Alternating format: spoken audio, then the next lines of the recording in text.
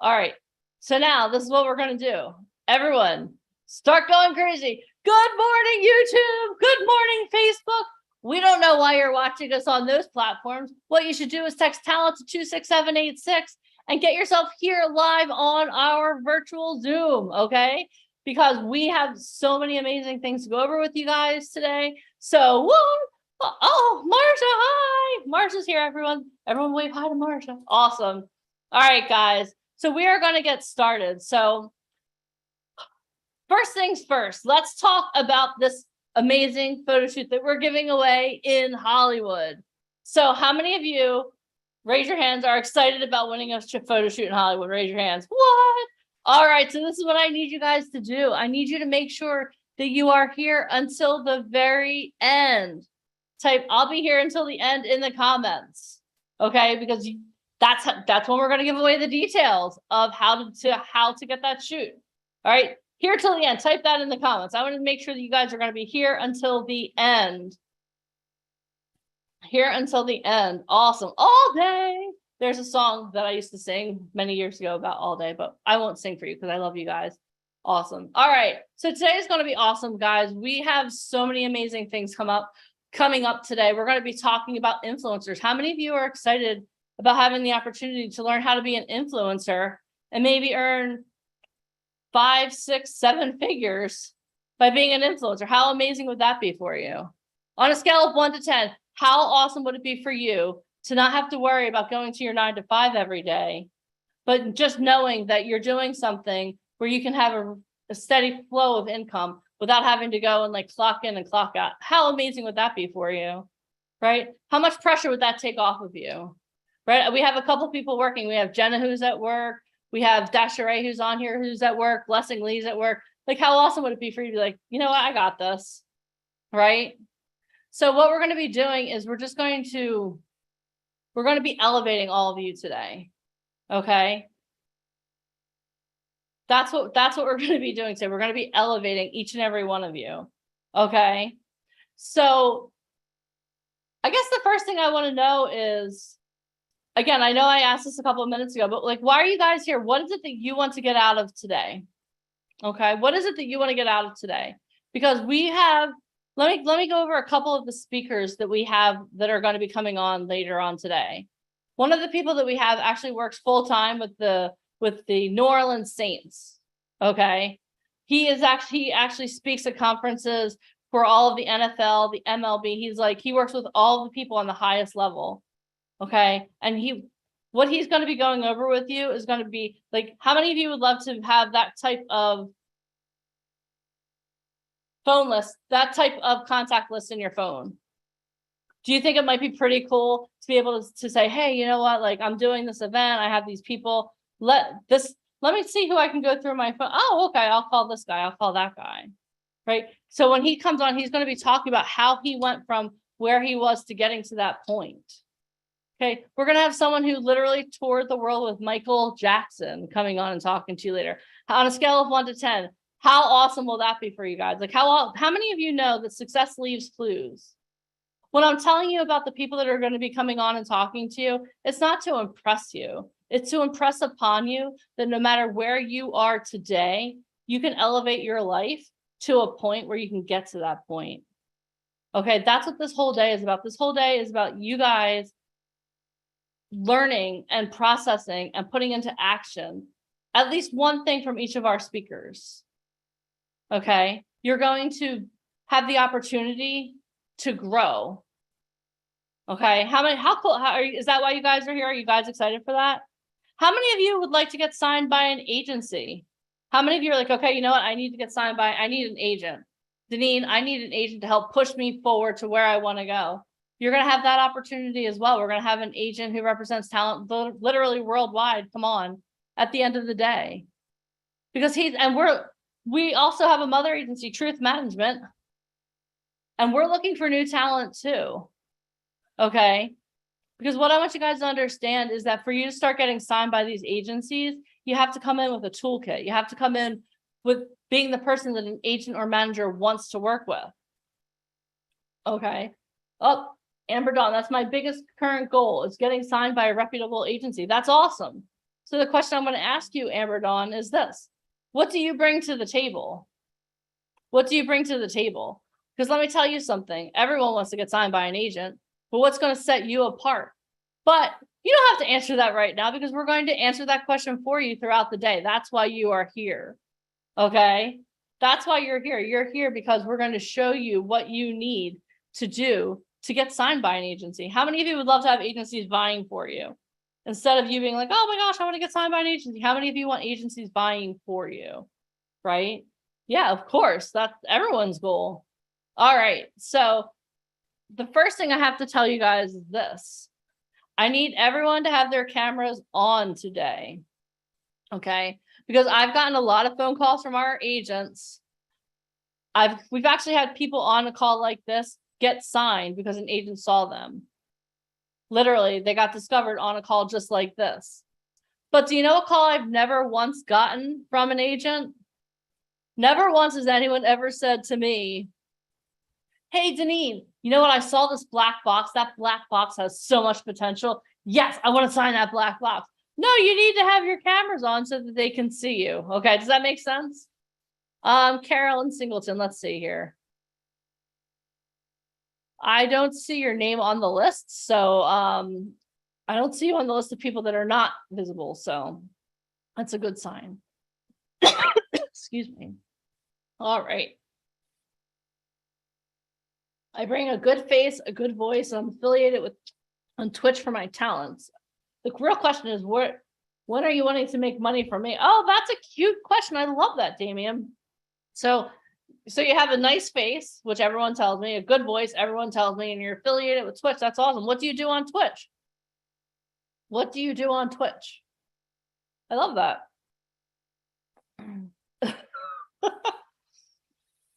What do you do on Twitch? All right. All right. Okay, let's see here. All right. My camera keeps going in and out. It's okay. That's fine. Awesome. I see people raising their hands, waving at me. That's awesome. All right, guys. So let's see here. So let's get started. How's that sound? So you know that in order to win the photo shoot, you have to be here till the end of the day. We have some tremendous speakers that are going to be on here that are going to be raising you up and helping you elevate your success. Let me tell you what we're looking for, and then we're going to get started. So we're looking for new talent here at VIP Ignite and Truth Management. And the agents we have coming on are also looking for new talent. But we're looking for a unique type of talent. We're looking for a talent that already has some level of success that wants to elevate their success. Okay. We're looking for people that are willing to put in the work. Okay, because you know what, this is not a sprint, this is a marathon.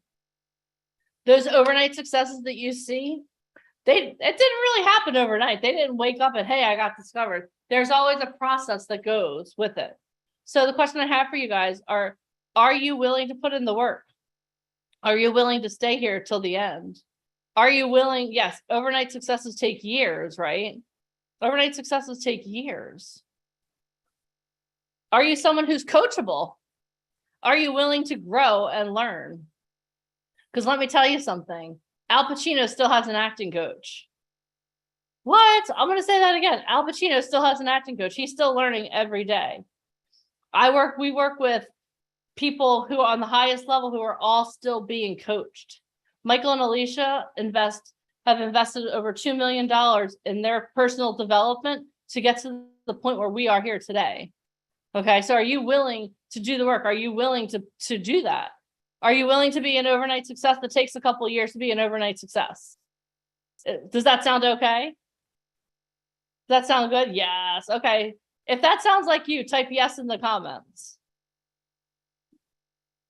You also have to have a why. We'll go over that in a couple of minutes too. Like why are you doing this? If you're doing this to get famous, let me tell you something.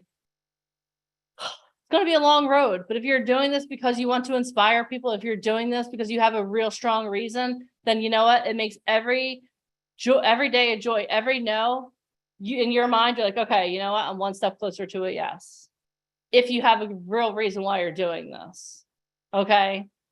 So let's get started. Okay. I want to talk to you guys a little bit about it's 11:11. It's the perfect time to get started. That's a great time, Jenna. Thank you for pointing that out. I'm doing this because of my mom. All right.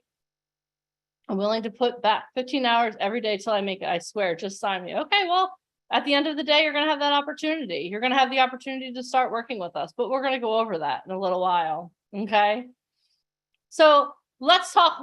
Let's do a little bit of, I'm going to teach you guys a little bit today. So in the comments, how many of you are interested in modeling? Type modeling in the comments. Inspire others not to settle for mediocrity. Amen, Jorge. I love that. Okay. So how many of you know that there are a lot, when you think of a model, what do you think of? When you think of a model, what do you think of? Type it in the comments. Do you think of walking the runway? Do you think of art? You think of catalogs? You think of fashion, promoting? Awesome. You think of me. Damien, I can't see you, so I don't, so I see a name here. Clothes, art, catalogs, TV commercial, awesome. Diversity. Some of you were listening yesterday. That's awesome. I love that. All right, so this is, I want you guys to think about this for a couple minutes, okay? It's 2022, and the modeling industry has changed so much. I remember when I first got started with VIP Ignite, Mike, one of the things he said, he was like, hey, Deneen, you're gonna interview models. I was like, I'm gonna interview models. Oh, what are they gonna tell me how they walk? And he was like, what's wrong with you? And the more that I've learned about modeling, I've learned there's so much more that goes into it. So let's talk a little bit about this. Okay, so how many of you have, okay, so a lot of you think of runway, right? You think of like Victoria's Secret, you think Walk in New York Fashion Week. So what percentage of the industry do you think that comprises of? What do you think that's the whole industry? 1, 3, 10? My note taker will give me all the right answers the whole day. Yeah, it only comprises of 10% of the whole modeling industry. So let's think about why that is. So the reason that runway models are very tall and very skinny and have very specific measurements that they have to meet up to is this. When a designer makes a new look, makes a new outfit, if you will, makes a new look for someone to be on Fashion Week, they're making one. It's like a prototype. They're making one prototype. And they make them with very specific measurements so that whether the model is in New York, Milan, Paris, Mexico City, anywhere in the world, it doesn't matter. They're making it so that one piece of clothing will fit on every female or male model in any of those locations. Okay, and that look that they're making, it's very specific and it's very it takes a lot of time. There's a lot of time that goes into making those looks to put out for Fashion Week. Okay, so if you were a designer and you were doing that, would you want to make one that's very time consuming, or would you want to make like, oh my gosh, I have to make 10 different ones with the time, the cost of the materials and the time? You'd only want to make one, right? Does that make sense to you guys? Why they only want to make one?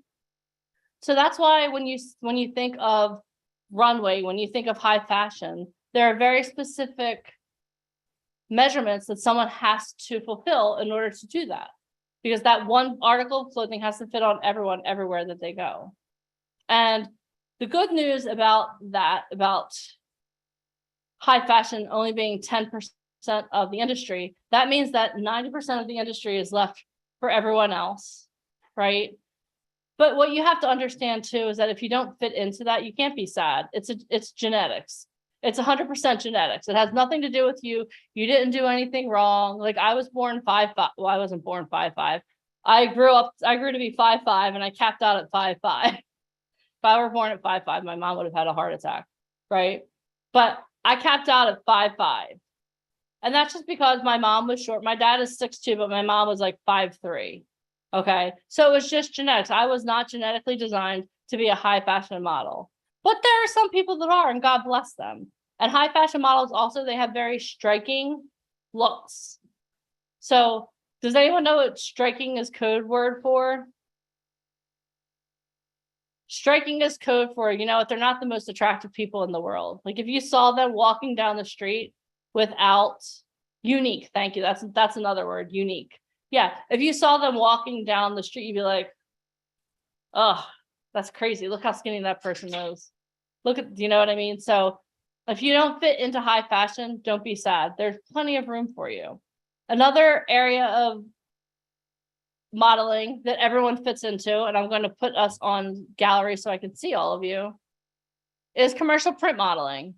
So here's the good news. Yesterday I had someone who was really depressed. She's like, I'm only 4'11". Ah!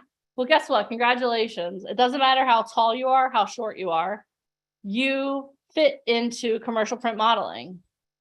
How many of you have looked in the catalog recently? How many of you have seen an ad on TV recently? How many of you have gone shopping on Amazon and seen someone dressed in clothes? How many of you have like looked through the latest? How many of you, okay, it's Halloween, right? It's October. How many of you have gotten those Halloween magazines with all those people dressed in all those costumes? Or you've seen them, right? They're all models. They're all models. So what I want you guys to understand is that even if you are not 5'10" or above, or 6 foot or above and super skinny, you qualify for modeling. So I want everyone, whether or not you're interested in modeling, I want you to type in the comments, I am a model. And I have another good piece of news for you too. Age doesn't matter either. Here in the United States, the population is aging. Okay, the population is aging. So one of the biggest markets is baby boomers, right? So I have a question for you. If you are of AARP age 50 or above, would you want to subscribe to AARP if someone who's like 25 was a model for them? No, there would be a huge disconnect, right? Another huge industry right now is the dental industry. Dental implants, huge moneymaker for dentists, right? Some people are pointing out that they have implants. That's awesome. Sandra's like, not me, Denise. I thought with the way you're pointing, right? Yeah, exactly, Marja. The model must represent the target clientele, right? So most people who get dental implants are over a certain age. So again, if it's like a 20-year-old, hey, look, I got a dental implant. They're like, oh, you must have had a rough childhood, right? They're not thinking, oh my God, that's like me. So what I want you guys to understand is that if you look at yourself in the mirror, you represent a brand. There is a brand that is out there that would love to work with you. It's just a matter of working with the right agency that has the right clients to get you into that brand. Does that make sense to you guys? So maybe you're not interested in doing something like that. Maybe, how many of you have the gift of gab like I do? I have the gift of gab. Sometimes Mike's like, will you stop talking? We have to go. I'm like, but I'm talking. I love talking, right? So if you have the gift of gab, how many of you also just like helping people and like educating people? Well, congratulations. Everyone who raised their hand, you can be a promotional model, okay? How many of you have ever gone to a baseball game and there are people giving things out? Or you've gone to maybe like the boat show or the car show, and there are people talking about the cars or talking about the boats. They're models. They're models. And we actually work with one of the biggest agencies for promotional models in the world. And the good news is they can make up to like $80 an hour. So how many of you, let's do some math. Okay, so imagine you work 16, imagine this, imagine you work 16 hours, right? Making $80 an hour. So let's do some math here. 16 times 80, so 2 8-hour days. How many of you would like to earn an extra $1,300 on a weekend by walking around talking to people about products? How many of you think, how many of you that would help your socioeconomic status, right? Yeah, of course, right? Instead of like doing little things here and there, you can actually up level. I know, Ebony, duh, of course the answer is yes. But that's also a form of modeling. So what I want you guys to understand is that the modeling industry is much larger than you think. Age doesn't matter. Location doesn't matter either. Okay. You can get discovered anywhere. Oh, I'll give you an example. One of our talent actually does a lot of e-commerce photo shoots. So what that is, like, you go into a studio and you try on like 40, you put on 40 different articles of clothing and they take photos of you.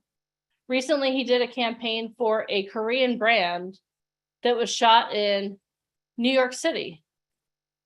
So his face is being seen in Korea for a Korean brand, but he was shot in New York City. So how many of you like to travel? How many of you are like, oh, Denise, you just dashed my hopes? Because, I would have really liked to have gone to Korea for that. I know you, Erica Lee, you and I talked about Korean food and whatnot. But the thing is, I want you to understand is that, yes, there will be travel that is involved, okay? But you don't have to travel.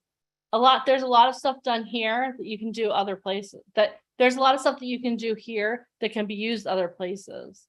And then I saw someone ask about children too. Yeah, you know what? There are children models, right? How many of you, yesterday I showed a Target ad. It's always parents and the kids, right? It's always parents and the kids. So the kids are models also.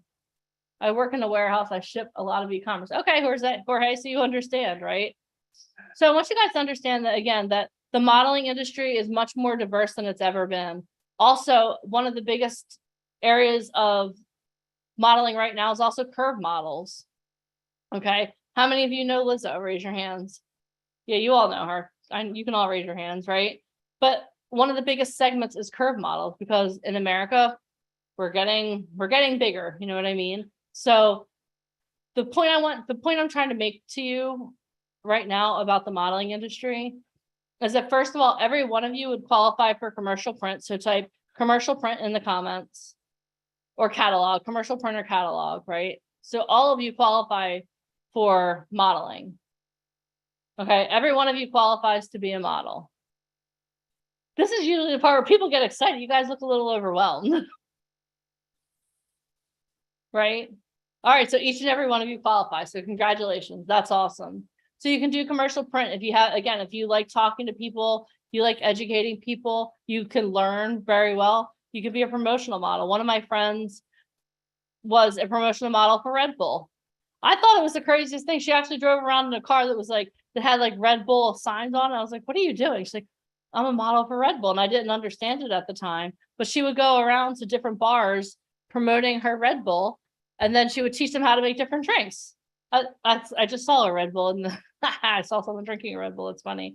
But so I want you guys to understand that there are so many opportunities out there. Don't pigeonhole yourself into, oh, I only want to be high fashion. I only want to walk New York Fashion Week.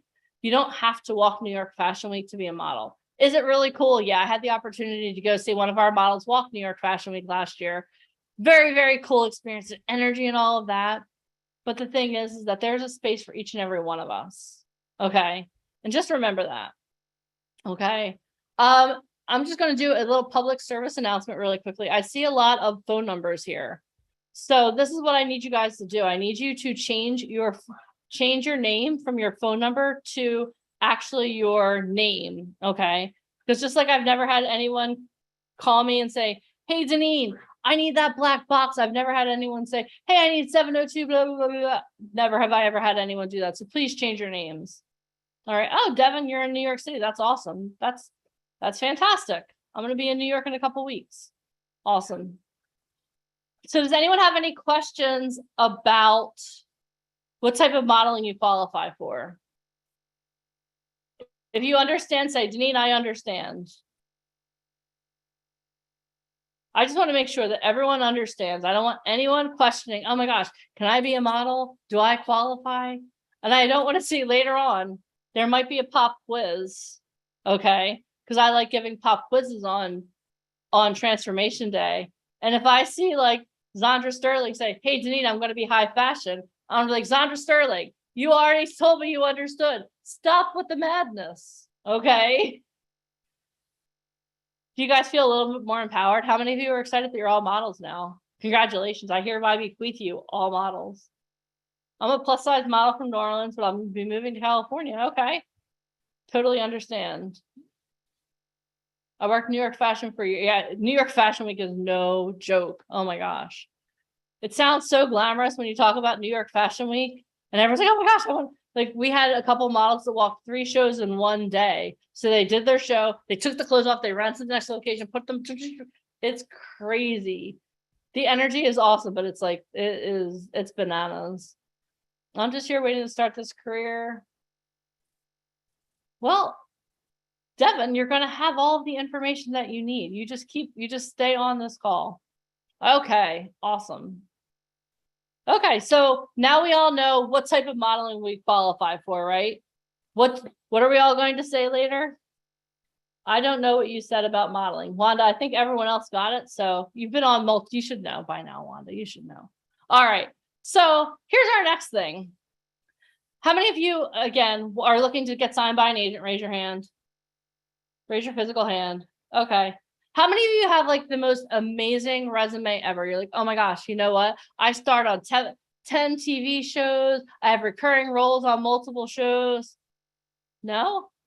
Not yet. Thank you, Ebony. Not yet. Okay. Well, let's talk a little bit about building a resume, because one of the things that you're going to need when you are looking to get signed by an agent is a resume. You need to have tools in your toolkit. Okay.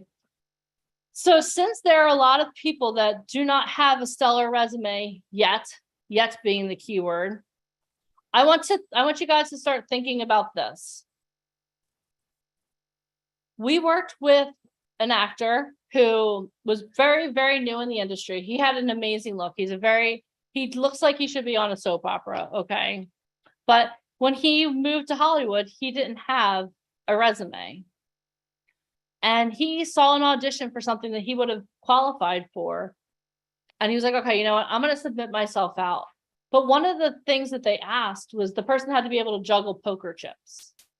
So he got himself submitted for the audition, and he got a callback. He got to come in and actually physically audition in person. And he was like, okay, what do I do now? I have to learn how to juggle poker chips. So he went out and he got himself a box of poker chips. And he watched some YouTube videos. He learned how to juggle poker chips. He went into that audition. Again, everyone around him, equally attractive, better resumes. But you know what? He was the only one who knew how to juggle poker chips. Guess who got the role? Do you think someone else got the role, or that guy got the role? Type it in the comments. Who got that role? Yeah, the guy who knew how to juggle poker chips, right? He got the role, right? So this is what I want you guys to start thinking about when it comes to writing your resume. Okay. If you're a part of VIP Ignite and Truth Management already, you have a huge resource in our vault. Like, you can go through and you can get yourself educated pretty quickly on the industry. But if you're not yet a part of what we're doing here, I'm sure that you guys have some superpowers, right? So what I want you guys to think about is when you are going to be putting your resume together, and what we'll do is we'll give you a resource at the end of the day to help you with this, okay? But what I want you guys to start thinking about is, what are some things that make you unique? We talked about how models are unique, but what makes you unique as a person? What type of special skills do you have that maybe can be used on set? Okay, so when we're preparing people to do their resumes, the first thing you're going to do is list your training, right? If you have training, you definitely list your training. But what makes you unique? What is a superpower that you have? So that's what I want you guys in the comments. What I want you to do is, like, what is one of your superpowers? What's something that you can do? And I'm just going to, let me tell you a story to illustrate this. So a couple of years ago, we had a woman come in to interview, and she didn't think she had anything unique about her. Okay. She was a short Asian woman. She came in and Mike was like, okay, well, what's unique about you? She's like, nothing. I'm pretty boring, actually. And he was like, okay, well, where do you work? And she's like, I work for the Navy. He's like, okay, well, that's pretty cool. Like, that's pretty unique. No one else here works for the Navy. What do you do for the Navy? And she's like, I'm a fighter pilot. And he said, hold on 1 second. So you don't think that being a fighter pilot for the Navy is something that's interesting? And she's like, Well, it's just what I do every day. So what is something that you just do it every day that could possibly be unique? Here, let's see here. Okay, so your skins, your eyes, and your walk, that's not unique. I love that answer because that shows that you're confident. But like, what is something that you can do that would set you apart on set? Like, imagine this. Imagine you get a call back for Grey's Anatomy. Would your skin get you that role? Probably not. So what are some things that you can do that will help you? Being humble, that's awesome also, but that's not a special, I mean, it's a personality trait, but it's not a special skill, right? Let's see here.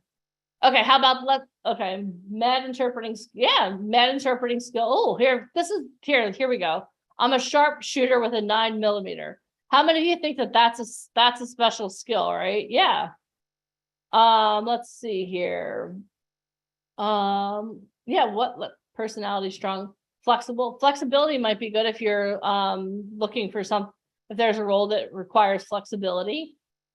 Blending, get along well with others. Nursing. Okay, nursing. Okay, let's talk a little bit about nursing. That's a great one. What are some special skills that nurses exhibit? Like, think about like things that you can actually do, like you could show to camera. I play guitar and do accents. That's awesome. Rick, what kind of accents do you do? Let's see here. I have a medical background, athlete, veteran, and adaptable. That's awesome. Jorge, tell us a little bit more about medical background. What do you do? Athlete also. I mean, if you're athletic, if there's a role where someone has to be like a runner or something like that, or a baseball player, like give me more details here. I can do a round off into the splits. Okay, well, that's great if you're that sounds like a great skill, Dawn. I love that. What would you do with that though? Like, maybe, I don't know. We'll definitely we'll access that. Oh my gosh. Sasha, I feel like I've seen your axe throwing skills. I think you were on my team in New York City. You're definitely that. A social worker. Okay. So let's talk about being a social worker. What are some things that you can do with that, right? I can shoot a grenade launcher, shoot an M16 rifle, and dive from a plane. I think that there's some pretty cool special skills there, Marja. That's awesome. Let's see. I bartend. Bartending is awesome. Like movie Cocktail. I'll never forget Tom Cruise in Cocktail, right? I used to teach preschool. That means that if you teach preschool, that means that you're very patient. I love that. You're fluent in Spanish. You can rollerblade, right? Let's see here. Socializing, knowing Medicare terms. God bless you. You're taking me back to 1993, Marcel. I can transition from one situation to another. Okay, disaster relief, first responder. You can hold on. You scaled damaged buildings. Jan, oh my gosh. Jan is like in her 70s and she scaled damaged buildings, rescued people. I think that those are some things you definitely could put on your resume. Property manager and fitness instructor. Yeah, if you're a property manager, there's a lot you could do with that, right? But what I want you guys to understand is like the things I'm pointing out here, these are things like if you know how to use a hammer and nails, right? That'll be something that might come in handy. A tennis player, right? Yeah, that's awesome. Shoot guns, play sports. You can roller skate. I've done medical assistant. Okay, yeah, no, that's great. Like all those things will be great because the medical shows are really hot right now, aren't they? I feel like every show is a medical show or like a serial killer show right now. Football mom, track mom, football mom. Okay. Pharmacy tech, right? You know how that this is awesome. But what I want you guys to start thinking about is when you're what I want you guys to work on and think about when you're creating your resume is these are all things that people are going to ask you, right? People are going to ask you, okay, like, what is it that you can do? How many of you have ever gone through any castings anywhere, whether it's like on any, have any of you ever gone through any castings? A lot of times when you get a casting or when we get a casting on our end, they want someone who has special skills. Like I got a casting today that was very specific, asking for an African-American male who can play a 17-year-old who looks emaciated and has like this list of special skills, right? So all those things that you do on a day-to-day basis that you kind of are like, yeah, I don't know. What I want you guys to start thinking about is they're your special skills. right? Even being able to show up on camera. How many of you show up on camera and have to do Zoom calls all the time, right? I know I'm on Zoom, like I feel like I'm on Zoom 24/7. But if you have even having that as a special skill, like you have your lighting, you know how to present yourself, right?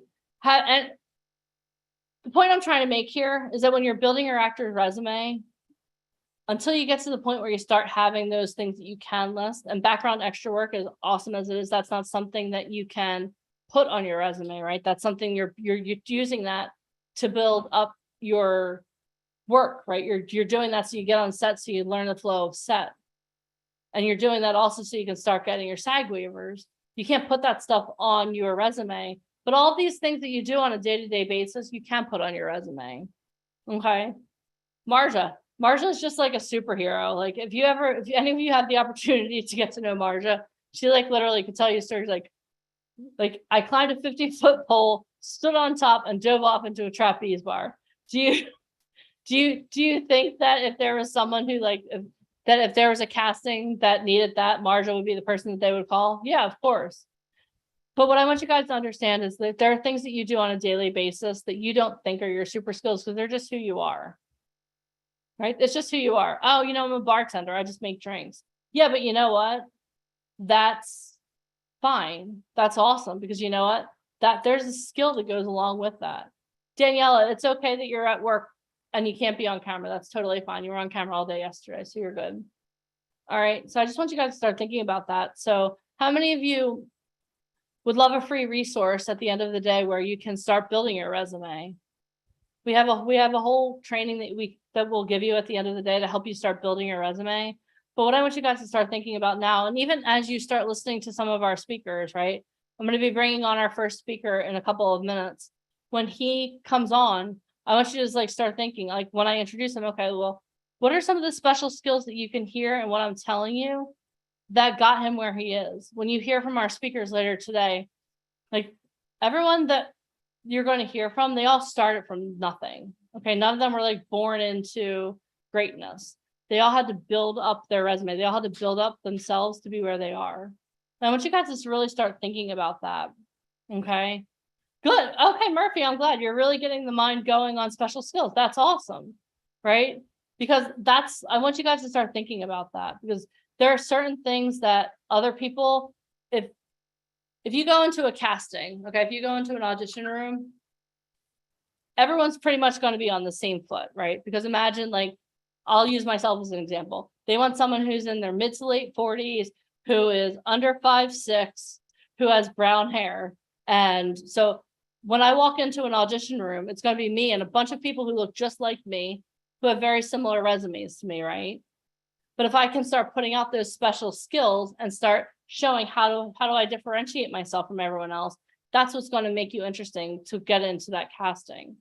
Okay, so I'm glad that your minds are going. So what I want you guys to do is, as we go through the day, as those special skills start popping in your head, start writing them down.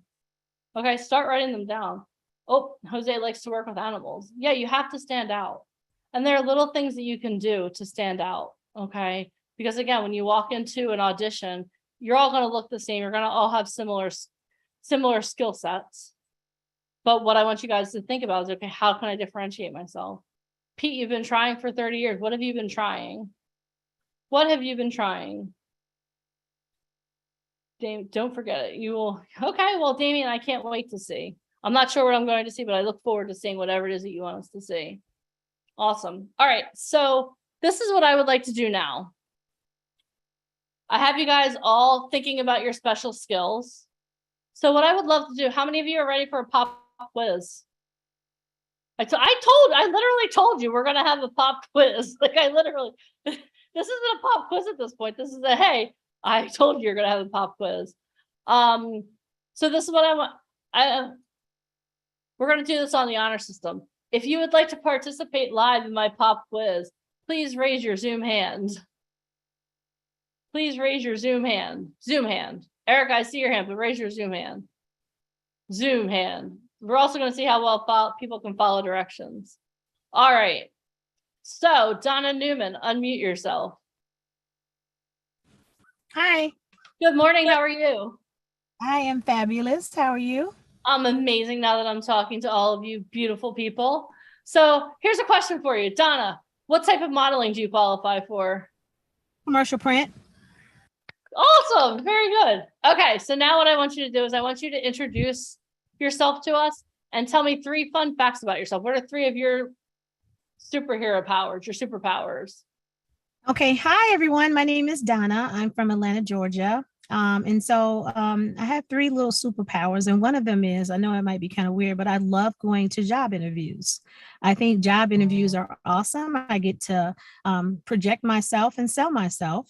When other people are like, oh, I don't want to go to interview. I love it. Bring on the questions. Another fun fact is that I am a singer, and I love to sing and I write songs. And a third fun fact is I am a grandmother of a 2.5-year-old grandson who goes to therapy right now because he wasn't able to talk. And so each day he kind of says a couple of little words. And so it just warms my heart. So. Oh. All right. So let's talk about your passion for job interviews, because I've never heard, this is literally the first time I've ever heard anyone say that they love job interviews. So here's a question I have for you. What kind of special skills does it take to be a good interviewee that would translate into being good on set? So one good thing is that you got to have good customer service skills and people skills because, like I tell everybody, I'm a supervisor where I'm at now. And so when I interview, I let them know that everybody is a customer. Even your internal people, your colleagues, you treat everybody as a customer. And so basically, if they need something, you treat them as if, there's someone else on the phone or someone you don't know. So you got to have great customer service skills because that's the core of any business. If you don't have good customer service skills, you don't have a good business. That's awesome. So by you telling me that, then that means that when you're on set, I know that first of all, you're going to be a pleasure to work with, because whether it's the person doing your hair, your makeup, whether it's the food services or the PA who's like, hey, I need you to go over there right now. You're going to be like, okay, you know what? Let's do this. So I love that. That's awesome. Very good. Thank you. Thank you so much. Awesome. Okay, so let's see. Who is next? Let's see. Christopher McClendon, unmute yourself. Hello, hello, hello. Hello, hello, hello. So, what type of modeling do you qualify for? Commercial print. Awesome. Very good. Thank you. And introduce yourself to us and let us know your special skills. Okay. So my name is Christopher McClendon. I am 29 and I live currently here in Atlanta, Georgia. And 3 fun facts about me or my special skills is number 1 is great customer service skills. That's my number 1. I treat people how I want to be treated. And I am definitely a people person. Another fun fact is that I'm very compassionate with people and I love people. And last one, I would say I am funny and goofy, and I'm just a big character. I'm a goofball sometimes. I'm a big kid at heart. Because life is too short for me, so I let loose, and I just be like, you'll probably get tired of me after a while because that's just how I am. I can't help it. I'm just very goofy. This is just life. So yeah. Okay. What do you do for work, Christopher? Currently I'm not working right now. I'm actually going on a couple of interviews right now, so that's what I'm looking forward. Well, you should talk to our last person and learn how to interview really well, because I bet you she can give you some tips. So, right. So let's talk about your goofiness. Okay. Yes. How would that translate to you being a great fit on set? Funny. I feel like everybody is always looking for funny, and it's helping other actors, because there may be actors that have come on there and don't remember their part or they're nervous. So I kind of be on set and I'm just letting loose. I'm already ready. I'm hyped and I know my part for sure. So, just my presence alone helps them. It just radiates off them, be like, okay, we got this. We can make this work. We got this. So just brushing some of my energy off on the other actors or characters and making sure the set goes well, maybe make sure it's real and authentic. And everybody in the audience feel what we are doing. Okay. That's awesome. You'll keep everyone, the energy high for everyone. Yes, ma'am. Awesome. I love it. All right. Thank you so much for sharing. Thank you. Awesome. All right. Let's see here. Call on. Let's see here. How about we talk to Murphy Lund? Unmute yourself.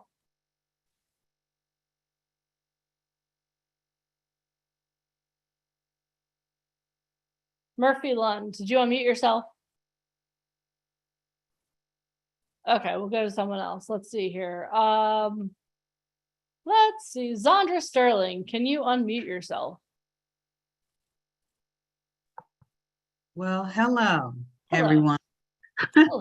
I see myself as commercial print and promoting. And 3 skills about myself, I would say I'm fun to be around, down to earth.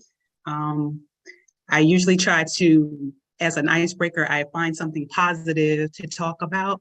And that's how people really actually get to know me, because I find something about them that I like, and that'll usually start a conversation. And I'm my authentic self. I don't know. Everybody that knows me knows that I'm the same person. I've had many of my friends for more than 30 plus years. So once you get to know me, we become like lifetime friends. That's how that works. Okay. Well, let me ask you a more specific question, since you came all prepared for your pop quiz. It's like you had the cheat sheet ready. No, I literally just did this just now when you asked. No, I know. I'm just messing with you because I know you. But let me ask you a different question. What do you do for work? When you're working, what do you do for work? So I'm trying to finish my master's in cybersecurity.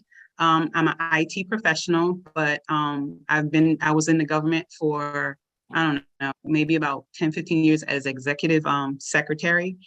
And right now I'm in the process of waiting for them to finish my clearance stuff. So I've been unemployed for a year, but that hasn't stopped my spirit or me going forward and join Inner Circle. Even though I'm not sure how things are going to work out, I haven't given up on my dream. So if I can have faith and believe that this can happen, anybody else can. So I'm just saying, how much do you want it? How bad do you want it? And this is for me. So it's up to you guys what you want to do. But I'm just saying, for me, even though I don't know where it's going to come from, I know it's going to happen. So I have that faith. So if that means me emptying my bank account, so be it.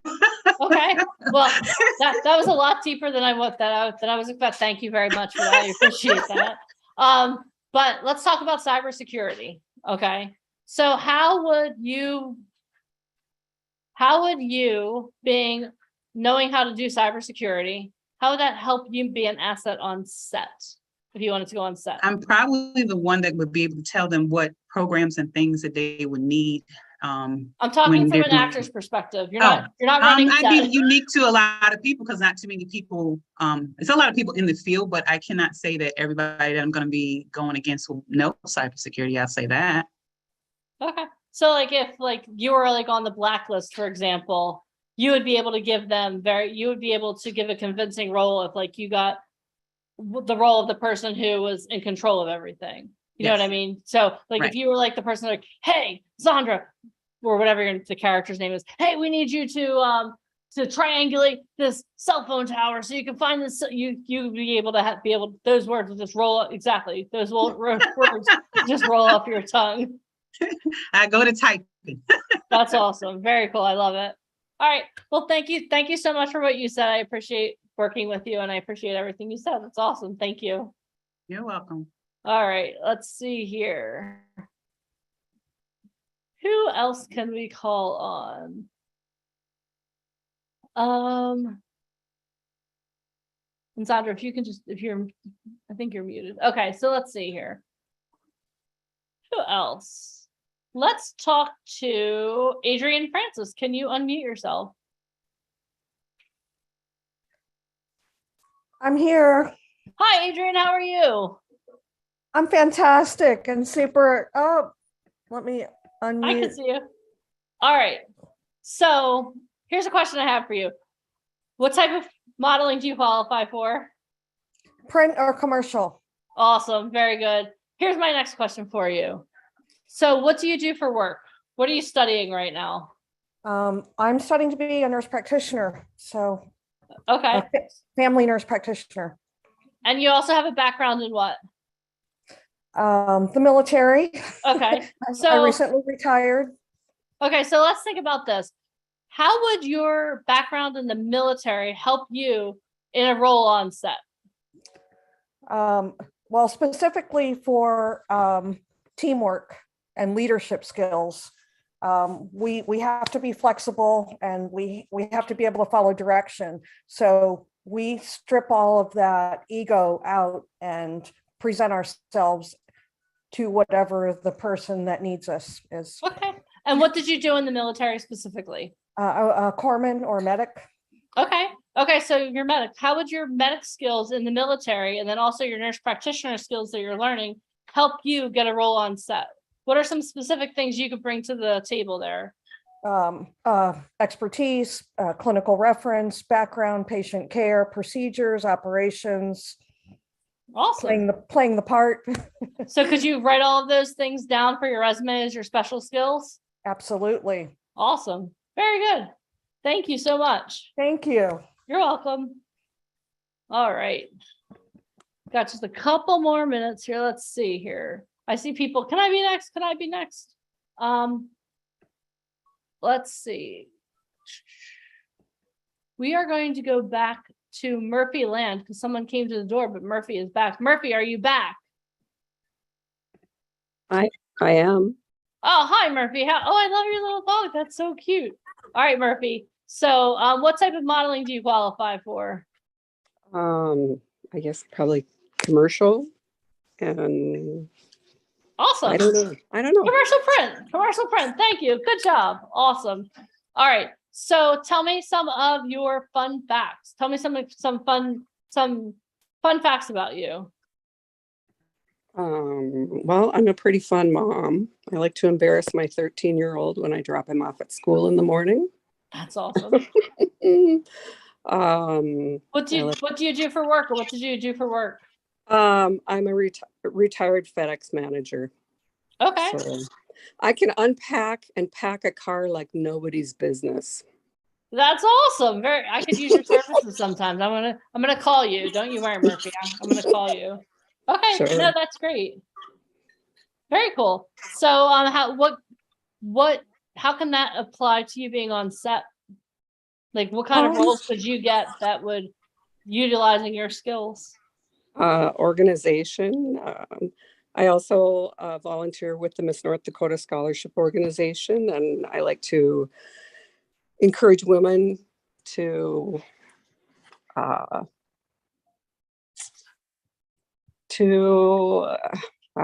don't know, to learn to be better. Okay.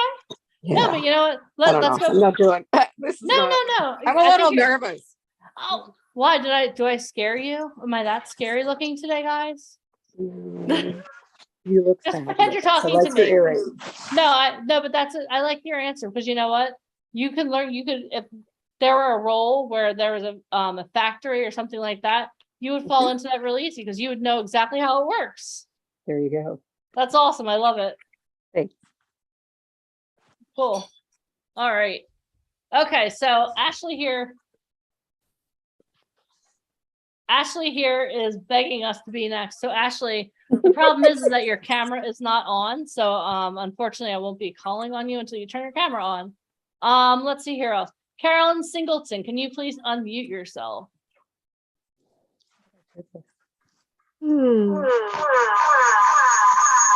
Are you on? Okay, Carolyn, are you on multiple devices? I have to mute you. I can't do that. Sorry. Okay, hold on.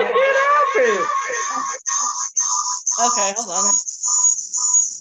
Let's see here. Hold on. Sorry, guys. 1 second. I'm sorry, y'all.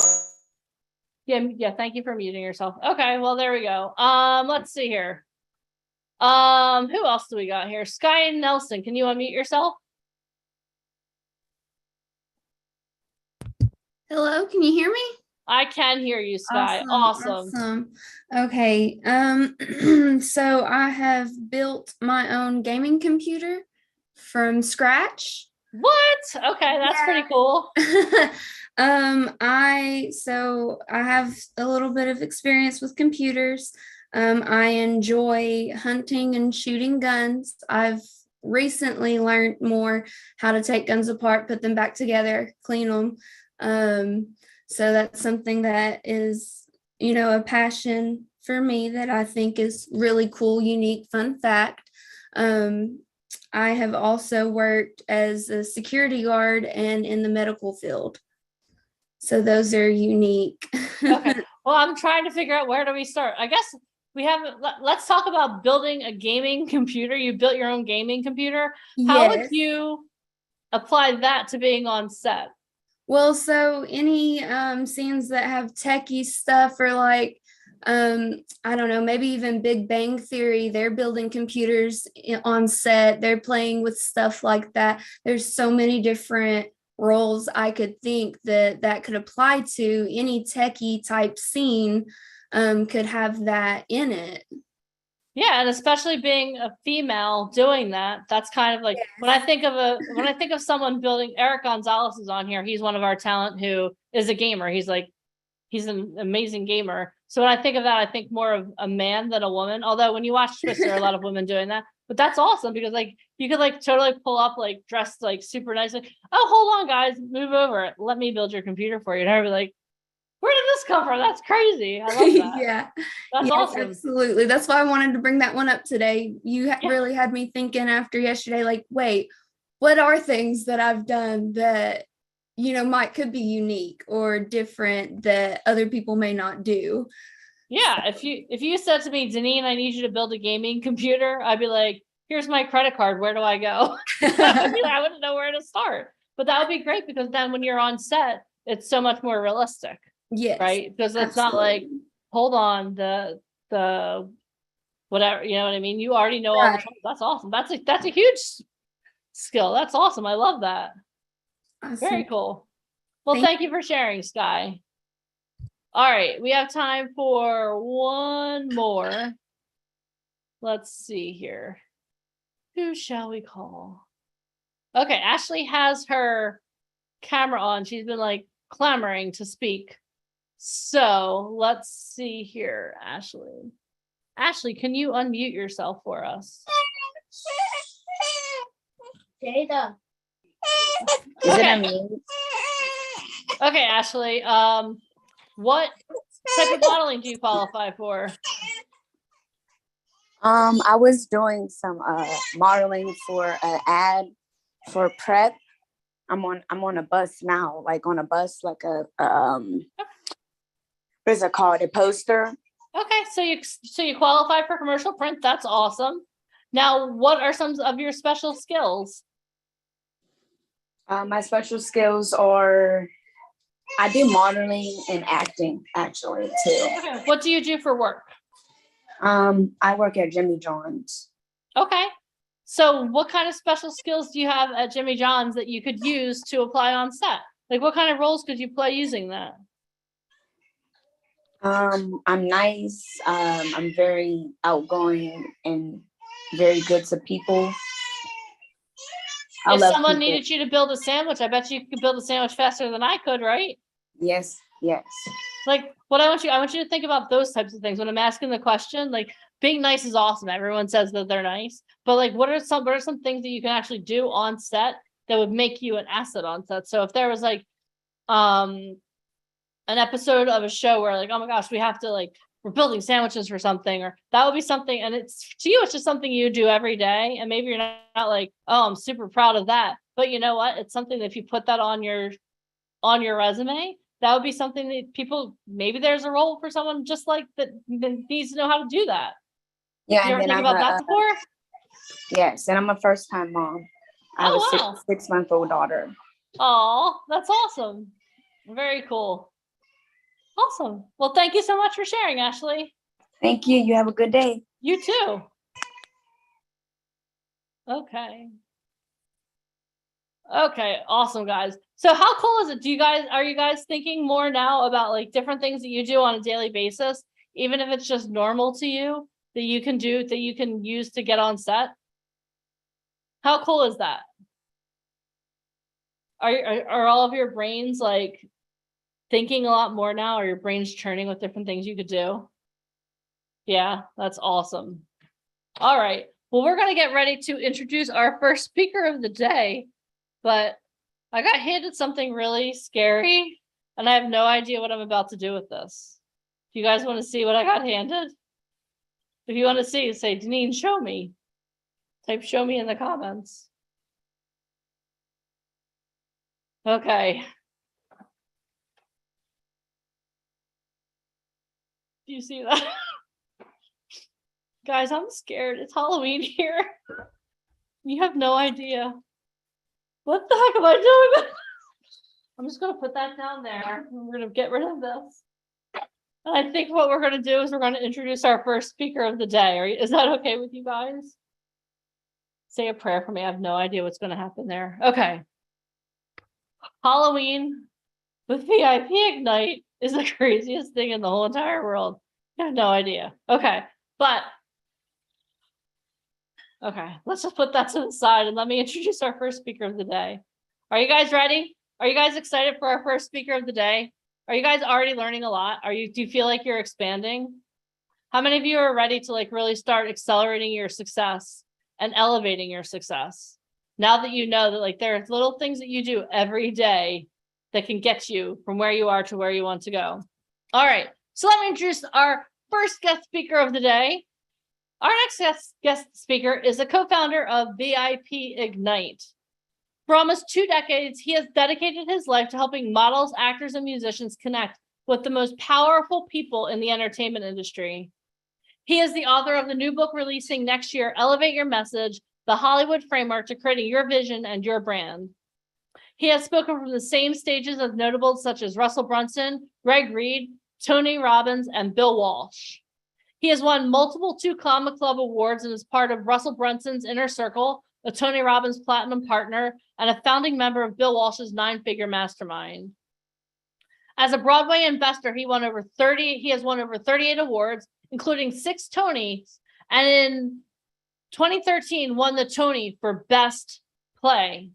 He is also the founder of Truth Management, the fastest growing talent management firm in the USA, with placement of talent in a range of TV, film, and fashion shows around the world and in the US, and recently launched a training program and agency representing individuals with a message who want to speak from stages and learn how to have 6 or 7-figure days. He is considered one of the top experts in helping talent, CEOs, and entrepreneurs in creating powerful brands and launching the celebrity inside of themselves. His company has donated and helped to free over 3,500 children and women from sex trafficking worldwide in partnership with Operation Underground Railroad. Everyone, give it up for the one, the only, Mr. Michael Falcon. Hey guys, how's everybody doing? Can everybody hear me? Yes. Good, and we can see my screen or see me on We can screen? see you. Okay, good. All right. How's everybody doing? Okay, let me find, okay, here we go. All right, can everyone see my screen? Yes. Yes, awesome. All right. All right, so we're definitely having a great day today. We got a lot of exciting speakers coming up. So we're working on some new projects that we're going to be launching in Hollywood, in New York, in Las Vegas. And I think this is something that, you know, we've been doing this now for almost 2 decades. So it's always fun and exciting to have something really new as far as training, as far as being able to help people. So I hope you guys are learning a lot. Definitely want to give a shout out to everybody who's here today. Obviously, you know, you guys are on the right path. Obviously, our whole goal is to take people who are successful and then help bring them up to the next level of success. Definitely want to give a thank you to Ms. Deneen for that great introduction. And the next thing I'm going to be speaking about is how to earn 6 or 7 figures as an influencer, the VIP Ignite model and actor guide to the modern day gold rush of influencer marketing. And I just want to kind of give you a little bit of a background upon this, because it's going to be something that's really huge that we're going to be doing, and kind of, you know, doing this for 16 years, I found I've met so many people who had so much talent, so much potential, to be successful. And the one thing that was always holding them back was just transition from going from a 9-to-5 job to being able to support them full time, to be able to support themselves full time in the entertainment industry.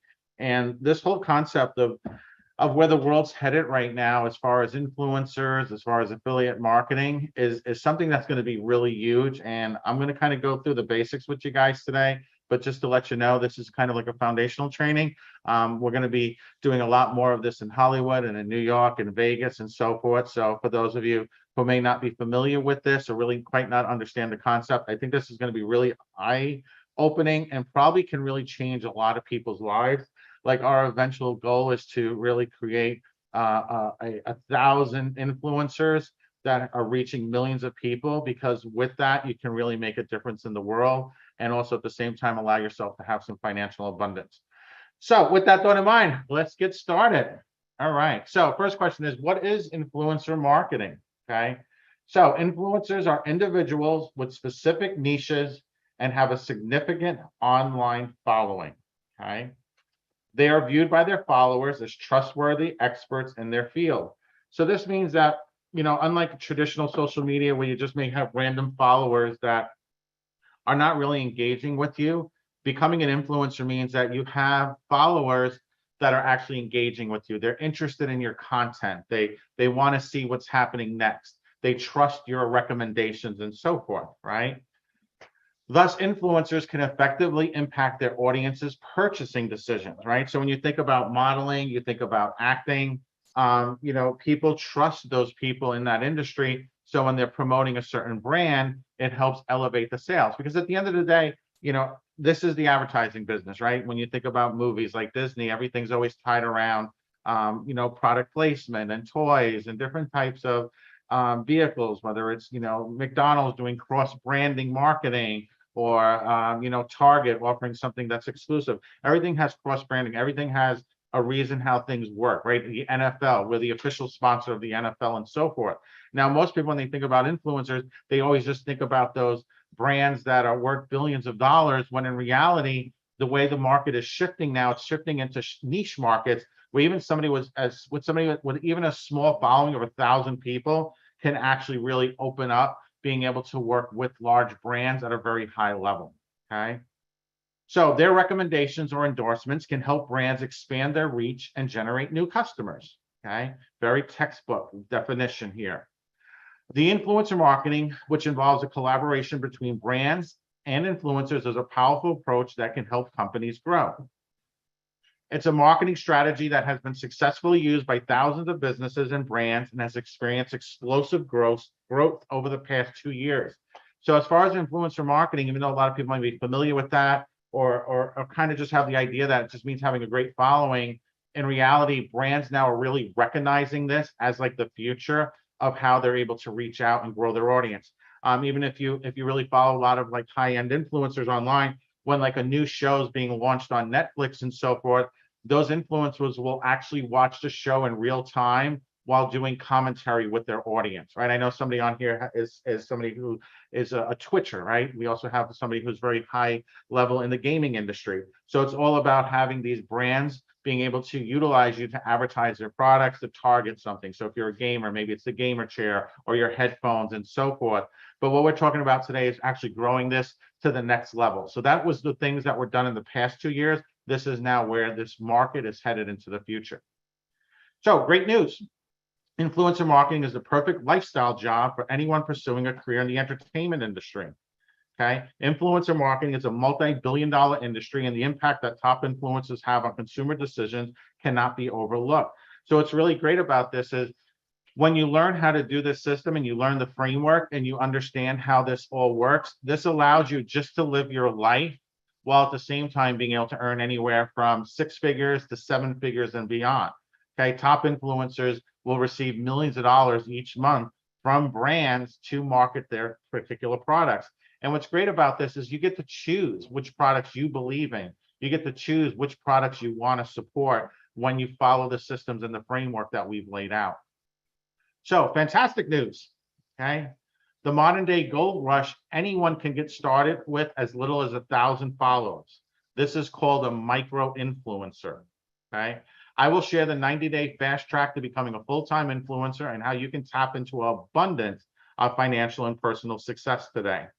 Instant credibility secrets. Get people to know you, like you, and trust you, and become the next big internet sensation. For those of you that were on day one, Janine talked about this, right? How to have influence, how to become that person who's able to project themselves, right, on camera, be able to engage with your audience. Okay, so being a model or an actor, this is the perfect transition. This is the perfect lifestyle job because this allows you to leave your 9 to 5 and literally be able to pursue your auditions, pursue, your brands, pursue just your marketing, pursue learning the skills that will take you to the next level versus being locked into a job that you probably really don't enjoy doing, right? Type a 1 or a 1 in the comment if this sounds good to you, right? If you'd like to be able to transition, not having to worry about a 9 to 5 and be able to know that every month you have these brands paying you a lot of money to promote their products. So first thing is you need to choose your niche, right? The very first step in becoming an influencer is to identify your niche. Luckily, picking an influencing niche is relatively easy because it's always a good rule of thumb to follow your passions, right? Here are some questions you should ask yourself when deciding on a niche. So a niche is something that you feel you really love, that you can promote and work with and align yourself with brands. I'm going to go over how to do that later on. But some questions, what are your passions, right? Do you love working out? Do you love, reading a new book every week? Do you love trying out new products, trying out new foods? You're really into makeup. Like, what are the things that if you could work for free and be able to do this every day and train somebody or work with somebody, talking about something you really love, what would that be? Because in being an influencer means you can get paid following your passions, right? Will I be able to partner with brands in this niche, right? So maybe you're into health or fitness. You can think of supplements. You can think of different weight loss products. You can think of all these different companies that are looking for influencers. And I'll show you how to find some at the end of this call today that you can literally get started with today. How cool would that be? Is my niche too broad or too specific, right? So when I say health, well, health is a really large segment of a niche. So narrowing it down, maybe it's just working out, maybe it's just diet, maybe it's just creating really cool menus and so forth, right? If you're really into cooking, right? I used to own a restaurant, so I'm really into cooking. So a niche that I could follow is healthy living through eating, great foods. And each day I can create a different recipe, and a part of that recipe can have a brand product that I'm using within my recipe. So now I'm able to reach out to that brand and then help promote them and get paid for doing what it is I love. Maybe you want to speak on multiple niches, right? I love talking about different topics, right? I can talk about acting. I can talk about modeling. I can talk about entrepreneurship. I can talk about leadership. I can talk about motivation. So there's lots of different niches that I may be able to talk about. Same thing for you, right? What are your special skills? What are your superpowers? What are things that you don't realize people would actually pay you to listen to you? Like, that's a lot of times most people don't realize that a lot of people, they will pay good money to be able to learn from you because it saves them time, right? I know Denise talked about earlier, right? If you had to cross a lake, do you want to use a rowboat or a speedboat? A speedboat's going to get you to the other side of the lake a lot faster, okay? So being able to pay somebody to help accelerate your learning, to help you understand how to create that recipe, how to work out better, okay? Those are all niches, right, that you can take on. What are your strengths and your weaknesses, right? What are the things that you're really great at? What are the things you're not so great at? Maybe you're not great, you're not comfortable going live on camera yet. Great, we can show you how to do that. Being a part of this company, we're going to train you and show you how to do all these things while at the same time accelerating your acting and modeling career. And am I able to discuss this topic like an expert? Here's the great thing about being an expert. You only need to be one chapter ahead. So as you're learning and as you're growing your audience, you can go back and discuss what it is you just learned, right? Even today, right now, you guys are starting to learn about influencer marketing. Now you're becoming that expert. To the person who's not even familiar with this, you now sound like an expert just going over these first few slides. Okay, so it's always just being that one chapter ahead. Doesn't mean you have to be doing this for 5 years, 10 years, 20 years. It means you just start getting yourself doing that deep dive and you start learning and then sharing with the world what you learn, right? Everything in life is about a learning process. There's nobody who was born with all the information in their head. Everybody had to learn, right? People learn things and then they improve upon them. That's how we push forward. Decide on a platform. You can't be an influencer of all niches. You also can't expect to always be present on every social media platform. In fact, it wouldn't make business sense to be present on all social media platforms. So something like this, you have to decide, where is your audience? Where are you most comfortable? Are you most comfortable on TikTok? Are you most comfortable on Instagram? Are you most comfortable on Facebook? Are you most comfortable doing live videos on YouTube and creating a YouTube platform? Okay. Once you decide on what platform is going to be your first platform, the platform that you're using the most, the platform you can feel that you can build up a following the fastest, that's where you'll start. Now, as you start becoming the category king on that platform, that's when you can expand. So now you can have that audience that's, 10,000 plus followers that are engaged on TikTok. You can now start moving back and forth between Instagram and TikTok. But you really want to stay focused. It's called the circle of focus. Focus on only one, because if you try to knock down all of the platforms, each platform is completely different in the algorithms, they each different in the audiences that they attract. Okay. So you really have to make that decision early on to have the most success with this program. The platforms you choose to be active on will depend on your niche, because some audiences are more active on specific social media platforms than others. Usually an influencer will pick 1 to 2 platforms.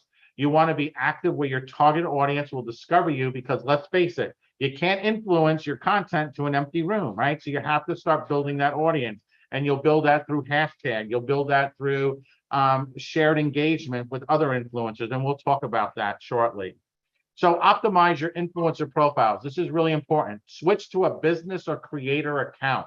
So for those of you that are using a personal account right now on Instagram or TikTok, you can go into submenus, you can go on settings, and you want to switch your account to a business or creator, because this will change your influencer career by helping you reach more people with less effort. So when you have a business account, okay, or a creator account on TikTok or Instagram, Facebook, the algorithm will automatically allow you to reach more people. So instead of just like you're posting on Facebook all day and you have like 1 like from your best friend from high school, this will now start showing that account to more people by switching it to a business or a creator account. Super simple hack, super easy to do. You just have to go into settings and do that, okay? You can easily make the switch in your account settings, usually at the top right-hand corner of your profile. With a business creator account, you'll have access to valuable statistics and analytics, such as valuable tools and features to create content.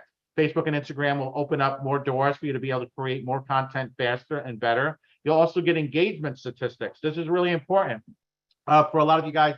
I will go through your Instagrams and I'll see some people, they'll have really high engagement and a lot of likes on certain photos. And then all of a sudden I won't see them post that same style or that same content again for like weeks on end. They just keep trying different things. They're posting their lunch, they're posting this. You're just posting to post. This is a business. You have to start treating this as a business, especially if you're pursuing an acting or modeling career, because a lot of brands now, they're going to see what type of engagement you have. So by knowing what your audience is already liking, because here's the magic, okay?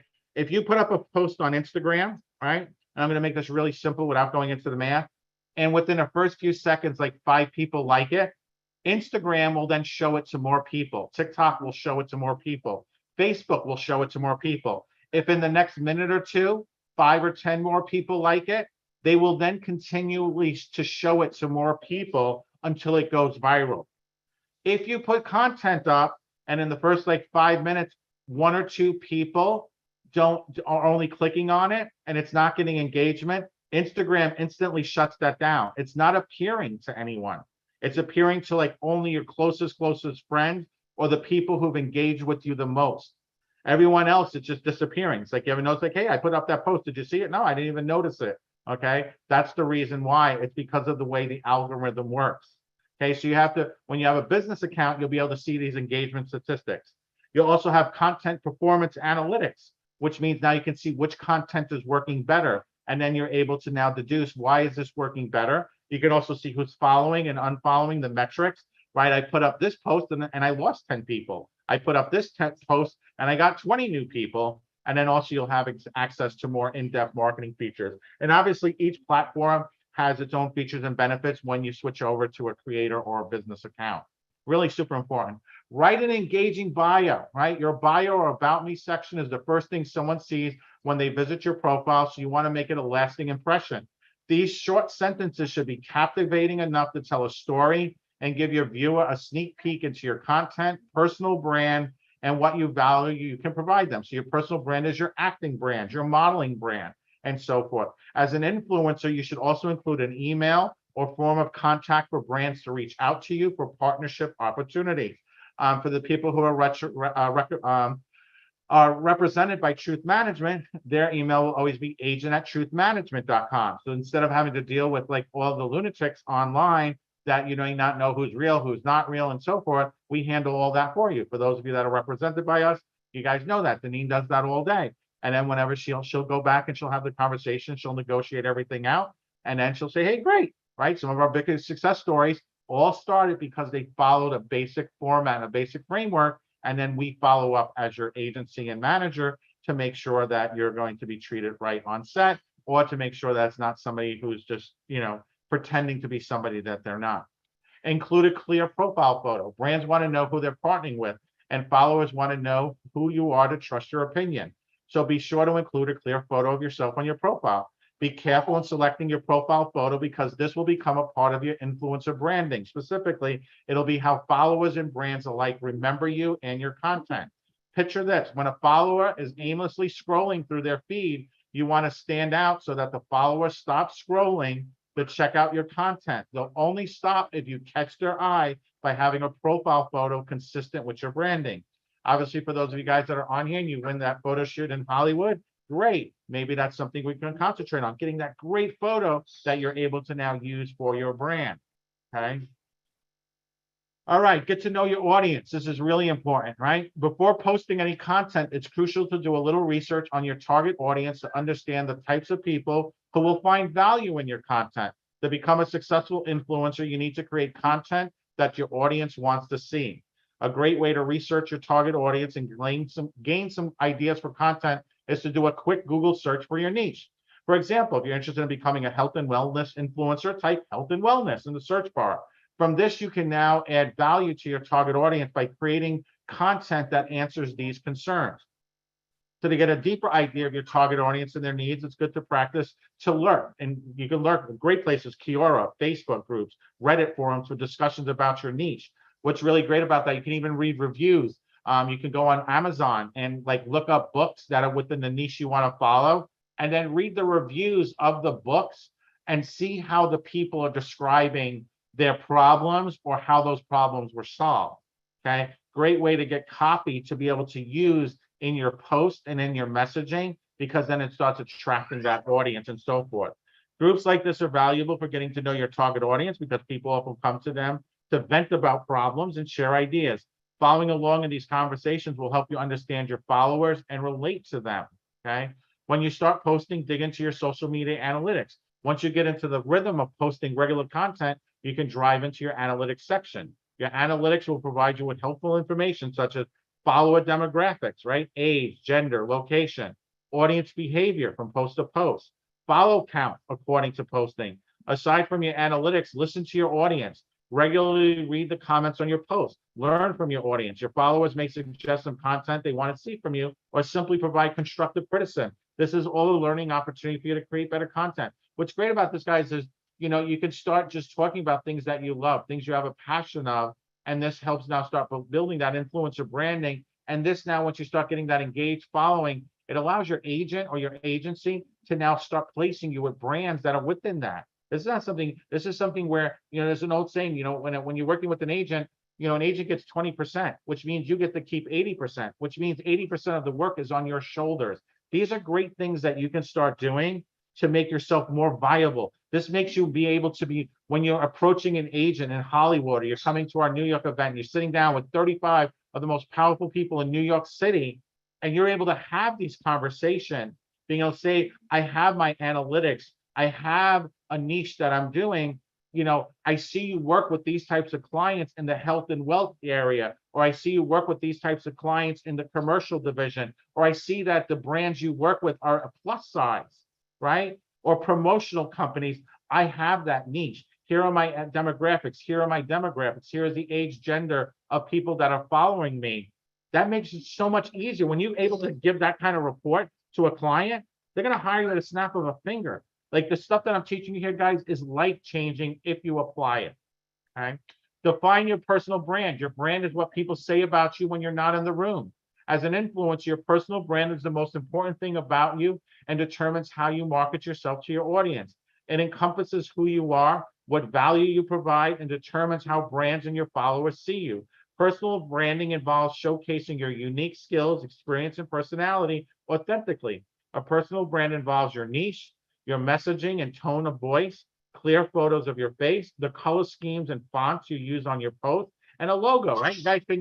You can use Canva, right? You can use Canva to create posts. You can go and search for brand boards for colors. Like, what are your favorite colors? What do those colors represent, right? We have our colors are purple. We have purple in our colors.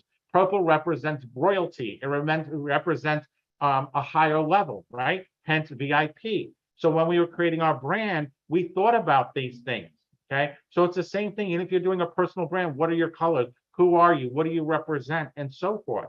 You all have this. This is all from the heart. Most of this stuff is from the heart. I know I'm doing a very high level technical training with you guys today, but a lot of this is going to come from who you are on the inside. Create a content strategy. Behind every top influencer is a solid content strategy. A content strategy is the planning, development, and management of the content you'll be posting on your influencer profiles. An effective content strategy will help you streamline your content so you always know what's posting and when, right? You can create a calendar. There's a free social media calendar you can use that you just put the content in a week in advance and it posted for you. It's called Later. It's free, okay? Canva, it's free.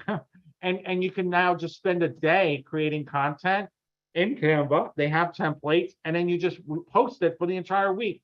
So now you can go and concentrate on your life, and your post will automatically be running. And then you could repost them every 90 days. Because honestly, do you scroll back 90 days? So you can repost every 90 days. So if you create 90 days worth of content, right, over the next 3 months, you now really have 3 times that, because now day 1 starts reposting on day 90, okay? So now you just created 6 months worth of content by only doing 3 months worth of work, okay? And it literally takes less than an hour, 2 hours a day at the beginning. And then once it's up and running, and then as you're doing this and it's reposting, you see where the engagement is, and you're always consistently improving it. It may sound unnecessary for an influencer just getting started, but if you start instilling good habits now, you'll have little stress when you grow your account to thousands and eventually to millions of followers. So how to develop a content strategy as an influencer? Decide on how often you'll post. I recommend 3 times a day, at least Monday through Friday. Determine your tone of voice, professional, personal, informative, right? Decide the format of your content. Are you going to be going with photos, blogging? Are you going to be doing videos?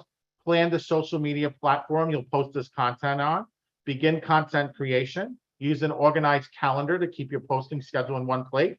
Great free social media schedule for Instagram influencers is Later. And then having a content strategy allows you to stay organized while still allowing your creative juices to flow, right? It makes it so this makes it a lot easier for you. Always be consistent. When your content calendar is neat and you decided on a posting schedule, make sure you stay consistent and stick to it, okay? Instagram, Facebook, TikTok rewards people for being consistent. If you're only posting randomly here and there and you're not getting the engagement you want, that's the reason why. Once you start posting at a particular frequency, your followers will begin to expect your content at certain times of the day and days of the week. A huge contributing factor to becoming an influencer is maintaining trust among your followers and brand. When your audience expects you to be there, you need to show up. Besides maintaining trust amongst your community, consistency is also crucial for engagement and reaching as many people as possible. Depending on the social media platforms you use, there could be optimal times of the day to set your content live. The best times to post on social media will depend upon a few factors: your followers' demographics, your location and time zone, and on the platform venue. I'm sure a lot of you guys have noticed if I post at a certain time of day, I get a lot more engagement, right? We notice if we post at around 3 p.m., we'll get a lot more engagement than if we post at 7 a.m. But at the same time, not only do we get great engagement at 3 p.m., we'll also get great engagement later in the evening too, like 9 p.m., because that's like when our followers are moving. That's what the times of day when they're engaging and they're on social media. So have a look at your analytics to discover when most of your audience is active. If they're most active at 3 p.m. during the week, then that's when you should post your content to reach most of your audience. Stay consistent with this posting schedule to increase engagement. Engage with your followers and fellow influencers. The fun part of becoming an influencer is getting to chat with your community and other influencers in your space. As you start posting engaging content, you're likely to begin to receive comments and messages from your followers. I see so many of you guys make this mistake where you literally post something, maybe a celebration post, and all of a sudden I'll see people saying, congratulations, that's awesome, or even happy birthday, or whatever it may be. And you just let the comments pile up and you don't engage with them. Like something as simple as reply, thank you, reply heart. For those of you who follow me, you know, every time you post something, let's say 99% of the time, I will always re-engage with you. I'll always add a comment. I'll always thank you. I'll always say congratulations. I'll always click like. I'll click hearts on all the comments, because that automatically, the more engagement when you have comments and you're now replying to the comments, Instagram, TikTok, Facebook will show that to more people. You guys know that? Did you know by engaging with your comments, Instagram will now show that to more people? So a lot of times people just ignore the comments when that's a chance for you to increase your engagement by replying to every single person. Thank you so much. I appreciate that, and so forth, and going through it and then clicking like on the comments that they did. And if you click heart, it actually, Facebook and Instagram, TikTok will recognize that as being more important than just a like. So if you get hearts, those are more powerful than likes as far as engagement is concerned and as far as the algorithm is concerned. You want to make sure that you're engaging with other influencers on social media, right? Benefits of engaging with other social media influencers: partner up to attract followers from your followings, learn from them, get to know others in the space. If you guys follow me on Instagram, you'll see I share other people's content all day and people will share mine.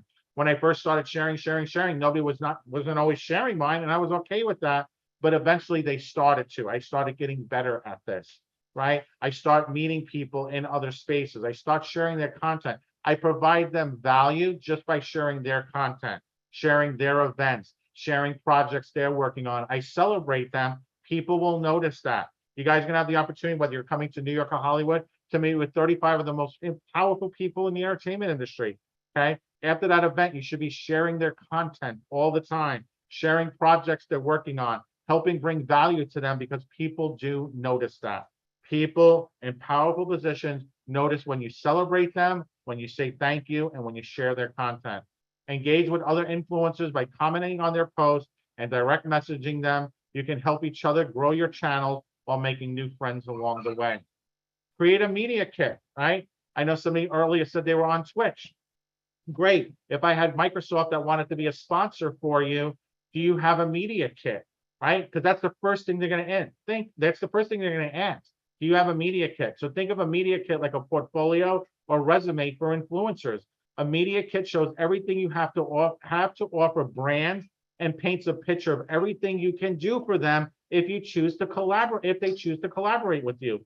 You'll present your media kit when a brand reaches out to you and when you pitch yourself to brands for partnerships, okay? If you do not have a media kit, you are not an influencer, okay? Let me make that simple. You need to have a media kit. You need to have tracking your analytics, tracking your stats, having great photos, having a bio, having a story about yourself. It's the media kit that gets brands to recognize that you're a legitimate influencer and you can help their brand, hence why they want to pay you, okay? A media kit will include all necessary details for an influencer, such as a brief bio about you and your niche, your following and their demographics, your engagement rate, the history of brand partnerships and reviews, contact details, and then your influencing rate per post. So how much do you charge to post that information, okay? On a low end, if you're in a niche market, it should be between $250 to $500 per post.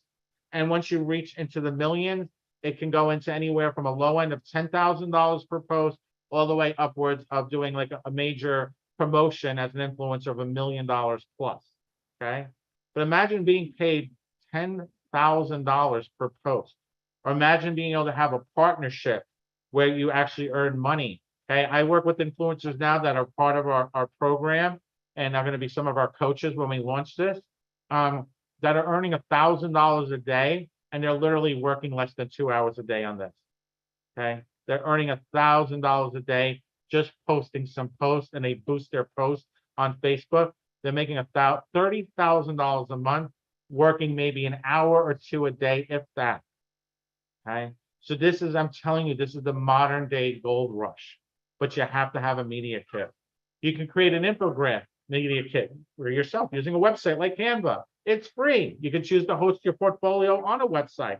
Right? I spoke about this yesterday. You should go, guys, to have register your domain, right? JamesJohnson.com, right? DenineWhite.com, AliciaKback.com, MikeFrompkin.com. You should register your website. If you don't want to do it right now, at some point that's going to be a part of this, because now you can easily send brands, agents, clients, and so forth to that. This again makes our job as an agent so much easier. Okay. Reach out to brands. After a few weeks or months of influencing, it's time to tell the world that you're an influencer and go after brand collaborations. This doesn't happen overnight. This is a 90-day process. Write down a list of brands you're interested in working with. Prep your media kit. Reach out to them about the high quality content you can offer them. You know, for those of you that are coming to Hollywood or New York, you're going to have the opportunity to do photo ops with major people in the industry, surrounding yourself with billionaires and millionaires and stars and people who've been on covers of magazines, people who've won Academy Awards. This becomes a part of your media kit.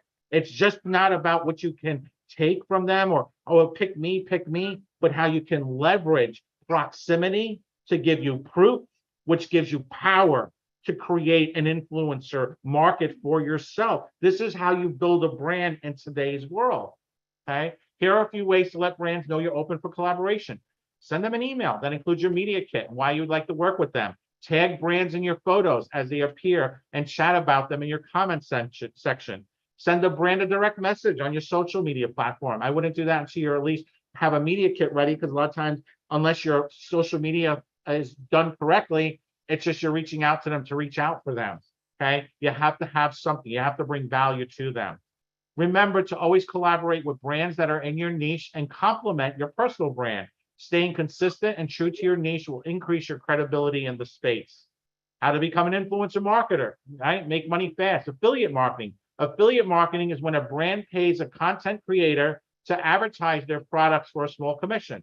The great part is you can get involved in affiliate marketing with a small following, and you scale it as you grow. Okay. One of the great things is you guys can go to here. It's a website. It's called Commission Junction, right? www.cj.com. Okay. They paid out last year over $16 billion in commissions. They have every single product imaginable under the sun. It's a very simple product you can follow through. They reach over 1 billion people, okay, monthly, okay, and they have a ton of affiliate programs there that are looking for people just like you that want to just go in, set up an account. It's free, and then boom, they give you the content, they give you the links, and then you start promoting it. But you got to remember, everything I just taught you this is when this works. If you just sign up for it just to promote, you're promoting the right product to the right audience. You have the demographics, the need. But this is a great way to start the learning process and get started. So Full Commission Junction, it's free. It is the category king for this type of engagement and for people to start building up a residual income consistently every single month.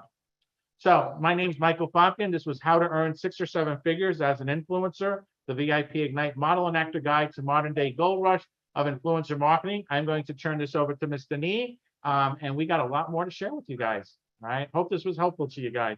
I know it was a lot. Oh my gosh, how awesome was that? Are you guys like, okay, so at the beginning of the day, your brains were going crazy thinking about all of the special skills you have. Now you got so much information and you have so many different opportunities to become an influencer, right? How many of you have thought that deeply into how you do your social media, how you do all of those things? Yeah, I see all the thank you. That's awesome. Right. Hold on. My favorite is Sasha. Holy crap. Thank you, Michael. That's awesome. I'm completely blown away. Thank you, Mike. Thank you, Michael. Yeah, no, that was absolutely awesome. Awesome. Who would love to hear more about an Ignite certified partnership being a part of this? If you do, type partner in the comments. Type partner in the comments. How many of you would love to have that opportunity? Oh my gosh. Wow, I know, right? Imagine having Michael as someone who you partner with and he walks you through all of these things. And let me tell you something, that what you just learned, as much as information as it would just literally scratch the surface of what we have for you guys today. Oh my gosh. So what was your biggest takeaway from that? Like what is the one thing that like you're going to start applying now? At the beginning of, oh, Brittany Smith is crying. That's awesome. I love that. I know when you learn things that can totally blow your mind, it really does. It becomes emotional. It really does become emotional, right? The possibilities, just how many of you are envisioning yourself how many of you are just envisioning yourself like down that path? I know I am. Like honestly, as we go through everything that Michael was going over with you, we're applying that. How many of you have seen it? We've been applying everything that he's saying, and it really tremendously changes everything. Because then you can get your message out to people, because I know all of you are here for a bigger purpose, right? All of you are here because you're elevating yourselves, right? And now we're just giving you the tools to elevate yourself. Guys, we have, let's talk a little bit of, hold on. Yes, and I'm applying myself and I want a partner. Awesome. Yeah, how many of you know that you can't do this alone? Right? How many of you have tried to do anything alone and it's worked really well for you? You're like, hey, you know what? This is awesome. I don't have a team. It's just me, myself, and I. Okay, Jessica's saying she's doing awesome. Well, you're here on this call, but how much faster do you think you could go if you had a team? How much faster do you think you could go if you had a team of people? Right? You can accelerate yourself. This morning I read a story, and I know Mike alluded to it a little bit. Yeah, there's no I in team, right? This morning I read a story, and Mike alluded to it a little bit, and I want to elaborate on it.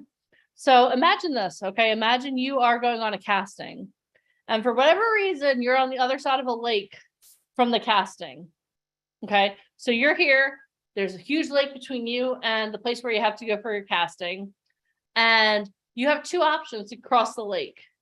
You could take a speedboat or you could take a sailboat, and you have 1 hour to get there. Which one would you want to take? Would you want to take the sailboat or would you want to take the speedboat? Right. Yeah, you would want to take the speedboat, and imagine like the wind's going in the right direction, but you would want to take the speedboat. But why would you want to take the speedboat? Why wouldn't you want to sail across? I'm sailing. Why wouldn't you want to sail across the lake? Because you want to be able to control the controllable, right? And you get there faster. It's more controllable. You only have an hour. What if the wind stops going, right? And that's what we're doing this weekend. This whole weekend is designed to put you on a speedboat to success. There's still going to be work. You still have to get on the boat. You still have to, when you get to the audition, you still have to present your best self. You have to know your special skills. You have to have your resume. You have to have all of those things. But what we're doing is we're putting you on a speedboat to success. And the thing I love about what we do is we do partner with you, right? Because you can't do this on your own. Like Michael and Alicia, they're partners. Do you think if one of them, if Alicia ran this everything, do you think that we would be able where we are? Or if Mike ran everything, or if I ran it? No, you need a team of people. We have a team of people on here on this call helping us go through your comments and keep you guys encouraged, right? You need a team. We talked about that yesterday too, when Tanya Kleckner was on. She talked about how she likes working with a team. When she works with a talent, she's an agent. She likes working with a talent. She likes working with a talent that has a manager, right? So that they can all delegate tasks. So what I want you guys to think about of this weekend is we're speedboating you to success. A helicopter. I know, right? I would love to be on a helicopter too, but I gave you two options, so you have to stick within the framework. I love people that are like, you know what, Deneen? I don't want your speedboat. I don't want your stuff. I want a helicopter. You know what? I want a supersonic jet. Okay, but those were the options. All right, so I know you guys are super excited. So what's one thing that you're going to apply that Mike just shared with you? Let me know, like, what's one thing that you're going to apply? Because imagine this, okay? You're going to have the opportunity to go to Hollywood. You're going to have the opportunity to go to New York. So what are you going to start applying today so that when you get to Hollywood, when you get to New York, you're ready? What is creating content and a website? Okay, listen to directions. Thank you. Thank you, Adrian. Listen, that's our military woman. She's like, I was in the military. I follow directions very well. Replying to comments, right? Yeah. Right. Yeah. Replying to, that's huge. Like I always notice, this is going to sound so crazy, but I always notice who, when I wish them a happy birthday, doesn't say thank you. I always notice those things. And the reason that I noticed those things is because when on my birthday, I'm like, oh my gosh, it's like my full-time job thanking everyone. Be polite by saying yes and thank you, right? Yeah, that's a good one. Interact with your subscribers. Yeah. Because you know what? The thing is, like, the more engagement you have, the more that Facebook shows it. And that's proven, right? How many of you after your birthday, you have a lot more people like talking to you on Facebook, right? Than you did before, because you're thanking them, they're engaging with you, they're actually interacting with you. How many of you also are actually going through and when you're posting something, you're seeing what works, right? How many of you know that's when should you start putting this stuff into practice on your social media so you can become that influencer, an even bigger influencer? When should you start putting that into practice? Now, right? When's the best time? When is the best time to plant a tree? Well, the best time to plant a tree if you want shade today was 20 years ago, but the second best time is today. So what I want you guys to do is I want you to really just start applying this. I don't know what 3 and 9, oh, the times. I want you really to like really start thinking about applying this stuff, because when you go to Hollywood, when you go to New York, you're already going to be on the path. Right? You're already going to be on the path. You're already elevating yourself. You're already going to be elevating yourself. So start thinking about all of these things.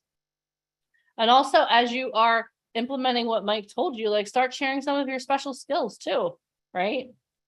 Start applying some of it, start letting people know what your special skills are. Okay, awesome. Hello. Oh my God, we hit what? Yeah. Hello. It's not the guy. Hopefully it's not someone coming with the meat clip. Oh my gosh. Oh my gosh. Oh no. Nice Morning, shirt. Oh my gosh, yeah. We're totally twinning today. We're totally twinning. Listen, I'm in Orlando. She's currently, where are we? Tampa? Tampa-ish, It yeah. was like a 2-hour drive this morning. I decided to come over here with the baby. So the baby is here in the house. Crazy. But I'm excited to see you live in person, I not know. on Zoom. Hi, everybody. Good morning. Hi. What's up? Wow, what a great crowd. Jeez. Yeah. Wow. Okay, cool. Okay, so where are we? Where are we? We are in the studio here in Tampa, Florida. I see that. I see that. You know, it's kind of crazy because for those of you that have ever been to Orlando, I'm like right outside Walt Disney World, which I love. But today I got to see something called the ocean. So I was very excited about that. And How did you see the ocean on the Well, way I was- here? well, I went a different way. I Just go with it. Okay, so which is why it took me a little bit longer to get here. Yay! Awesome. Hi, Kim. Okay, cool. So what's going on? So Well- I heard Michael's presentation when I was walking in, and that was oh So my gosh, amazing, so right? good, so good. And I sometimes forget, like when I post up, to comment on each and every thread, like every single comment. So where are we? so you're gonna be a little busier now. Oh. Yeah. All right. Okay. So the dynamic duo. Yep, we're the dream team. I know. I feel like I see her more now. I mean, we traveled quite a bit. Where did I see you last? Orlando, actually. Orlando. Oh, that's right. Because we had a convention right before the Mhm. hurricane. Yep. And then I saw you in Chicago like 2 weeks before that. Or no, Couple you didn't go to weeks before that. Chicago. But then I saw you in New York for the movie premiere 2 weeks Yeah. before that. Yeah, we're It's always like every together. 2 weeks. You know, it's a special relationship every 2 weeks. Double We trouble. have this rule. Double trouble. But we're going to see each other in Hollywood in 2 weeks. Yeah, And then I think we're back in Vegas, then Miami. we're all over the place. We don't know. We should get tours that say VIP Ignite like live, because I feel like we're on tour all the time with like concert dates. We are. But so guys, here's a question I have for I know you. she loves it when I surprise her. I literally just show up, but I brought lunch, so Oh, I'm very thank- excited. so Because yeah, sometimes like thank she forgets to eat, which I don't. So especially with the 2-year-old, because I'm constantly making him snacks. I'm like, oh, that looks good. So the food train is here and the dynamic duo is together. So And that's pretty wait amazing. until you guys see what Caden's wearing today. Oh my God. No sushi. I wish I brought sushi. I would have, but like traveling 2 hours, it would have not been great. No. So- Awesome. All right, guys. So let's, I'm gonna move out of the way. oh, okay. Don't worry. She'll be back. Hopefully she won't come at me with the cleaver. So guys, we're really excited. So you guys now have a basis for doing for your influencer. So how many of you want to up-level your mindset? Because let me tell you something. My success in life is 80% 20% tactics and 80% mindset. Okay. So if you think you can do it, whether you think you can do it or not, you are correct. So now what we're going to do is we're going to bring the fabulous, the amazing Mr. Michael Famkin back, and we're going to talk to you about having a millionaire mindset. We talked a little bit about that yesterday, but today we really want to dive deep because you guys all said that you want to be on a speedboat to success, right? We're not sailing. We're on a speedboat to success. And the fastest way to get from where you are to where you want to go is to have a mindset, have a growth mindset, have a millionaire mindset. So with that thought in mind, what I want you to do is give it up and show him just how excited you are. Give it up for the one, the only, Mr. Michael Famkin. Hey guys, how's everybody doing? All right. Love all the comments. Thank you so much. Let's keep this show on the road. Let me see what I got here next. All right. So, yeah, I'm really excited about the influencer certification program that's going to be launching in Hollywood. And then we got some really huge announcements for that in Vegas in December. And then, of course, for our big New York event, which will be the first event that we're doing of that size in New York City later on, early 2023. 35 of the most powerful people in the entertainment industry. So I can't wait to see that program take off. And I know we have already some people that are involved with it. So congratulations for those of you guys that took action and are now a part of that program. Super exciting. So the millionaire mindset for models and actors, no matter age, experience, or who you currently are, the secrets to unlocking unlimited potential. Okay. And it's a really great, I love doing this presentation because it's really about shifting people's understanding of having a new mindset gets you new results. And, you know, for the past 2 decades, interviewing talent and entrepreneurs and, you know, working with people who are billionaires, millionaires, working for people who are struggling and are successful to a certain degree and now are trying to elevate their success. I find that the people who are the most successful have the best possible mindset, that they see obstacles as challenges to be able to overcome, and they see the world a little bit differently. And I think that's what's really great about the entertainment industry, because everybody that's on here, you guys are all artists. You guys all see the world differently, and you're looking to make improvements in the world. You're looking to not only improve your life, but to help your families and so forth, and being able to really make an impact and create a legacy for yourself. So I really love this presentation because it really dives deep into that whole concept. Okay. So what are your chances of becoming rich? Okay. Here are the statistics of 100 people working from age 20 to age 65, a 45-year time period. 1 will become rich, 4 will become financially independent, 5 are still working, 28 will pass, and 62 are dead broke. Let's look at this according to percentages. What that means is in America, 5% of the people make it financially and 95% don't. That's an amazing statistic. And I think for a lot of times when you start reaching this level of success where you don't realize that there are so many people that really do struggle financially. You know, you come to a point, you know, the people that are on this call, you see things differently. You're the ones that the people who are making the changes. You're the ones who have influence. You're the ones who make a difference in other lives. You're the leaders. That's why you're here. If you weren't a leader, you wouldn't be here. And it's really important to understand how these numbers work, to really see the perspective from a higher level, because this allows you for your why to be able to help others, to be able to do more, right? So there's a definite line that separates the haves from the have-nots when it comes to making it financially in America. 5% make it, 95% don't. That's scary when you think about it. It's even scarier when you read those numbers in a little different way. In the wealthiest country that has ever existed in the history of the world, you have a 95% of chance of not making it and only a 5% shot of making it. But you guys should pat yourselves on the back because you're a part of that people who will make it. You are making it. You're here right now. So I'll assume that you're a person who has a desire to end up in the top 5% instead of the bottom 95%. If I pegged you right, you're one of the people who want to be in the 5%. I can tell you how to do this in 2 sentences. In fact, these 2 sentences are so simple and so powerful that if you follow them, they will make you rich. But before we get into that, however, I want to make sure you're ready for your life change and that you're open to ideas that will challenge your thinking. The 2-cent wealth formula is this. If you want to become wealthy, then you have to find out what the top 5% of people do financially and do the same thing. That is sentence number 1. The second sentence in the 2-sentence wealth formula is even more important than the first. You've got to find out what the bottom 95% are doing financially, and whatever else you do, don't do what they do. The question to ask then are, what do the top 5% do that those in the bottom 95% don't do?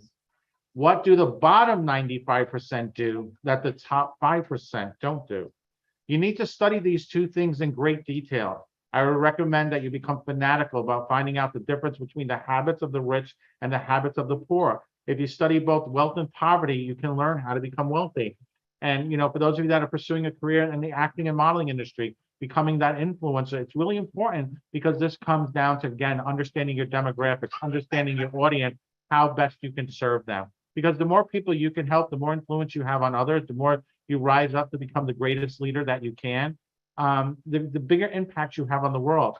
And your financial influence, when you become financially wealthy, it gives you the opportunity to help others. And that's really important because at the end of the day, the most valuable asset is going to be time. You can always make more money. You can always learn. You can always improve. I always recommend you invest in yourself. But at the same time, we're all limited to time. So you always really want to realize that time is your most valuable resource. Time can't be replaced. Once you use up time, and I applaud you guys for giving up 2 days to be here with us because you're learning a lot, and we want to make sure we over deliver. But the time is your most valuable resource. The difference between the rich and the poor. Rich mindset seeks to spend their time, resources, and energy on work that continues to pay off long after the effort has been invested. A rich mindset is all about getting a flywheel spinning. Poor mindset is all about the short-term returns, hours for dollars, right? Working in that 9-to-5 job versus investing your money in something that pays off. Obviously, you've invested time to be here. You guys are going to invest money to be here. This was a free event that we're hosting. But at the same time, you're investing this time, but the information that you're learning here will continue to pay off, right? It's like getting good photos or getting good training or going to a networking event. That investment of time, energy, and money pays off over and over again versus a poor mindset is just, well, I'm working as a barista. I'm working at Walmart. I'm working that as a receptionist. And you're just counting the hours to make money. Once that hour is done, you don't continue to make money from that investment. So let's think about this. What kind of mindset do you have? A poor mindset or a rich mindset? Let's find out, because a lot of times when I do this presentation, people may think they have a rich mindset when in reality, they might have a little bit of a poor mindset or a little bit of both. But obviously the goal of this is for everyone here to be able to have a rich mindset. So don't work for money, have money work for you. Poor people only understand how to work for money. What do I mean? Many poor people are hardworking individuals who have a job that they either classify as a good job or a bad job. Let me tell you, a job is a job. Some jobs pay more money than others, but it doesn't change the fact that you're trading time for money. The reason people work for money is that they believe that time is money. Rich people know that time is not money. Time is infinitely more valuable than money. To prove it, think about this. If you run out of money, you can always get more money. But if you run out of time, it's over. You can't get more time, okay?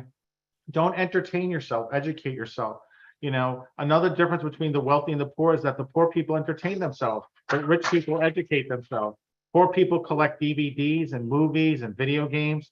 Rich people collect books, seminar experiences, audio programs that teach them how to do something they want to learn and how to do it. Let me repeat, poor people entertain themselves, rich people educate themselves. Poor people stop learning as soon as they get out of school. Rich people continue their education long after they graduate. In fact, most rich people will tell you the most valuable thing they've ever learned, they didn't learn from school anyway. They learned from mentors. They learned from seminars. They learned from books. They learned from audio programs. They learn the things that they want to learn from people who know what they want to learn. Poor people entertain themselves. Rich people educate themselves. So stop entertaining yourself and educate yourself. And I can tell you one thing, when it comes to the end of your life, and they did a study recently with nurses who are working with people in hospice, and there was a common trait. There wasn't a single person when it was at the end of their life that said they wish they had more money. Every single one of them said they wish they had more time. They wish they could have gone back and had more time with their families. They wish they would have went on that vacation. They wish they would have done the things that they didn't have the opportunity to do. And if they could go back, that's what they would want. And it's a really powerful lesson to really realize that. And when they did this study, it didn't matter the economic stance. This is what from the poorest of the poor to the richest of the rich, and they all have that same thing. They wanted more time. They wanted to be able to go back. So when you have these opportunities presented to you, you should always want to say yes. You should always want to level up your life, because the faster you can surround yourself with people that are doing the things you want to do and beyond, that's when your life starts changing. You know, if you're in a room and you're the smartest person in the room, you're in the wrong room. You should always surround yourself with people who challenge you, who push you to move forward, do not hold you back. The average American spends 4 to 7 hours a day watching television, right? Stop watching so much TV. Do you want to watch Netflix or do you want to be on it? You know, these are the questions you have to ask yourself. You know, television and Netflix, yes, that's a part of our entertainment industry. But at the same time, you know, some of the tactics they use are a little bit unfair, right? They're designed to keep you plugged into the program, right? As soon as you finish watching that episode of Netflix, it leaves you on that cliffhanger, and all of a sudden a little countdown clock starts. You're like, oh man, I got to know what happens. And then all of a sudden it's 3 weeks later and you like breeze through like not only that series, but 10 others. So you have to really be careful of that. Again, time is your most valuable resource. Why getting rid of your television makes so important. I could tell you there's a lot of really famous actors who don't watch TV. They don't even own, a lot of them, some of them don't even watch computers. I know the guy who plays, he plays Aquaman in the DC movies. He doesn't own a TV. He literally doesn't go to the movies or anything. He's always concentrating on stuff for him and his family outside of that. There are actually many reasons. So let's examine some of them. The television is a cultural hypnotic device. It's used to influence and control society. The programming, the news media, and the commercials have a profound effect on the financial situation of most people. The television creates a victim mentality as people watch the rapes, robberies, and murders on the evening news or on violent TV dramas.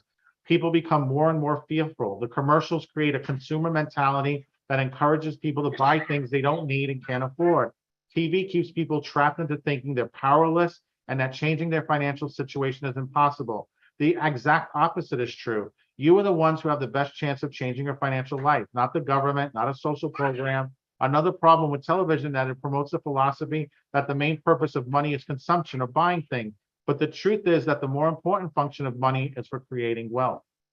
Most rich people don't have jobs, right? Another difference between poor people and rich people is that poor people have jobs, whereas rich people own businesses, right? So if you're an influencer, you're an actor, you're a model, that's a business. You become your own business. You become your own corporation, your own LLC. More than 80% of rich people become rich by owning their own business. Poor people seek to get a job. Rich people look to give somebody else a job. Think about it. Rich people value their time so much that they hire people to do the things they don't want to do. But poor people will gladly get paid to do what those of us who are rich really don't want to do. Understand that the word job is the most perfectly spelled word in the dictionary, J-O-B. It's an acronym for that stands for jump out of bed, get on the journey of broke, or you can remain just over broke. Rich people don't set limits for themselves. Poor people think either or. Rich people think both and. What this means is that poor people look at every choice as a process of elimination. For instance, a person might think, I would like to do what I love, but I have to pay my bills. That statement implies that you can't have both. We buy into truisms that aren't true, like the saying, you can't have your cake and eat it too. Of course you can have your cake and eat it too. How else would you eat your cake if you didn't have it? The actual quote is, you can't eat your cake and have it, save it too. Ironically, the latter statement is why poor people get poor and rich people get richer. Rich people don't try to eat their cake and have it too, right? People will say, well, money doesn't grow on trees. Well, tell that to people in Colorado, right? There may not be trees, but they're certainly a really part of a multi-billion-dollar business, right? Or somebody who's growing apple trees or cherry trees or so forth. So there are things that people will say over and over again. You have to be careful to catch yourself, because words have a powerful impact on your life. The words you choose make all the difference in how you live your life, if you're living in scarcity or you're living in abundance. Choose your advisors wisely, your mentors. The difference that I'm about to show you is one of the most iconic of all differences between the rich and the poor. Rich people only take financial advice from people who are as rich as they are or richer. Poor people only take financial advice from people who are as poor as they are or poorer. This is one of the most amazing things that I've seen since I began studying the subject. It's really sad because most people will go to the grave and never realize that if what they are currently doing is not giving them the result they desire, then they should start looking to some different source for advice. One of the best definitions of insanity I've ever heard is continuing to do the same thing and expecting a different result. If you continue to do what you have always done, you will continue to get what you have always gotten. Gaining momentum. Rich mindset seeks to spend their time, resources, and energy on work that continues to pay off long after the effort has been invested. Rich mindset is all about getting a flywheel building momentum, creating systems that continue to generate value on their own, right? Getting the right portfolio done. Those who have the opportunity to win a photo shoot in Hollywood, now those pictures, that time you take to come out and get those photos done, become an investment of time. They become a resource that pays itself off over and over again, because now your agent, your manager, your influencer status now all of a sudden changes. Now you start planting the seeds, right? We talked about yesterday, right? At the very beginning, when you plant the seed, a seed goes down before it goes up. But you have to plant the seeds in order to have a harvest. Poor mindset is all about the short-term results, hours for dollars. Well, what's in it for me? What am I going to get out of this? Meaningful relationships. Rich mindset seeks to build relationships based on trust, liking shared values, and mutual respect. People with the rich mindset help others and cultivate relationships with no expectation of anything in return. A poor mindset thinks, I scratch your back, you scratch mine. And I'm sure you guys all know people like this in your life. You know, greatest advice I can give you is to cut those people out. Literally go through your phone today, go to everyone that's negative, everyone that's holding you back in life, right? Just literally say, just leave them a message. Hey, I'm really sorry, but I'm deleting you from my phone. Okay, I really need to surround myself with people that are motivating me and pushing me forward. And it may seem like a harsh thing to do, and a lot of you guys won't do it, but I can tell you one thing, if you did, it'll change your life. So the secret of success, the rich attribute success to abilities, hard work, and spirit. The middle class attributes success to education and luck. The poor attribute success to cheating, connections, and initial capital. Well, I can't be successful. I don't have money. Oh, I don't have the connections, right? Oh, let me try to shortcut it, right? Instead of using the word cheating, you can think of trying to shortcut it, okay? Rich mindset knows that the world isn't fair and deals with reality swiftly, humbly, and practically, okay? The two biggest things you can ever have a mindset shift on is to accept the fact that everything ends and everything changes, right? It knows the world owes it nothing, that the universe is indifferent to its existence, that the default for life is suffering and death. All successes are improbable and should be appreciated as such. A poor mindset is consumed by the unfairness of the world, wastes time complaining about it. It feels the world owes it something and waits for it to be handed out, right? Let me read the rich mindset one more time. Knows the world isn't fair. It deals with reality swiftly, humbly, and practically. It knows the world owes it nothing, that the universe is indifferent to its existence, that the default for life is suffering and death. All successes are improbable and should be appreciated as such. It means you control your destiny instead of you sitting back and just allowing the world to steamroll over you. You have to be the one to make the changes. By you guys being here today, I know some of you guys are so successful, and now you're elevating that success. Celebrate others. Rich mindset celebrates the successes of others and embraces the competition and often befriends it. You have two choices: tear down another person's success or be inspired by the example. Poor mindset feels jealousy and bitterness about the success of others. It looks at everything as a zero-sum game. Mentor mindset. Rich mindset understands that it can never know everything and that something can be learned from everyone, okay? A poor mindset deludes itself into believing it knows everything and the opposite perspectives are wrong before even hearing them, okay? Give a rich man a $10,000, he's going to return with 100,000. Give a broke man 1,000, he returns with a new iPhone, right? It all goes by how you see the world. It all goes by what you value, what you want your life to be. Are you willing to make sacrifices? Are you willing to do what it takes to become the success that you deserve to be? You can't do it all. Rich mindset understands that it cannot do everything, and that even if it could, it would create greater value by focusing on its core strengths. It knows that the right team is greater than the sum of its parts. A poor mindset deludes itself into thinking it could do everything if it just works hard enough, right? If I just work harder, I'll get there, right? People, you know, my uncle, he worked hard his whole life, and in the end, he had nothing to show for it. He was the hardest working guy I've ever met. But hard work doesn't mean it's equal to success. It's being smart about it. I'm sure everybody here knows somebody that works so hard, but yet they still struggle. So hard work doesn't equal success. Being smart about it, having a strategy, having a tactic, having people that can help you, right? What makes the rich richer and the poor poorer? The 5 biggest differences: belief, right? Rich people believe they can succeed even when no one else believes in them, right? Poor people always have a lack of belief. They don't believe they can do it. They're dependent upon others' opinion. What do you think? How does this look? What do you think I should do? right? How many times you couldn't make a decision that changed your life? It's in the moments of decision is when your life makes the biggest changes. Your whole life changes when you make a decision. Okay, either the decision is yes or the decision is no. Okay, but sitting there and be, well, I don't know, and then going to others means you don't have a lack of belief in yourself. Then just say no. Plan. Rich people have a plan, and everything they do is part of the plan, right? Whether it's working out, whether it's saving money, whether it's going to events, whether it's learning something new, something that can help themselves, their family, others. Poor people have a lack of plan. They don't know what they want. They don't have a target, and they just move aimlessly. You know, you should have, what am I going to do over the next 90 days, the next 6 months? You should write these things down. Take the time, take 15 minutes out of your day, write down what it is you want from life so you can build a plan around it. Solutions. When rich people face a problem, they find a solution.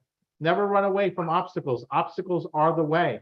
Whatever obstacles holding you back, whether it's finance, personal, relationships, that's what's holding you back. You need to face that on and find a solution to overcome that. Excuses. Poor people find excuses for their problems. I'm sure everybody here could probably count at least 5 people in their life, maybe from the past, that always made excuses. You know what? The funny thing about that is you go and visit those people 5, 10, 15, 20 years in the future, nothing changes. They still are making the same excuses they made 20 years ago. Risk taking. Rich people are not afraid to take risks. They create opportunities. Poor people are waiting for a miracle. The poor wait for some kind of miracle, winning the lottery, getting a promotion, but they're just waiting, doing nothing. Rich people want more. And the main reason why the rich get richer is because they want more. They know they can do it since they are already rich. Poor people blame others. They think they're poor because of others, the government, etc. 86% of all millionaires in the United States are self-made. Start where you are, use what you have, do what you can. Okay, everyone here, you have all the equal opportunity. The moment you say, well, somebody else has an unfair advantage, that's a poor mindset. You start where you are. You have gratitude and grace for what you have. Do not concentrate on what you don't have. You use what you currently have to get where you want to go. So instead of focusing on the things I don't have to make the next step happen, you focus on what you have and you start concentrating on that. And then all of a sudden doors will start opening up for you.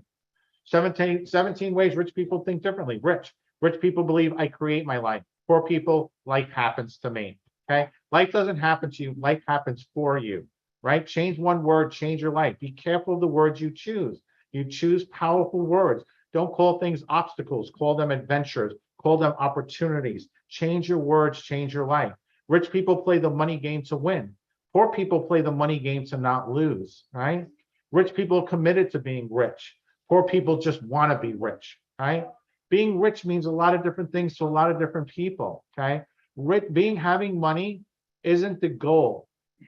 The goal is being successful, and in that success, you find financial abundance. When you stop concentrating on the money and you concentrate on what I can do to become successful, money is a result of success.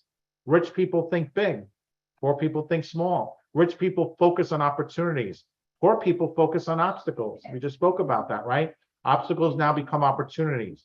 Rich people admire other rich and successful people. Poor people resent the rich and successful people. Rich people associate with positive, successful people.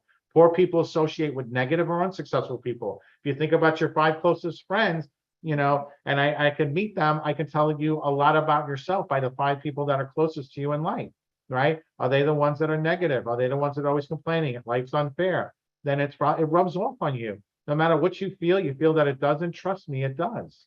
Okay. Rich people are willing to promote others, celebrate their success. Poor people think negatively about selling and promotion. Rich people are bigger than their problems, right? Every day, I expect 20 problems every day, 18 little ones and 2 big ones. When that problem walks through my door, I go, there you go, you son of a gun. I've been expecting you. Come on, give me something to do today. I'm excited, right? Poor people are smaller than their problems. Rich people are excellent receivers, right? When somebody gives me a gift, when somebody pays me a compliment, I say thank you. Poor people are poor receivers. No, why did you do that? Oh, you didn't have to do that. Oh, come on, no, right? No, when somebody's giving you a gift and somebody's giving you a compliment, the best thing that you can do is give them the grace and gratitude of saying thank you, because it makes them feel better, right? It makes them feel good about doing that. You're out to dinner, somebody else wants to pay the check, you start arguing. Allow them the grace and gratitude to pay the check. That makes them feel good by you saying, you know what, thank you so much for doing that, okay? Rich people get paid based upon results. You're in the acting, the modeling, the music industry, influence industry, any business, it's based upon the results, right? We always over deliver. We're so successful. We won 38 awards. We're responsible for hundreds of millions of dollars, okay? And TV and film and Broadway, because the work we put in gets results. Poor people just choose to get paid based on time. I just want to get paid by the hour. I'm happy with that, okay? That's fine. And there's nothing wrong with that, but don't be envious of others, right? Have a strong mindset, have a rich mindset. Rich people choose to get, rich people think both. Poor people think either or. Oh, I could do this, but then I have to give up that. Rich people say, well, how can I do both? What can I do? What can I change? Well, how can I figure this out, right? So this is now an opportunity for me to think, to grow. Rich people focus on their net worth, right? What's their value, their properties, the things that they own. Poor people focus on their working income. They live week to week. Rich people manage their money well. Poor people mismanage their money. Rich people have their money work hard for them. They invest it, right? Poor people work hard for their money, right? So many people fall into that category where they literally work themselves to the bone. You guys have heard these sayings. Rich people act in spite of fear.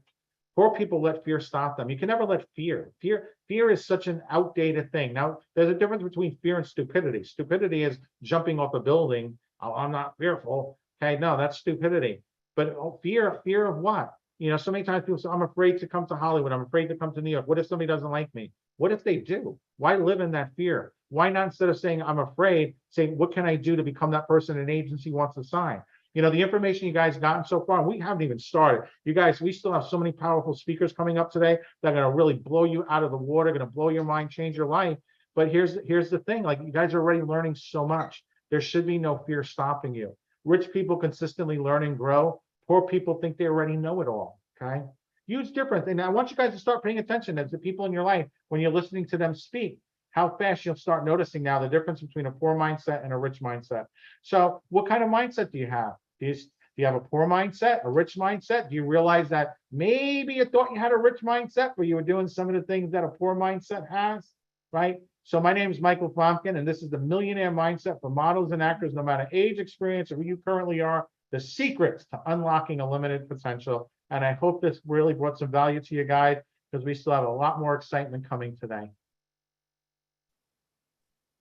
Thank you, guys. Oh my gosh, how awesome was that? How many of you are like, okay, you know what, my mindset, you know what, I may have started out my day with a fixed mindset, but now it's growth. How many of you now have a growth mindset? You have a millionaire mindset. If your mindset was changed, say, my mindset was changed. Thank you, Michael. I can tell you that's one of our favorite presentations to give, because again, like I told you before Mike started speaking, success in life is 80% mindset and 20% tactics, right? How many of you know the most talented person in the whole entire world, but they're just kind of doing nothing with their lives because they don't think they can do any better? So that's why I love the Millionaire Mindset presentation. Oh my gosh.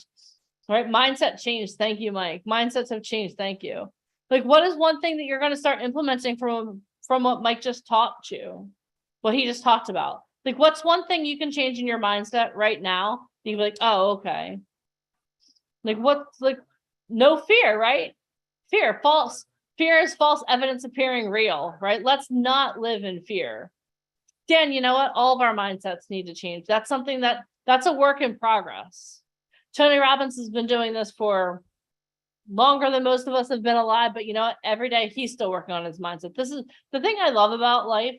It's that you can always grow, right? When you have a growth mindset, you should always be growing. You should always be evolving and changing. You should always be up leveling, right? If I was living in fear, I keep coming back to the same. If I was living in fear, would I keep coming back to these Zoom meetings? No, but you know what? Have you taken action? Have you taken action?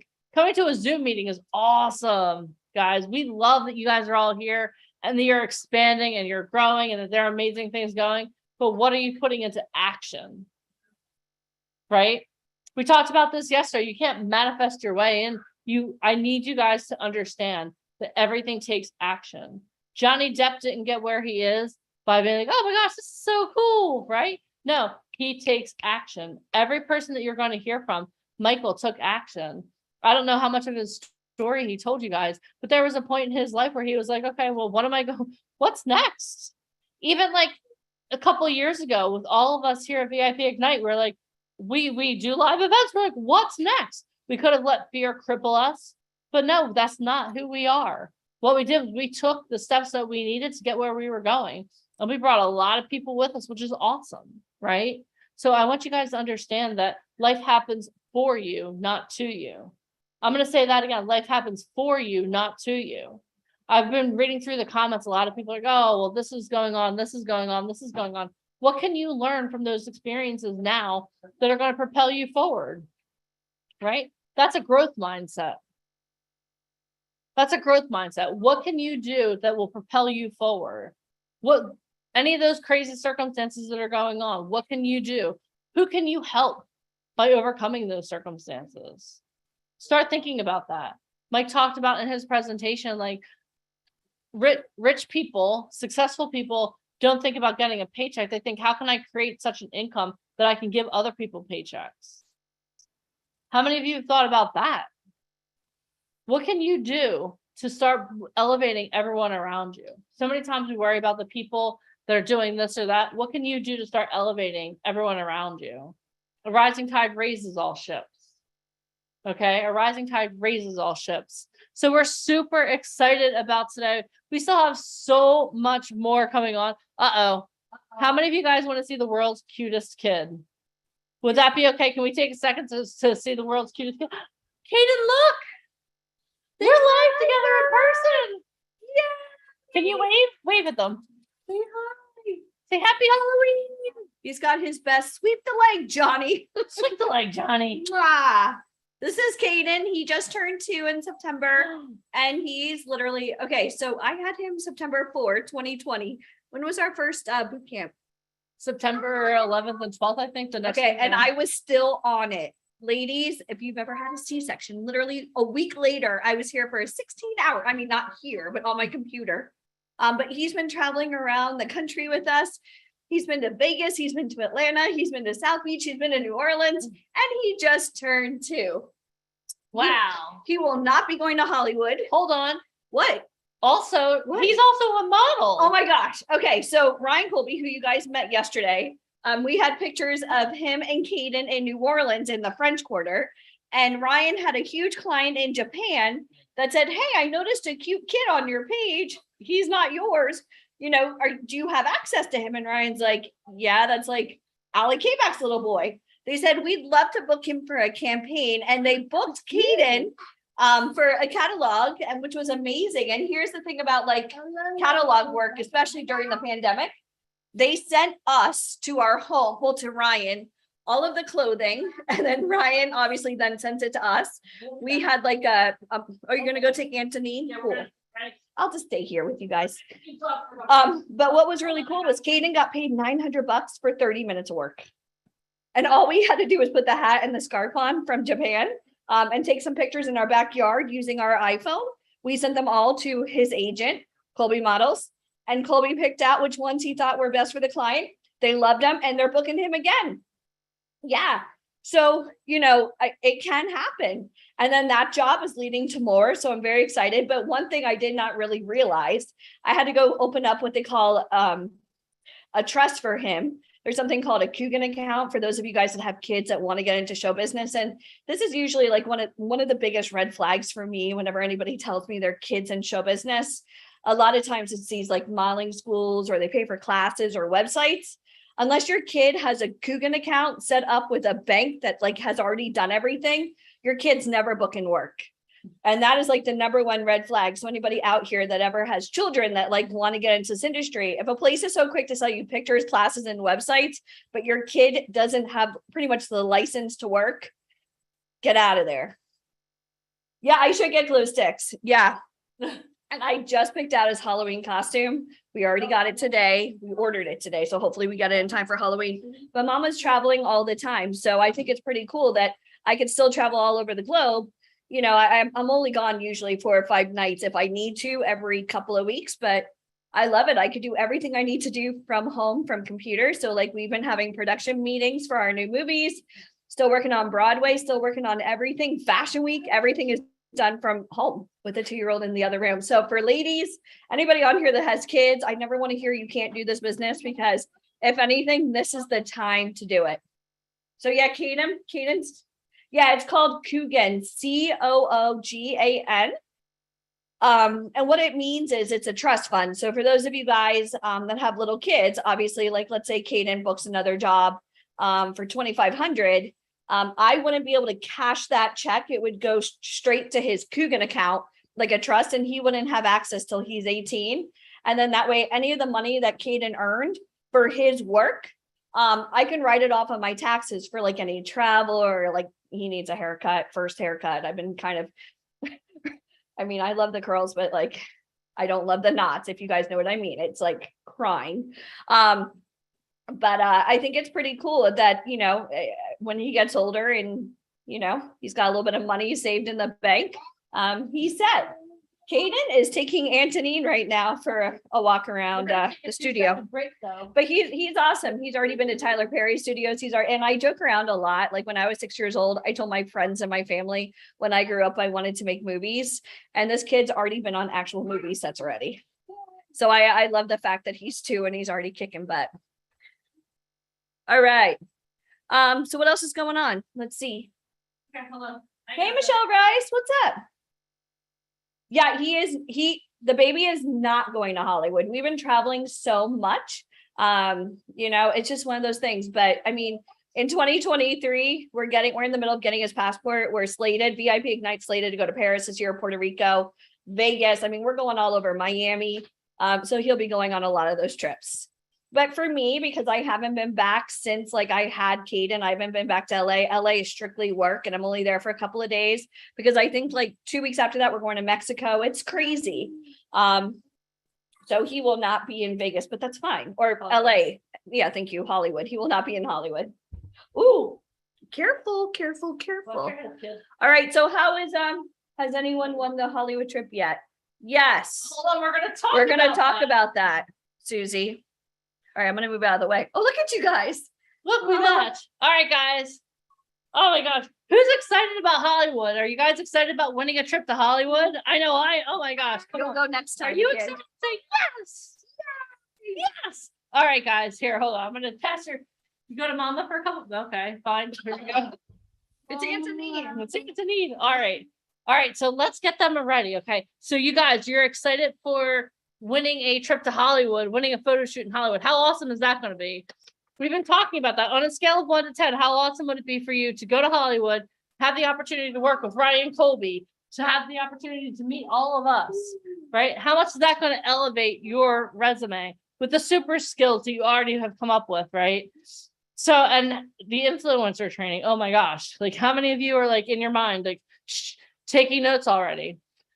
So we have a lot of amazing things like Alicia alluded to coming up for VIP Ignite. So what we want to do is go over a little bit of those things, a few of those things. Would that be okay with you guys? Do you guys want a sneak peek behind the veil of what's going on at VIP Ignite? If you do, type yes in the comments. Type yes in the comments. Awesome. All right, guys.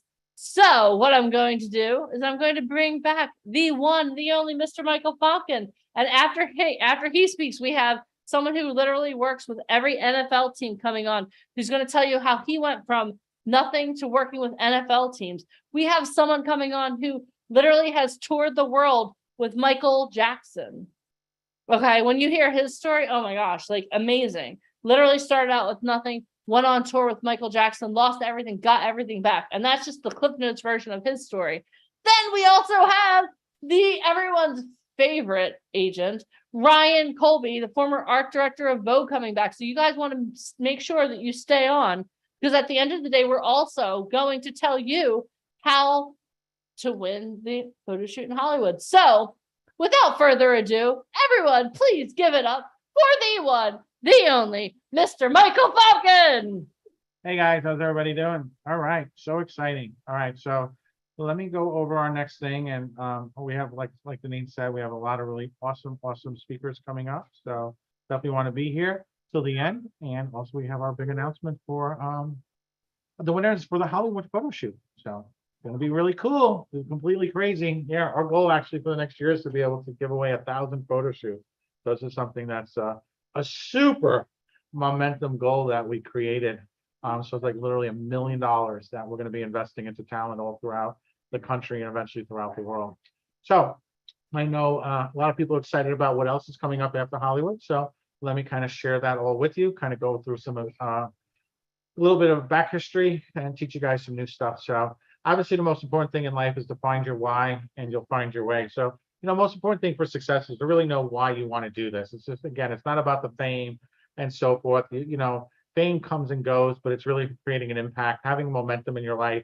As Deneen spoke about really quickly, when the world shifted 2.5 years ago, we were literally just about to go to Hollywood. We literally had the venue rented. We had the photographers under contract, the makeup artists. We were flying people from all over the world. We had some of the biggest names in the industry. And literally, we got that call where we're like, wait a second, the whole world shifted. And, the reason we're doing these virtual events is, we went from, seeing it as a tremendous obstacle where a lot of companies failed and went under and the whole industry shifted. We really jumped on board with pushing our talent forward. Some of our biggest success stories ever. We have talent now that earn anywhere from $30,000 to $100,000 a day. All came through virtual events. They all came through the systems that we created during a time that for a lot of people saw as obstacles, we saw as opportunities. And we got to work with some of the biggest names, some of the biggest brands. We really leveraged ourselves to create new connections, and we worked all the more harder, and we created that momentum. And during that time, we were able to do experiences where we went to New Orleans, we went to Orlando, we have trips coming up to Puerto Rico and to Paris next year, now that the world's open, to Las Vegas, to Atlanta. We figured out ways to overcome, to adapt, and to survive, and to create bigger success stories from the talent that we manage and we work with. And now our next big event is in Hollywood in just a few weeks. And this is going to be the first time we're going to be back. Early next year, we're going to be in New York City with our East Coast version of our Hollywood event, where we bring in 35 of the most powerful people. And it's such an exciting time to see the growth, to see all the things that together our team has accomplished, our partners that we work with some of the most amazing people. But at the end of the day, you need to find your why, and you'll find your way. You need to know why you want to do this. And our biggest why is to see other people succeed, to have that success, to see the challenges and to accept them, to be able to overcome them. Because for most people, the one thing that's keeping you from getting what you want is the story that you keep telling yourself. For most people, that's what holds them back. And I know I myself, the reason I can teach this stuff is because I've been through this. I've been through those feelings where I felt like I couldn't accomplish things. I had the opportunity to travel around the world with Tony Robbins, to work with him very closely. A lot of amazing people. If you follow our adventures, you're going to see, Alicia alluded to some big projects we have coming up in Mexico, some big projects we have coming up around the world. You're going to see, if you thought what we're doing now is incredible, we're only going to go to higher and higher levels, because people who succeed at the highest level are not lucky. They're doing something differently than everyone else. And the path to success is to take massive determined action. For many people that I see fail in this industry is because they keep saying to themselves, this is a dream. My dream is to be a model. My dream is to be an actor. A dream is something you do when you're sleeping. When you set it in stone, when you say, I'm going to be in Hollywood, I'm going to be in New York, that's when your life changes. That's when things start happening for you. That's the reason why, we have this, win a photo shoot in Hollywood, because we know there are people that the only thing that it will take to get them to change their life is to know they're coming to Hollywood, to know they're coming to New York, that all of a sudden now they're taking themselves out of where they are, out of the people they surround themselves with, and placing them in a situation that's challenging, that's fun, and surrounding themselves with people who can elevate their life, for people who can teach them the things they know in days that would normally take people decades to learn. So find your tribe, love them hard. You guys, we call ourselves the Fearless Rebels, right? You see the people here, they're all very supportive. I see the comments, I see the love, I see the gratitude and the grace, the thank yous and all that. And that's great, because when you have yourself a tribe of people that believe in you, support you, your life can go anywhere that you choose it to be, because that's what it's all about. It's finding your why and finding your tribe. Because we're a family here, right? We do a lot of cool things. You see, we got our influencer certification program launching in October. We're gonna create 1,000 millionaires over the next 12 months. We have our inner circle. It's our highest level of talent. We do the coolest things in the world. We'll go behind the scenes at Warner Brothers. We'll go out and see the Phantom of the Opera. Then after the show, we'll hang out with the Phantom of the Opera. We do really awesome things. We have a lot of things. We rented a $20 million mansion in the Hollywood Hills. We're going to be doing a special event just for our inner circle in Hollywood in the next 2 weeks. We're literally bringing some of the biggest people in the industry that are going to be working hand-selected small group of people one-on-one.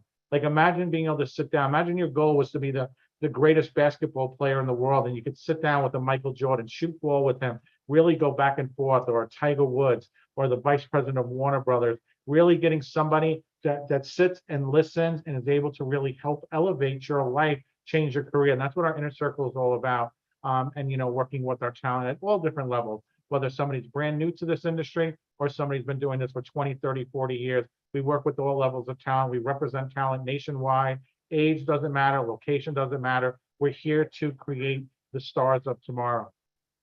The right photos, right? Having the right photos for your acting, modeling, whether you're a speaker, right? An author. You guys are now, you know, on a journey to create your book, to create, you know, a lot of you guys are going to learn how to speak from stage. There'll be people in our audience that will speak from TEDx events, that will speak on stages in front of thousands of people. As an actor or model, you become that person. You need to become that person people look up to, that leader. You're in front of audiences. You're walking the red carpet. And that all begins here today now.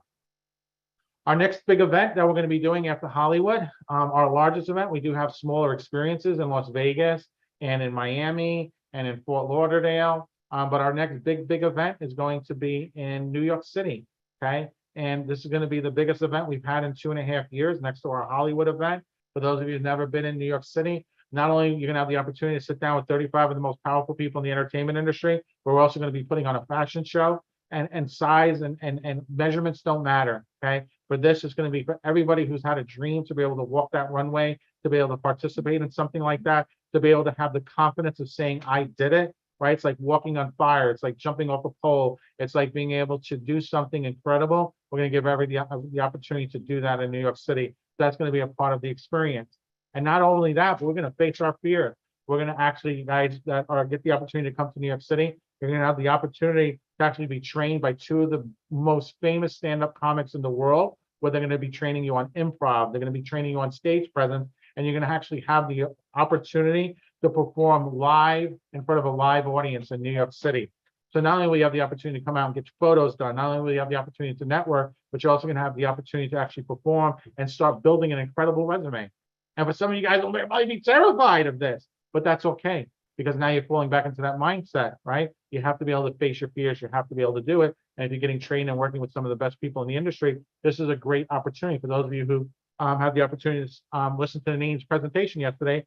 She talked about the girl from Geico from the ads, right? She started off as a comic. She actually went and trained at a famous comedy studio in Chicago. Hold on, Second City in Chicago. Thank you, Alicia's in the background giving me some help. But yeah, so our next big event is going to be in New York City. It's going to be March of next year. We're going to do an incredible photo. So whether you're coming out to Hollywood or you're coming to New York City, I'm just going to kind of go over the importance of that. A lot of people try to do photos on their own. So I'm going to teach you guys now how to understand the difference between what casting directors are looking for and what you know, your mom or your grandmother's looking for, really, and how not to get taken advantage of. At the end of the day, it's about having the proper photos. The proper photos are going to be all about versatility. It's going to be about having the attention of the casting director or the client on you. So whether you're commercial print, your editorial, your plus size, whether you're doing TV and film, and you need great headshots, you have to have versatility. You have to be able to show the casting director who it is that you can perform, who it is you can be, right? So age, again, doesn't matter. It's having the right photos, the right looks, and so forth. That's what casting directors are going to looking for, whether you're doing fitness, whether you're doing comedy, TV, and film, right? These are all some of our success stories. I spoke about some of these people yesterday. Again, you can see these are great photos, commercial print, right? Whenever we do our shoots, we always get the best studios in the world. We hire the best photographers, makeup artists. When we were in LA, we rented out a whole entire, one of the most historic buildings in downtown Hollywood. We rented like 2 full floors. And it's going to be an incredible experience. When we're in New York, same thing. We always get the best studios. The studios that we get work at, the people that have shot at these studios are some of the biggest magazines, some of the biggest brands in the world, because we know the importance of having the right lighting, the right equipment. The studios that we work in are always multi-million-dollar studios. And again, having celebrity makeup artists, celebrity photographers, you know, a lot of times the people that we work with, they have agents. The photographers we have with have agents. You couldn't hire them on your own. You know, so many people are wannabe photographers. They do it part-time. They just don't do the work the right way. And what's really important is shooting with a celebrity photographer, like say somebody who's shot with Pitbull or a celebrity makeup artist, somebody who's worked with Lady Gaga and so forth. What it does is it gives you credibility to your resume instantaneously. It creates that influencer status, but at the same time, you become a part of their portfolio. So they're sharing your content on social media. So every time you're posting photos, you're tagging that photographer, you're tagging that makeup artist. They're then sharing that. And now those images are being exposed to thousands of their clients. I can't tell you how many times Ryan, myself, will get calls from clients that are booking $10,000, $20,000 a day jobs because they saw our work on the makeup artist Instagram or on their TikTok because they were sharing it. And now all of a sudden, see, that's what social media is about. That's how you use social media as a business, by working with the right people. Plus, it's also going to give you quality. You know, the fastest way to success is finding the best people in the world and only working with them. Okay. And if you don't know who the best people in the world are and you're guessing, that means you're not working with the best person, right? You have to ask better questions. You have to work with better companies to be able to do that. Because at the end of the day, a picture's worth 1,000 words.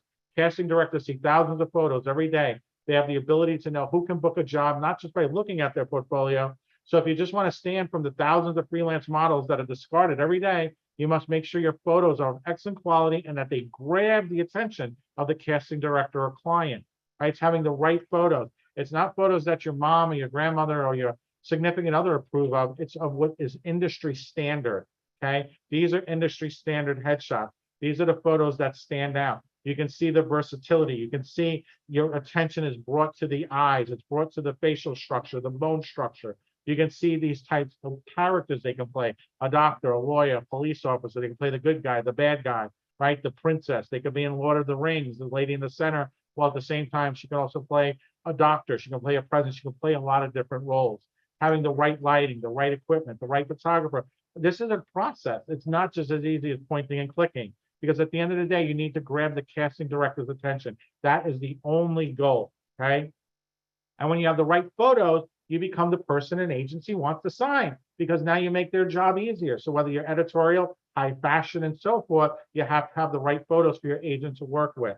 Okay. And again, that's something as even as simple as Polaroids, right? Being a part of your portfolio, being a part of your online campaign, using the right images at the right time. You know, I spoke yesterday about, you know, when you're doing a big campaign, a lot of times, if you're doing something for Ralph Lauren, you can't use those images on your Instagram, because now all of a sudden another clothing client won't book you because they already saw you with Ralph Lauren. So you always have to have strong photos that are being consistently updated and a part of your social media versus your campaigns. Your campaigns is something a client will use. I mean, your agent will use under the right circumstances. So a lot of times people get all excited. I just booked a big campaign, $20,000. Let me share it with the world. And you really can't. And that comes like as a shock for people that are new. But again, it's having a rich mindset. It's understanding how the business works. This is how the business works. Right? Go to look at any huge model's Instagram and you'll see this is how it works. So again, these are great examples of some awesome photos done the right way, show versatility, the right lighting, professional, clear, concise. These are the photos that will book you work that an agent's looking for. Now, here's some examples of photos that people paid a lot of money for that are not the right photos. So you can see here, she's an attractive girl, but again, the styling's done wrong. Your eyes were immediately drawn probably to the stripes. Your eyes were drawn to the yellow, maybe then the glasses. Her hair is all frizzy and kind of messy. You know, it's a little bit sloppy. And this is somebody who probably paid $1,000 to $1,500 for these, and these photos are not good photos, okay? Again, here's another example. Your eyes are probably drawn to the pearl necklace or to the blue jacket and the black necklace. Again, the hair, the styling is not done right. Maybe if this was something specific for being a realtor or something like that, that's great, but this doesn't allow herself to have versatility. So again, doing things the wrong way, wasting money, and then again, wasting money, doing things the wrong way means you're also wasting time. Again, cute kid, right? Could be on Disney, but again, your eyes are drawn to the purple, to the stripes, to the glasses. These photos are not done right. This is not something like a Tanya Kleckner or Ryan Colby is going to approve of, or any of the agents that you're going to be meeting with, or even if you're trying to do this on your own. I've seen so many people, they struggle. I keep trying to reach out to everybody. I'm not getting any response. I'm like, well, let me see what you're sending out. Let me see your media kit. I'm like, okay, there's your problem. Sometimes it's, you know, some people are just 1 degree off of boiling. It's just the little twitches, the little changes that make all the difference in the world. Again, here's a great example. It's a middle-aged woman. She has a lot of work she can do, but her photos are done wrong. Hair looks terrible. Again, the bow, the purple, The lumberjack shirt, just not done right. The lumberjack shirt, maybe I could let it slide if it's part of a larger portfolio. But if this was her only shot, she only had one photo to send, this will limit her. You got to realize it's a competitive business. When your agent's submitting you out, the client just doesn't contact one agency. They'll contact 3, 4, 5 agents. Whoever gets them the model or the actor first wins. Okay. So you're not just competing against the talent at your own agency, you're competing against talent from other agencies, sometimes from around the world. So again, you're going to do this, get the right photos, work with the right people, do it the right way. So again, when we do our photo shoots, for those who have the opportunity to come to Hollywood or to New York, for those of you who have the honor to be able to win that photo shoot later today to come to Hollywood, this is what you can expect, getting things done the right way. So our next big event is going to be New York City, March 2023. That's going to be our 35. This is so if anyone's looking to do a full-time career on the East Coast and want to meet with some of the most powerful people, I cannot tell you. Hollywood is fantastic. But if you're interested in modeling, New York City is definitely where you want to be, especially New York has a huge TV and film industry. New York, you can expand your career very rapidly. Hollywood is very competitive. Hollywood is a completely different beast than New York, completely different looks, completely different style. They are not similar in any way at all. And, you know, we started in New York. We have some of the biggest success on both coasts, but obviously New York is where my passion is. New York is where my heart is. So for those of you who have the opportunity to be able to come to New York City, March 2023, 324 to 326. So time to celebrate. I know a lot of people are interested in coming to New York that are not scheduled. Just to let you know, I'll go over that later. I'll take questions, but I do have to pay respect to, we have some of our speakers are going to be coming up in the queue. This is going to be limited. We've had a lot of people already registered for New York City. So there's probably maybe only about 8 or 9 spots left for New York City. Once New York is closed out, it is closed out.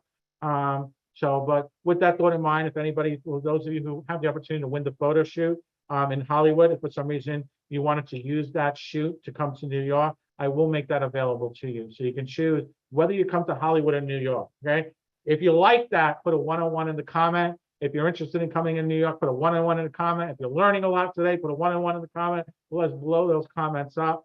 But again, my name is Michael Fompkin, and I just want to go over this with you. And let me turn this over back to Ms. Deneen. Oh my gosh, you have the opportunity to not only come to Hollywood, but to come to New York. Stop it right now. How awesome is that? All right, so I know Mike went over a lot with you guys. So I have a question for you. How exciting is what we have going on this year? Like, if you're excited, type excited in the comments. Oh my gosh, it's going to be absolutely amazing. I always love hearing what's coming up because you know what? You have to be always in motion. You always have to be in forward motion, right? Oh, I like that. Hold on. Marsha's excited. I love that. I did that in a 70s voice.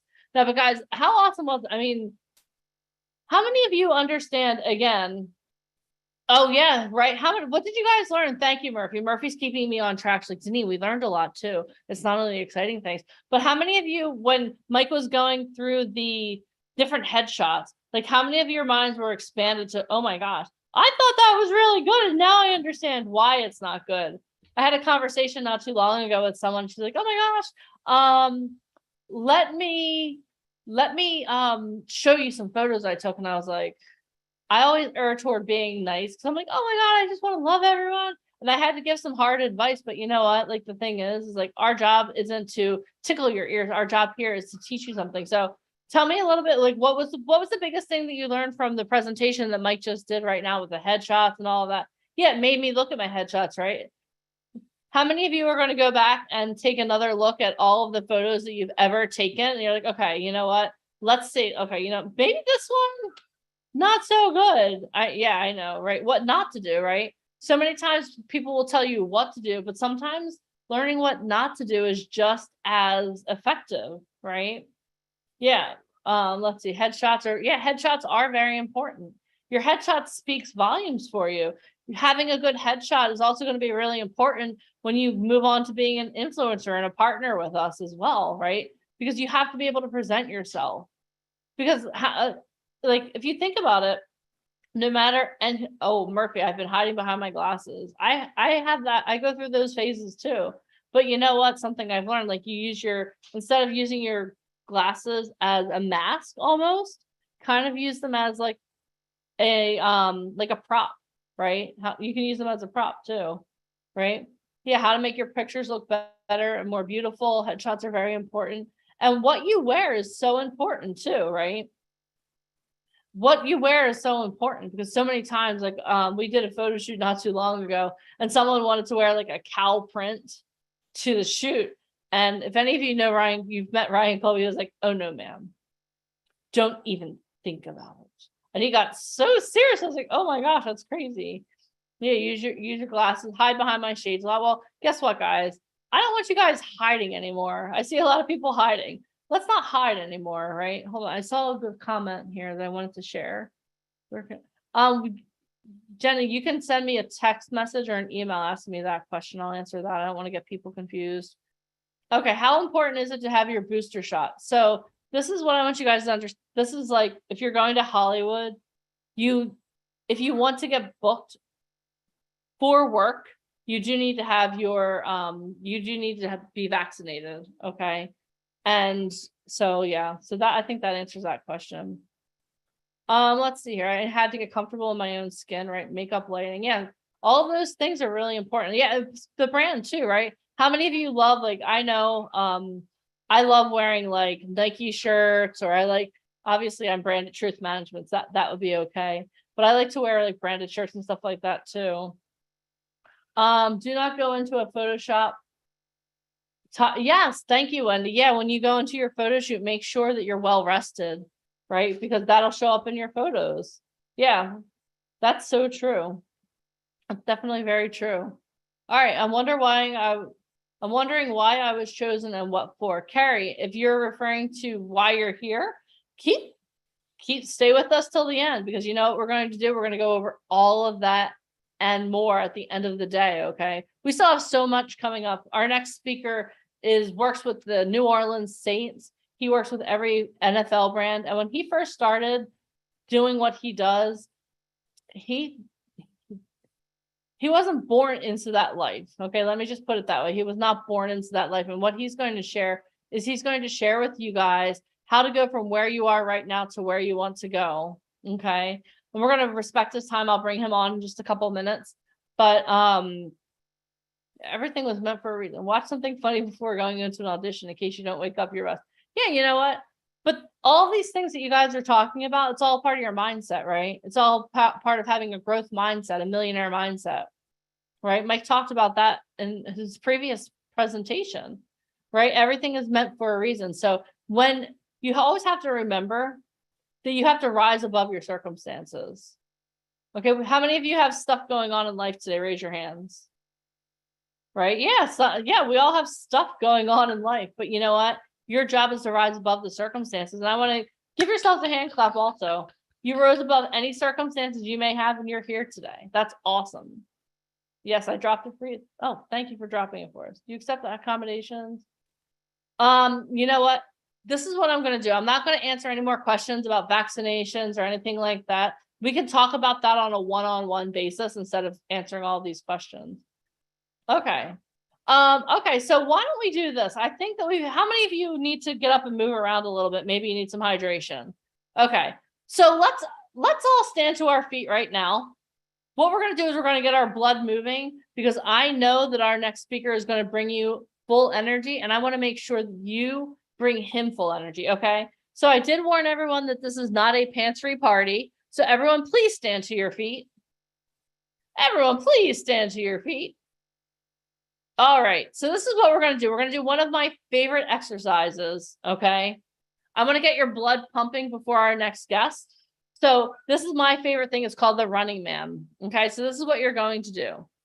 You are going to stand to your feet, and I want everyone to face to the right, okay? Face to the right.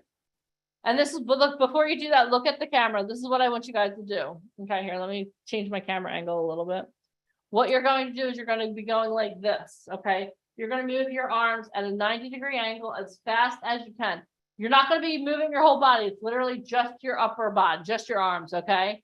And we're going to do this for 15 seconds. Are you ready? And don't let me, I've been standing the whole time, so don't let me beat you guys. All right. So, ready? We're going to get started. Ready, get set, and go. Come on, guys.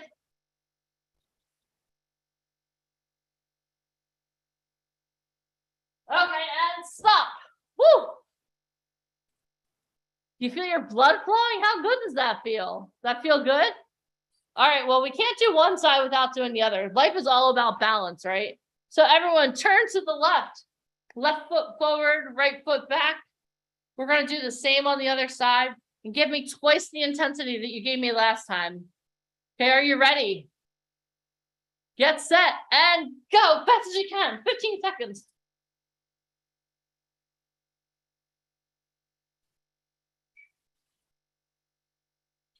And stop.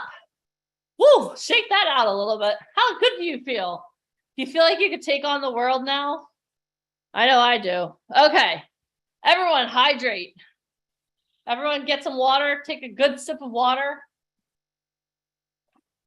Oh, yeah, it's like being in a track meet, right? Congratulations, you got, I don't know if we could count a 30-second workout, but you know what? A 30-second workout is better than a 0-second workout, right? Am I right? Okay. Awesome. All right. Well, I see our next speaker is on. So I think what we're going to do is we're going to have everyone sit back down, get out your notebooks, get out your pens. And what we're going to do is we are going to hear from one of the most talented, humble people that I know. But let me give you a proper introduction for him. So our next speaker hails all the way from New Orleans, Louisiana. He was born and raised in Jacksonville, North Carolina. He served honorably for 6 years in the U.S. Marine Corps. He has served in law enforcement, corrections, and homeland security. He has traveled to and spoken in over 25 countries. He shared the stage with evangelist Tommy Tenney, author of the book God Chasers. He has shared the stage with world-renowned speaker and venture capitalists Bill Walsh, Lisa Nichols, and Lee Steinberg. He has spoken to crowds of up to 80,000 people in South America. He has spoken at Grant Cardone's 10X headquarters in Miami, Florida. He was selected out of the crowd by Tony Robbins to speak to over 7,000 people. He is an entrepreneur growing his business to 7 figures in 5.5 years. He grew his big business to 7 figures in 5.5 years. He has personally worked with over 70 athletes, coaches, and owners from the NFL, NBA, and MLB. He is a widower and father of 3 amazing children.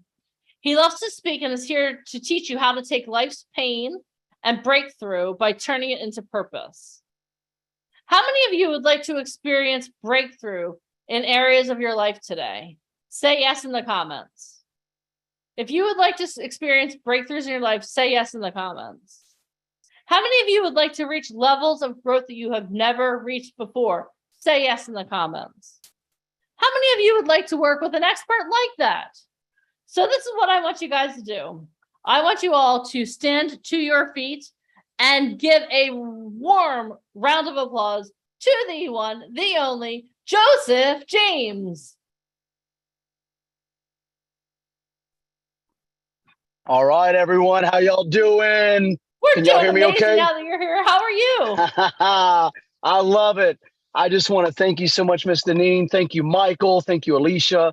And thank you, everyone, for showing up and giving 100% today.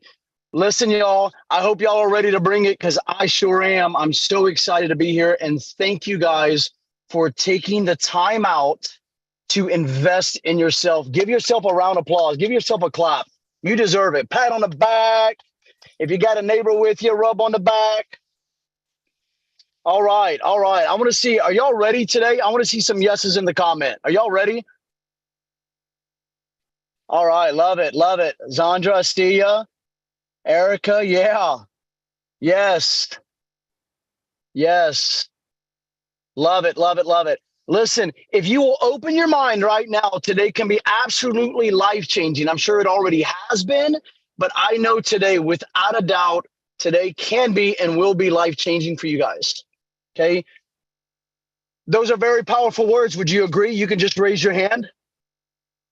Well, I'll never forget this. I say, Mom, Dad's home. And I go running outside and I am telling Dad's coming out of his truck. He just got out of work. And I'm showing Dad my test paper.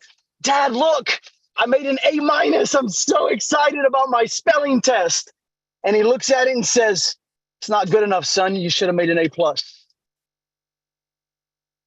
And I'll never forget those words.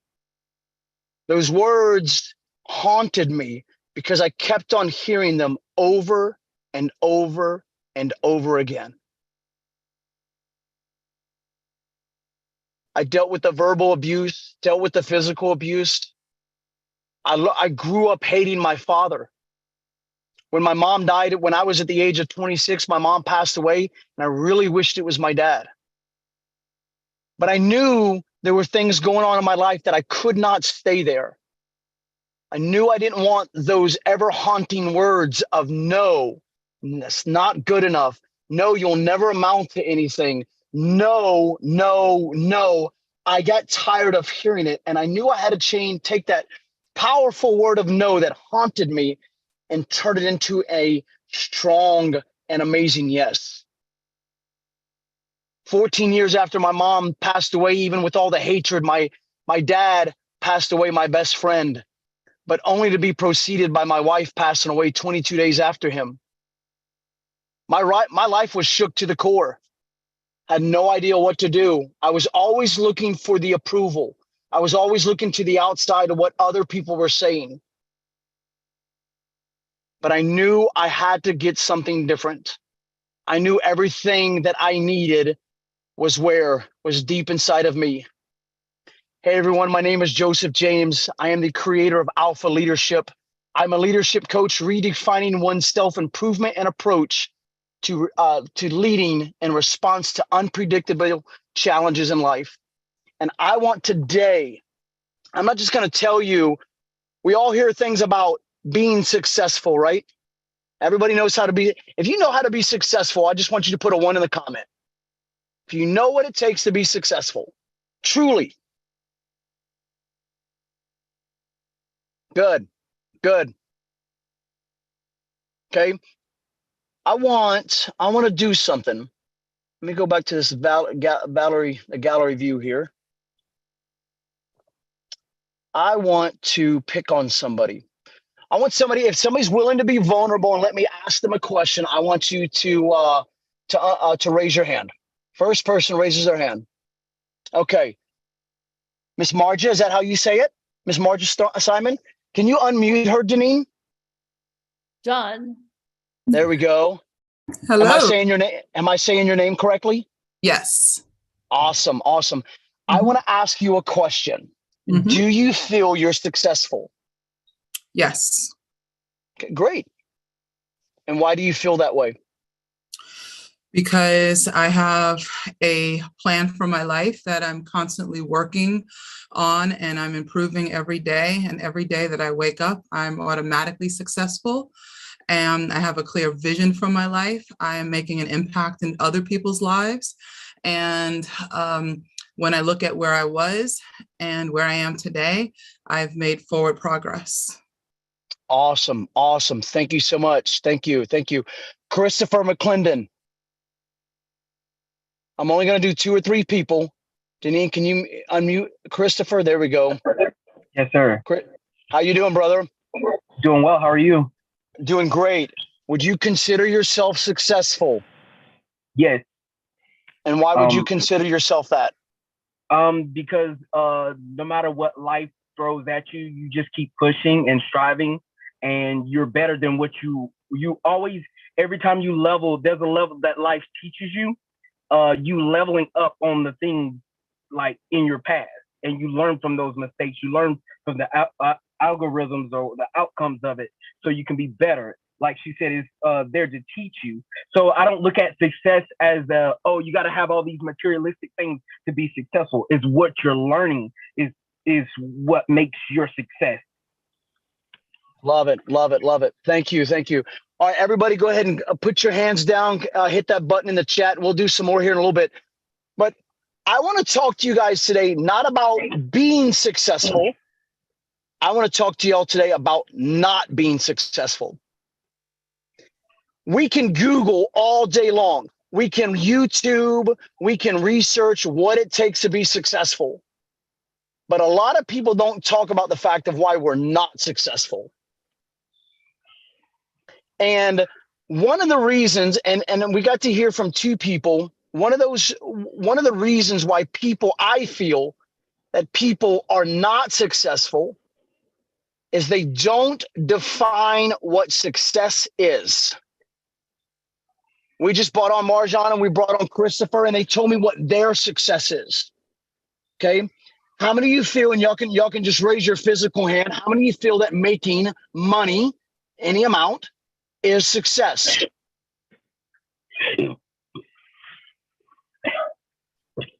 Couple of you, okay. All right. How many of you feel like having a big house is success? Okay. How many of you feel like leaving a legacy is success? Good. Lots of hands. Lots of hands. Yes, yes, yes. Okay. How many of you believe that having freedom is success? Okay. Awesome. Awesome. None of your answers are wrong, because here's the thing. You define, and only you can define, your level of success. Okay. But I want to tell you something. All right. If you're not willing to grow, even when you get to that level, which you think may be success at that time and season in your life, then you'll never grow any further than what you've put the limit to. Okay. And I'm going to give you an example of this. About, I don't know, this was, let's see, 44. I was probably about 25. So about 20 years ago. Okay. I know I don't look that old. I know the gray gives it kind of gives it away. I was on staff at my church, and my pastor, he went away for 4 weeks, and he came back and he made this comment. And he says, you know, you've reached success when you can leave your business or your place of business for 4 or 5 weeks and come back and it hasn't been destroyed. Okay. And I heard that and I'm like, man, that's pretty good. And what I began to do is I began to measure success off of what he saw successful. And so later on in life, after my law enforcement military career, I started my own dog training business. Okay. And about a year and a half into it, my wife was diagnosed with cancer at the time. I had to leave for 4 weeks to do some training. And I left my staff there to run my business. And I came back and I'm like, man, my place is still alive. I haven't lost any dogs. My place hasn't burned down. I still have all my staff.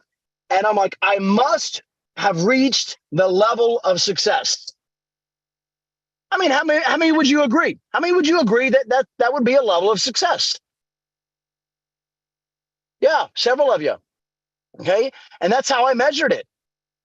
And what I started to do was, now I felt successful. And so I started to now back away from the business. If I can let the business run for 4 weeks and nothing happen, then I can slowly start detaching myself away. But what I found is that when I reached that level of success, whether it was right, wrong, or indifferent, even if it was somebody else's, I wasn't willing to grow at that time to continue on. Okay. And at that time, I was only doing $200,000 in annual revenue that year. That was it. That was it. But I had a wake up call, not only when my wife passed away, but I had a wake up call that when I began to lose employees, I realized how much success I didn't have. how much my mindset needed to change. And it took me a very long time to get plugged back in. So the reason why I'm telling you guys this is everybody, I want to see a raise of hands. You can do your physical, or you can do yes. How many of you here truly feel, be honest with yourself. How many of you truly feel that you are not successful? Put a 1 in the comment if you're not, if you do not feel you're not successful.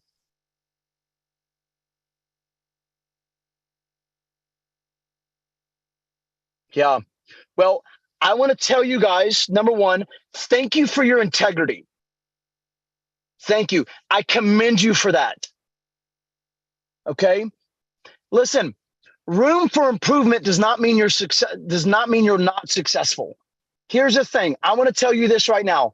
Everybody in this room is successful. Okay. There's a difference between being successful and meeting all your goals.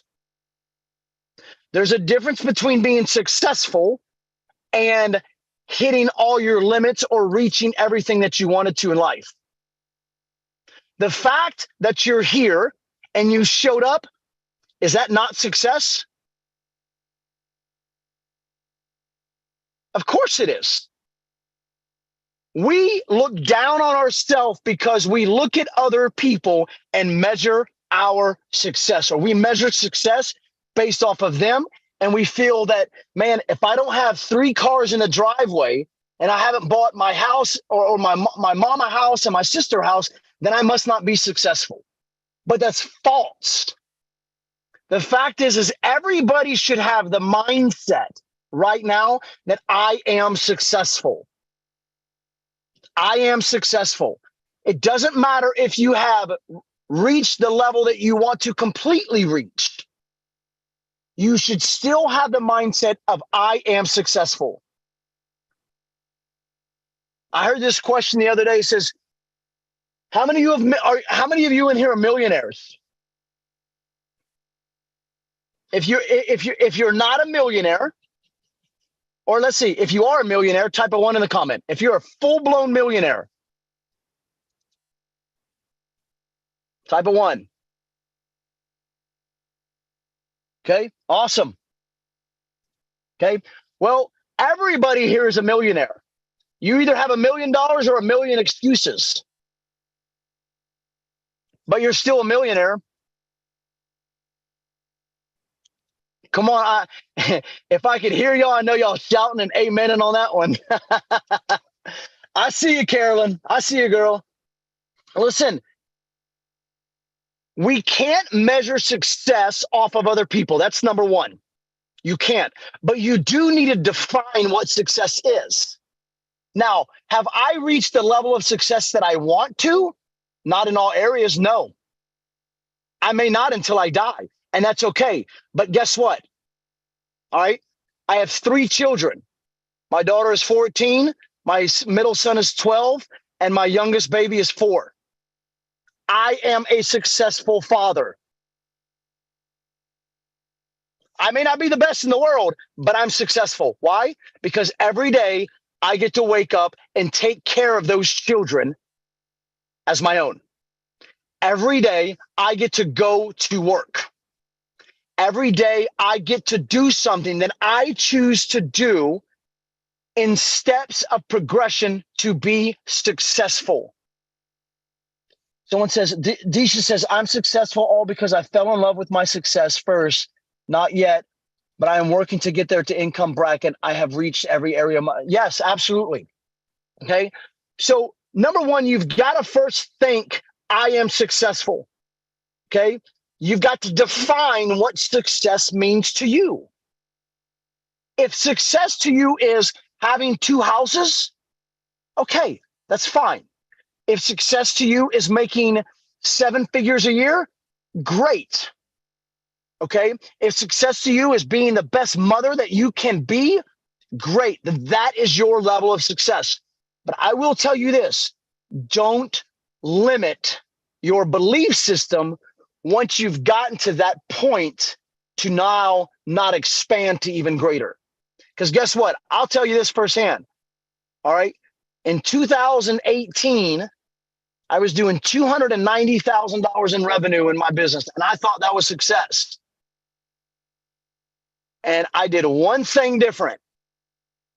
I changed my room. Who knows what I mean by that? If you know what I mean by that, type it in the comments.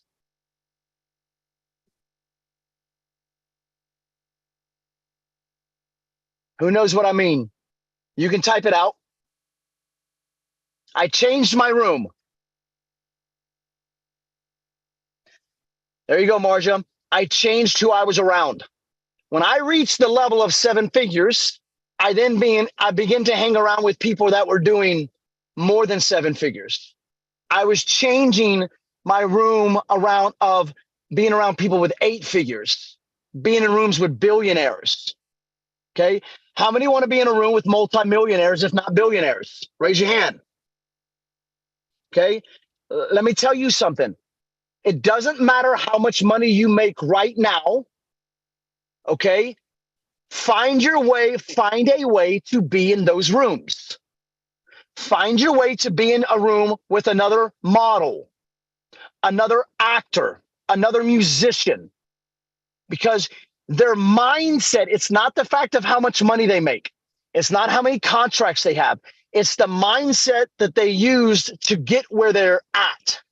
Because when you're there and you change your room, things start rubbing off on you. Okay. Things start becoming contagious. The way they think, the way they talk, the way they dress. All right. And your mindset will begin to change based off of the environment that you're in, good or bad. Some of you know what it's like to be in an abusive relationship, physically, mentally, verbally, emotionally, sexually. It's not a fun place. But until you change your atmosphere, you'll never know what it's like. We can dream all day long, but it doesn't matter unless we take the action. But when I changed my atmosphere, I begin to think differently. You mean success is not just going away for 4 weeks and making $290,000 in a business? And when I begin to see other people like, oh yeah, we just did this and we just did this, I'm like, oh my goodness, I'm not successful. Now, I still didn't understand what success truly was. But this is what I begin to tell myself. I want to be in their shoes, not physically, okay? All right. I wanted to be in those rooms. I wanted to change my mindset. I wanted to make 7 figures. And I promise you, it was way easier than what I thought. It was hard work. It was way hard work, but it was a lot easier than what I thought. In 2019, I started projecting that my business was going to do $1 million in revenue. And COVID hit. I lost my wife. I'm sorry, COVID hit in 2020. I'm sorry. 2019, we did 290 in revenue. Same thing in 2018. In 2020, I started to project that I was going to do $1 million in revenue. COVID hit, and we did 5.25. We increased. By the end of 2021, I kept on saying it. We're going to do $1 million. We're going to do $1 million. I kept putting myself in the atmosphere, in the rooms. Okay. And I kept on and kept on and kept on until we did what? End of 2021, we did 7 figures. Okay. But now that I did 7 figures, you think I'm stopping? No. And it's not about the money. It's not about the money. It's about the mindset that when I can achieve that, as hard as it was, even though it was still not as hard as I thought, then I realize how much more can I achieve just simply by changing my mindset, by changing the room I'm in. So 2 things right there that people don't do to become successful. They don't define success, number 1. And they don't put themselves in the correct room. Okay? You have to surround yourself with the right people. Listen, I'm going to tell you, Ladies, if you're in an abusive relationship, get out of it. It's not going to change. Men, if you're in an abusive relationship, get out of it. Okay? If you're around abusive siblings, if you're around abusive parents, if your boss is abusive, get out of it. Go get another job. Stop saying I'm going to or I am trying. If you were trying, you would have already done it. Be honest with yourself. Okay? Stop letting people with their limiting beliefs stop you from reaching your goals, dreams, and visions. Okay? You guys see this? Well, here we go. This logo, these words K9 team. I'm actually out here at the New Orleans Superdome, if any of you guys are football fans, with the New Orleans Saints, because all I did was change my room. I was in a very toxic job working training dogs for another company. I said I didn't like it. Something's got to change. I began to foresee how I was going to change. I started getting around the right people. I met one individual, prompted me to start my own business. That in the same individual got me my first client. He happened to be a offensive lineman for the New Orleans Saints. Long story short, I've trained over 70, 75 athletes around the NFL, Major League Baseball, the NBA. Just simply by changing my mindset, changing my room. But I had to start doing those things, and I had to say, I am not going to work for somebody any longer, even if that means that I am going to be extremely uncomfortable doing it. Okay? So yes, success is always going to make you uncomfortable. If you're not willing to fail, then you're not willing to reach the level of success it's going to take. All right? That's a third one. If you don't feel you're successful, you're not failing enough. People think failing is such a bad, negative connotation. How many of you hate failing? Be honest. Come on, be honest. Put your hand up, put a 1 in the comment. If you don't like failing, put 1 up there. Guilty, yeah, 100%. Okay? You know what? Can I be honest with you? Can I be really frankly honest? I love to fail. Because failure is nothing more, is what I call flipping the script. When everybody thinks failure, how many of you think of something negative? Raise your hand, put a 1 in the comment. Yeah. Watch this. Failure is nothing but a learning lesson. Now, don't we all want to learn something? How many here want to learn something today? Yes, absolutely. The fact that you want to learn something, is learning not a positive thing? Of course it is, or else you wouldn't be here today. You would not be wasting your time. Okay? So I flip the script. Instead of looking at failure as a negative thing, I look at failure as they're learning lessons. Did I not just learn something in the process of even messing up? Of course I did. Now, if you continue to repeat the same thing over and over, you're not learning anything. Okay? All right? That's called insanity. Okay? But all I did is flip the script. I look at failure as learning lessons. How many of you follow Major League Baseball or even know what the sport is? Okay? All right. Did you know that to become a Hall of Famer baseball player, all you have to do is have a batting average of 300? 300, that's it. Okay? So out of 10 at-bats, just 10, you can fail 7 times. 7 times and still become a Hall of Famer. You get to have 7 life lessons on how to swing that bat and try to make contact with a baseball and get 3 chances right out of 10 and become a Hall of Famer. A professional athlete making millions of dollars and they get to get up there and get paid to do what? Fail. And some of us are too scared to go out and ask a boss for a raise. Some of us are too scared to go get our pictures taken. Some of us are too busy to go and talk to somebody about a modeling career. You let your friends, oh, you're so beautiful, you should model. Oh, thank you so much. I'm just scared to death to go talk to somebody. And you will let your friends gab you to death about how beautiful you are, how great your music sounds, how you can walk on the catwalk, all this great stuff. Okay? And you will never take the chance because of the fear of failure. You will not succeed in life if you have a fear of failure, where it stops you from doing it. You have to embrace failure. Because here's how you look at it. I dealt with rejection my entire life. My dad died by the time I was 40 years of age. For 40 years, I dealt with rejection. Okay. And I didn't even realize I still had rejection issues until after my wife passed away and I started to put myself out there to date again. And when the first female told me, don't ever contact me again, and I'm not a psycho, I promise you that. Okay. We just didn't gel. All right. I took like every bit of just anxiety came over my body.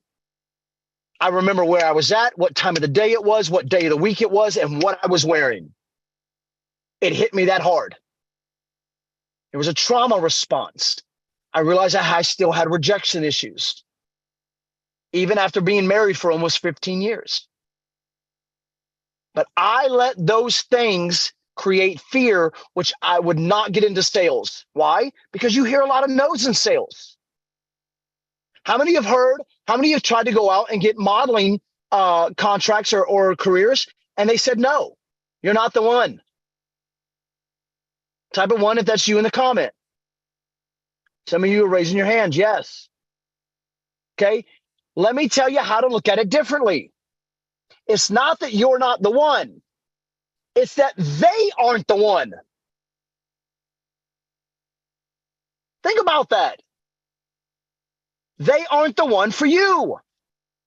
We so put mind games. Oh my goodness, I must not be pretty enough. I must not be good enough. I must not be this. No, they're not the one for you.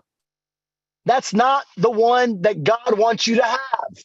That's not the one that you're supposed to have.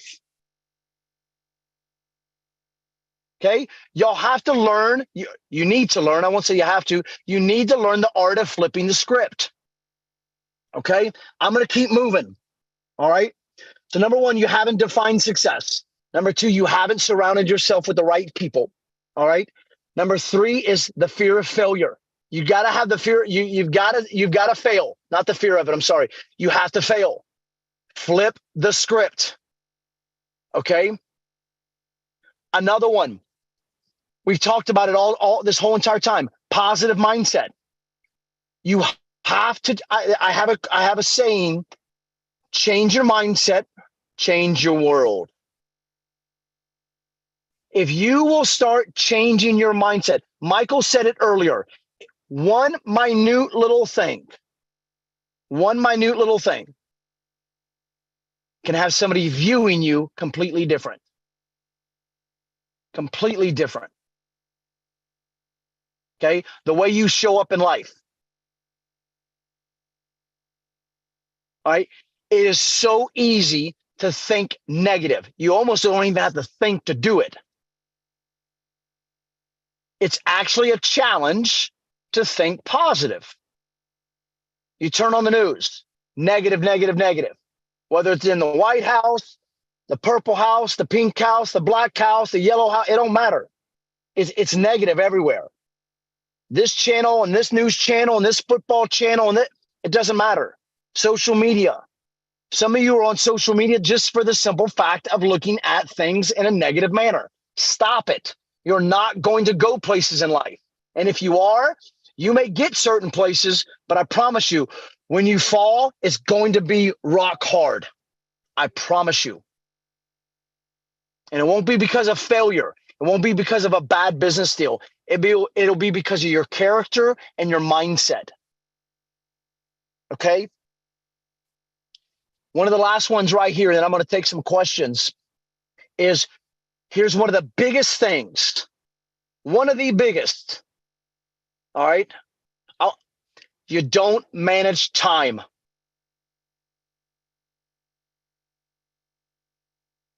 You do not manage time. The most successful people in the world. How many of you are here on the East Coast? Howard, let me ask you a question. How many are on the West Coast that do stocks, that have investments in stocks or bonds, that watch Wall Street? Raise your hand. Somebody just raised their hand.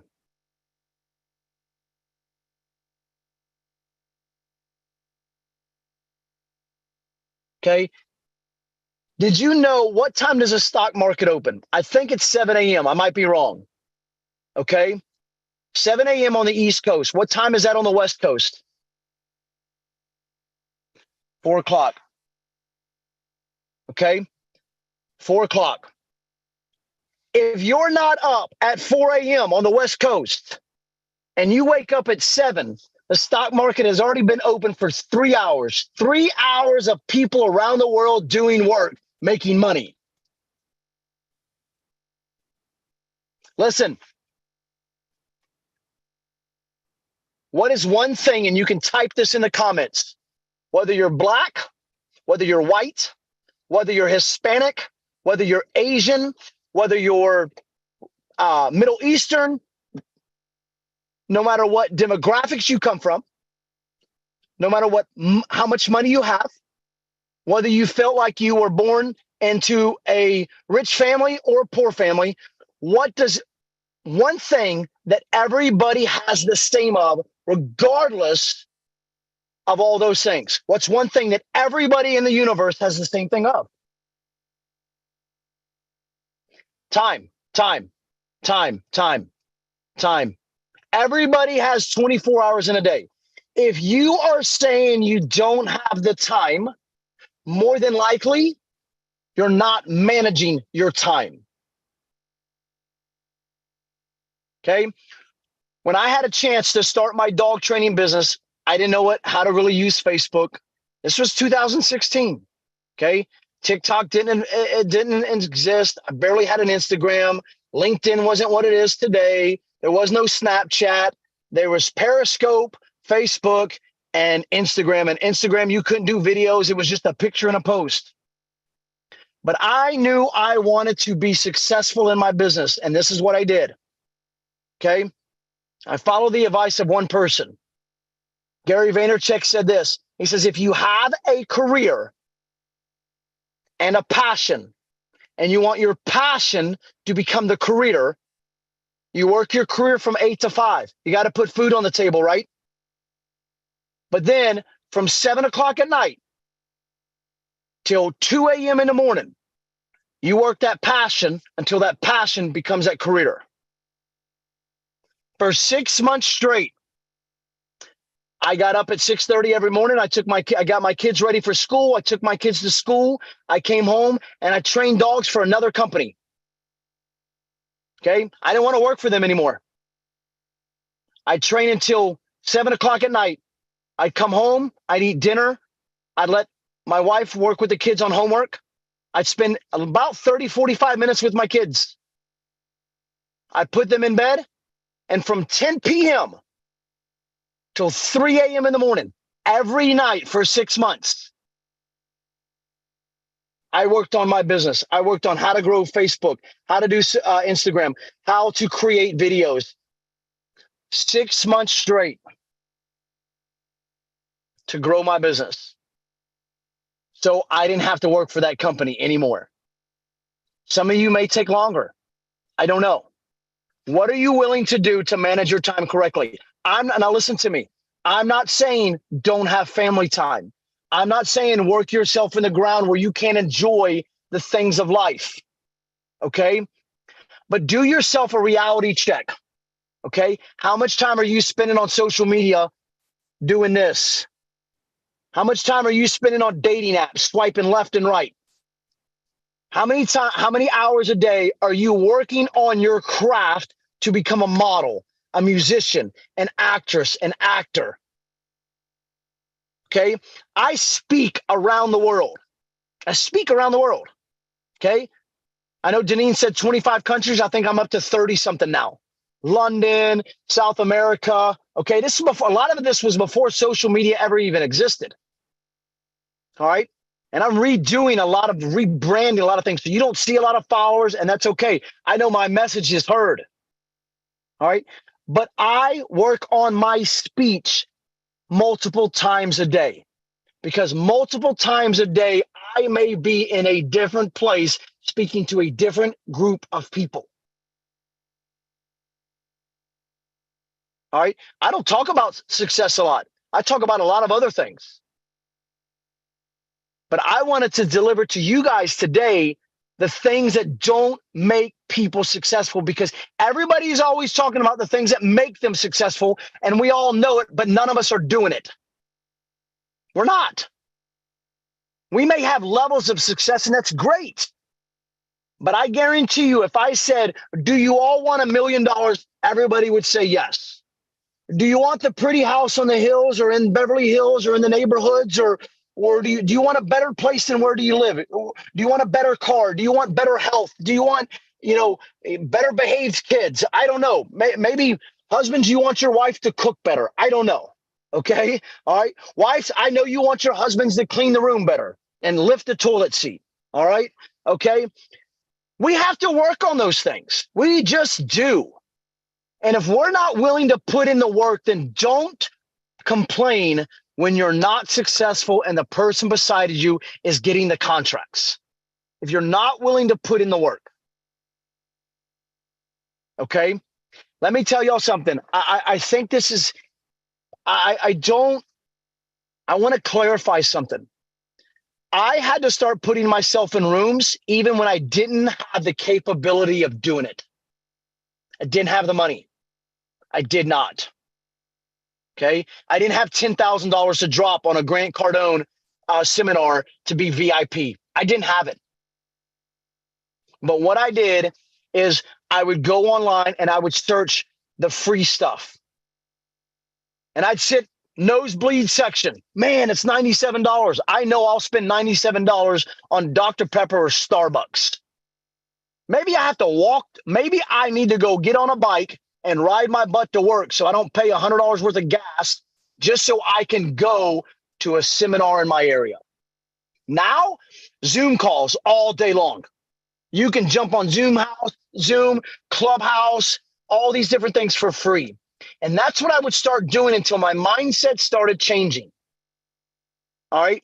Last week I was in Utah. I put some pictures on my Instagram about this. When I pulled up to the gentleman's house, I look up and there's a helicopter on the corner of his house. Then I see one going overhead. So he didn't just have one helicopter, he had two. Okay. It cost me, on the cheap side, and this was fairly inexpensive, it cost me $6,000 to just be in the room, to be at somebody's house, to have Andy Frisella, multimillionaire, Bradley, multimillionaire, in the 400s and 500,000s or millions. I meant 400,000 millionaire. Yeah, millions. I'm sorry. Andy Milet, 700 plus. Okay, and Sean Whalen, another 500 plus. If you would have done the math in the room, there was the value of the people in the room were in the trillions. I didn't start off there. Everybody wants to start off high. Oh my goodness, I can't do it because it costs $1,000. Well, find the one that costs free. Find the one that costs $10, $50, $100. But a lot of you think that because you can't afford the $10,000 one yet, you can't be in that room. Listen, when I walk into a room, I take over. I don't care who it is, guest speaker or not. Not through arrogance. I take over through serving. I walked in this guy's house. He didn't know me. I said, man, how can I help you? Can I move some stuff around? Here. He said, no. I said, no. I don't take no for an answer. What can I do? If you don't tell me what I can do, I'm going to find something to do. And he had no choice But guess who was watching me the whole entire 3 days I was there? He was. He was. It led me to having conversations with people like Ed Milet, that for 1 hour of his time, it cost $100,000. And I got 45 minutes of his undivided attention to tell him my story of losing my dad, my story of growing up in a very hateful home, my story of losing my wife, my story of becoming successful, my story of breaking out of all those negative no's and turning them into a powerful yes. How many of you want to live that kind of life? How many of you want to take all that negativity, all those failures, and turn them into success? I promise you, if you will take what I said, and if somebody will do me a favor and type this in the chat, define what success is. Number one, define success. Okay. Number two, all right, change your room. Surround yourself with the right people. Define success. Change your room. Think, you can use flip the script. Okay. Flip the script. That's about failures. All right. Positive mindset. Manage your time. You do those things right there, and I promise you, success will happen. I promise you. But you've got to be strategic. If you're saying I'm too busy to do something, you don't care about it enough. You don't care about it enough. Guys, I'm going to be transparent. This is not to stroke an ego. I am so humble. I love people to death, but I am working on, I run a 7-figure dog training business. Okay. I have a podcast. I have a coaching business, a leadership coaching business. I am now in the middle of creating a speaking, a coaching business to teach people how to speak on stage. Okay. I'm also a father. I have 3 children that are involved in everything. I travel and speak. And what else am I doing? I'm sure there's one other thing that I'm doing and I'm forgetting. And I have the same amount of time as everybody else does. The same amount of time. That's the other thing, is I am working on licensing my my business. And that means I've got to travel around and travel to different places for people that want to license my program. Okay. I'm doing it. Why? Because I'm managing my time right. Yes, there will be sacrifices. There will be. Okay. Listen, I think I have 15 minutes left. I love you guys. I think we're going to open this up for questions. If anybody has a question for me. Deneen, is that what we're doing? That sounds absolutely amazing. Okay. So how do you want to run that? Do we want to just put hands up and then you call them or what? Yeah, people, if you have a question for Joseph, please raise your Zoom hand. And then what I'll do is I will call on you. Sorry, kid, I'm working. I have a cute little kid that's trying to, he's very bossy. All right. I'm his mother. All right. All right. Daisha Knight has a question for you. Go for it. Hello, Mr. Hi, how are Justin. you? Blessed and highly favored to be here. Great. Thank you for the insight. It was very informative. My question is time management. That's one thing right now I'm struggling with, is overbooking stuff and feeling like if I don't complete everything in one day, then I fail. Okay. Let me ask you this. Why do you feel like you need to complete everything? Because I don't want to waste the day. So I stay very, very busy. Okay. Busy does not mean productive. Okay.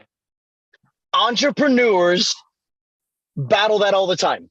You are in the same group as millionaires and billionaires. They always feel like they got to be doing something.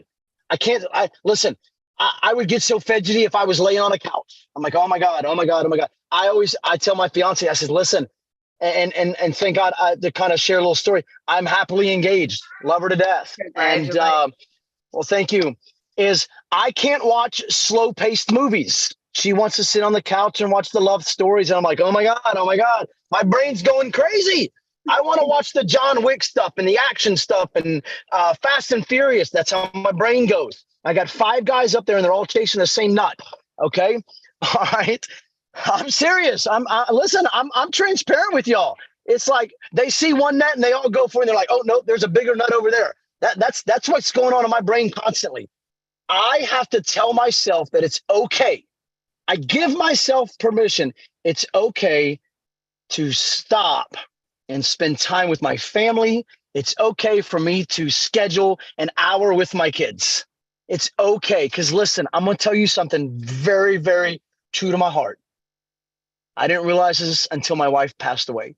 You never realize how much time you have with someone until they're no longer there to spend time with.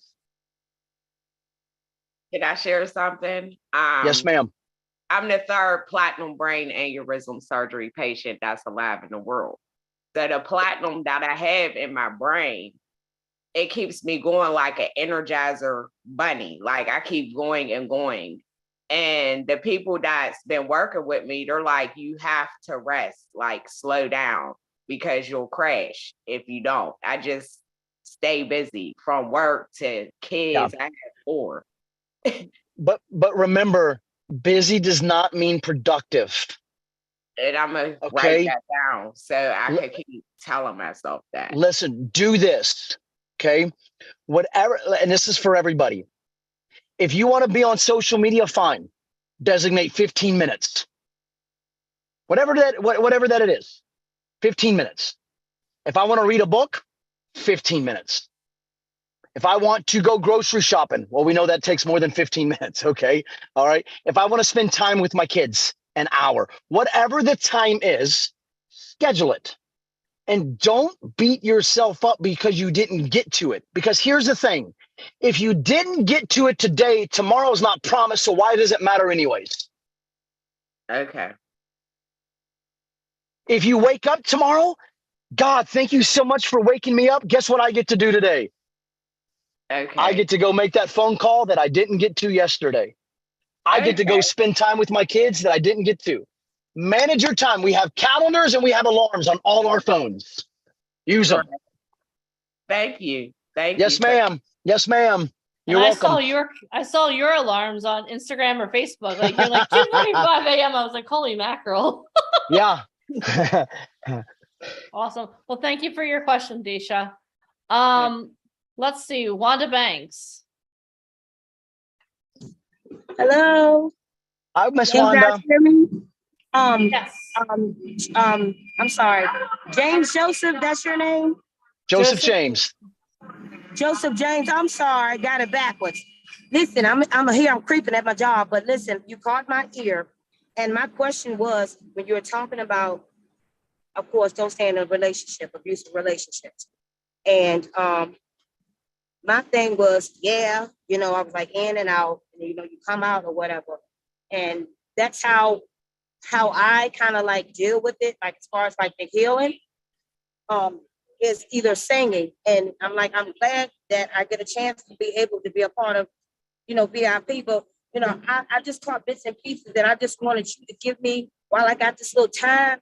So I won't forget, your name, like, because I see the K9 unit. What's your question? Yeah, my question, like, what do you do? Because I got half of that. Yes, ma'am. So go ahead, Deneen. And I'm sorry, my question, because I didn't ask you so many. Okay, let's go for this one. How did you deal with the pain of what you had went through? Because like I said, I could identify, and I'm still kind of dealing with some stuff. Yes, ma'am. So can you just give me some pointers and tell me how you went about that? Absolutely. So number one, I believe that pain is life's greatest teacher. Yes, sir. Doesn't matter what it is. If you hit your hand, if you hit your thumb with a hammer, you'll learn to move your hand next time. Okay. If you're in an abusive relationship, you're going to learn through pain not to be in another one again. You recognize the signs. Okay. But the pain that we go through, I believe, always has a bigger purpose than just us. Mm-hmm. Okay. The reason why we go through things in life is so that we can touch we can reach, we can minister, we can empathize, we can understand what other people are going through. You want to heal from your pain? Be vulnerable and share your story. Vulnerability brings healing to you, but your transparency brings healing to others. Yeah, because I'm trying to get unsold tied. I think that's what I'm dealing with. And I mean, That's a whole different. You know what I'm The saying? advice that he gave you is priceless. yes, yes. Soul ties are going a little too deep for what we're doing here. Yeah, I mean, I'm just saying as far as like to let go, but you know, in order for you to grow and learn, you have to. I get what you're saying. Thank Awesome. you. Thank you so much for your question, Wanda. I appreciate it. 89 in that one, yellow. Awesome. Jason Bell has a question. Yes, sir. How you doing, Mr. Jason? Doing great, thank you. You mentioned it earlier, you know, I know all the steps. Doing it sometimes is the problem. And I guess the gist of the question is, sometimes you get bogged down. What is your tip to overcome the momentum? And that's one of the words in this group is momentum, movement. I find that I just get bogged down, and then the negative mindset starts to set in, and then I have to overcome that. But then something else slows down, and I'm juggling. And coming momentum. What tips? What suggestions? Absolutely. Great question. So this is something I do within my business, something I do within my personal life. I call it a matrix board. Okay. It's called Matrix. All right. I write down the things that I need to do now and things that I can do or that can wait for a week or 2 weeks or 3 months or 4 months. Okay. All right. So it would be like, let's say that you have a deadline for work. And a deadline, all right, for me, here's a prime example. Last Monday, I met with a new coach to start rebranding my podcast. Okay, all right. And he says, here's your homework. This is what you got to do. I had 1 week to get that to him because we meet tomorrow. All right. So I knew I had that. But Miss Deneen, whatever day it was, Thursday, she asked me to come on here and speak to you guys and pour out my heart. So now I'm like, well, my Sunday comes before my Monday. So I definitely have to work on what I'm going to talk about prior to that. So that went on my matrix of, I need to do this now. Okay. A lot of us just like, we want to jump from one thing to the next thing to the next thing. So we feel productive when all we're doing is being what? Busy. You're going to hear me say that. Okay. Get strategic on what you want. If you have a month to do something, a deadline a month from now. I have deadlines all the time. Okay. Like I know this coming, I fly out Wednesday. Okay. And I go to Arizona for 3 days. And then I'm there Wednesday night, Thursday night, Friday night, or come back Friday night. And I have to catch up on some things and make sure I'm done with all my stuff prior to a business evaluation with a company. All right. I know that anything that needs to be done beyond that Thursday or Friday, I don't need to worry about it. I got to focus on this first. When I can focus on that, then I can start shifting my mind to other things. We feel productive by doing so many different things. Okay. I told my coach, I told one of my friends this the other day, he says, man, I'm like reading 15 books all at the same time. He said, Joseph, stop it. He says, you're not going to learn anything by doing a whole bunch of stuff. Pick one book, read it all the way through. When you're done with it, pick up the second one. And I'm like, man, I knew you were going to tell me that. Okay. But you look on my nightstand, I literally have 15 books from financial to success, to leadership, to podcasting, to Facebooking. I mean, you name it, I'm always digging into something. Okay. But I'm not progressing if I'm just trying to read all of them, because what am I trying to do? I'm trying to do all the things at the same time instead of focusing on one, becoming proficient or a master at one or an expert at one, and then moving on to the next thing. So I think if you create the matrix, what needs to happen now, and you'll categorize those things. Hey, this has to be done by Tuesday of next week. This one has to be done Tuesday of next month. That goes to the second column. If you'll do that, you'll find your level of productivity go through the roof. Thank you very much. Yes, sir. That was awesome. I love that. I have something that I call my I get to do list. So I prioritize there you go. it too. And if you change it to I get to do, I love that you said that. I get to do this. I get to do that. It feels so much better than like tomorrow I get have to go to. to the gym. Today I'm like, I have to go to the Yeah. gym. Nobody Right. wants to do what you have to do. You want to do what you get to do. All Yeah. of it. All right. Camille Bradshaw has a question for you. Okay, let's go, Camille.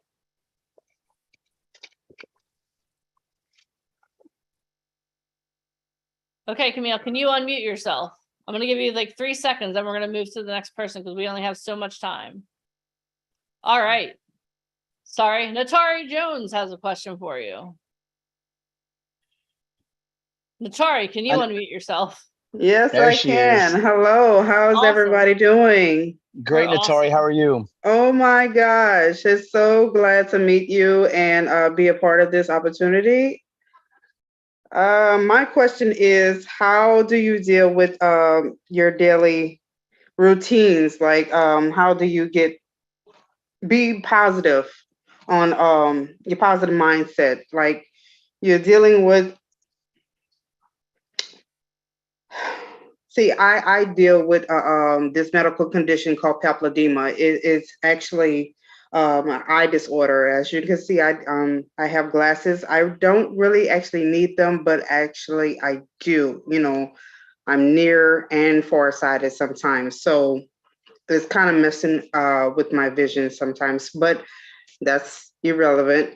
But as far as success right now, trying to get that concept and the mind frame of it, and how to speak with people and how to comprehend things, and be around positive people, trying to get that knowledge in, because I've been dealing with a lot of people, that negative people and everything like that. So my question is, how do you get people to engage informative positive intel? Yes. So several ways. I find books that I want to read that's going to feed my heart, my soul, my mind. Mm-hmm. I find YouTube videos that do the same thing. Okay. I listen to things that I know are leading me in the direction that I want to go. Okay. Mm-hmm. I'm bad at things. I will post stuff on social media, and I'm really bad at going to other people's stuff and and liking them or checking them or hearting them, because I don't deal with the negativity. I don't even want to scroll through it. So for me, I post my positivity and that's it. And I'll comment back. So whatever you think you need, the biggest thing is this right here. You have to feed. What you feed does what? Grow. What you water grows. Okay? No matter what. For me, I grew up in a faith-based family. I have worship music on my phone all the time. Worship music. Amen. Because for me, because we live in such a world that's constantly going, the person at the McDonald's drive-thru is mad. The lady that cuts you off, she's in a hurry for work. And I have to keep myself flooded with the things that I know that lift me up. You already know what lifts you up. There's no, listen, Miss Natari, there is no magic wand about this. There's no magic pill. There's no 7 secrets to how to keep positive. You already know it. You just got to do it more of. That's it. Well, thank you. I appreciate those words. Like I said, I've just been dealing with a lot lately. I just recently got hired on with CVS Health, and there's a work from home job. And I'm taking that with me when I move to California. So these were the opportunities that I've been waiting on for a good little minute. So I'm just thankful to have these, Celebrate that. Yeah. Celebrate it. Celebrate it. All right. Who's the great? Yes, ma'am. Who's the last question, Deneen? I think we're going to end with Natari because I want to be cognizant of your time. You got on a little bit early, and we thank you so much. Yes, ma'am. I love listening to you speak because this is like fuel for my soul. So how many of you feel like your soul got fueled today? How many of you are going to start like setting priorities and you're going to start living at an elevated level? How many of you are, soul hydration, right? Hey, Deneen, can I give everybody a challenge before I get off? Oh my gosh, yes, please do. I love a good challenge. So listen, I did this for everybody last time I spoke. All right. A lot of you sent your I am statements. Okay. But here's what I want you to do this time. All right. And this is a good one. This is going to be some serious people since we're talking about positive mindsets. Okay. Because that's where you have to change first. I want you to take 10 sticky notes, 10, and write something positive about yourself, your life, your family, whatever that you may be struggling with. Okay. But this is how I want you to do it. I want you to think of the negative thought. I don't feel I'm successful. Okay. That's a negative thought. And you're going to write, I am successful. Okay. It's okay to speak out the negative because when you speak it out, it loses its power. The negative does. The positive, if we continue to speak it, it's going to take in us. I want you to put them on your mirror. I want you to take a picture of it. And I want you to send it to me on Instagram. Okay. My Instagram, and you can type it in the chats, is Meet Joseph James, JOSEPH Meet Joseph James. That's my Instagram handle. Okay. All right. If you will do that, I'm going to go through. I'm going to do the same thing I did last time. I'm going to go through. I'm going to select two people. You never know. I might even select more to join me on my podcast. I'm in 36 different countries. You get to tell your story. Okay. I'm also going to give next year, because we're already filled up for this year, a free seat to a leadership conference that I speak at. Okay. And it may even be my own because I'm getting ready to put on one in March. And if not, it'll be another conference that I speak at. I'm going to give you a free seat. This stuff is valued at over $2,000. Okay. Just a speaking event. All right. Just to get in this, just to get in. Okay. If you guys will do that, I'm going to select. Okay. And if you're interested, I'm going to give you guys all a free coaching consult. Every single one that's interested that sends me those things, 10 sticky notes, put it on your bathroom mirror, take a picture of it, send it to me on Instagram. Okay. That's it. That's simple. That's amazing. Oh my gosh. So you're rewarding people for like changing their lives. That's amazing. Thank you so much. That's From it. the bottom of my heart. I can't tell you how much Mike, Alicia, and I appreciate you being here and just sharing so much and like sharing your success with everyone. And now you're elevating everyone. And thank you so much. I love you guys. I really do. We love you too. Truly do. I can't wait to see you again. Hopefully in Vegas, right? We'll see you in Vegas for sure, right? Yes. Okay. Yes, awesome. definitely in Vegas. Awesome. Well, thank you so much. That was amazing. I love you guys. I can't wait to see all the sticky notes. I'm going to be stalking his Instagram to see all your sticky notes. Awesome. Thank you so much, sir. Have an amazing day. Thank y'all. Thank you. Oh my gosh, guys. How awesome was that?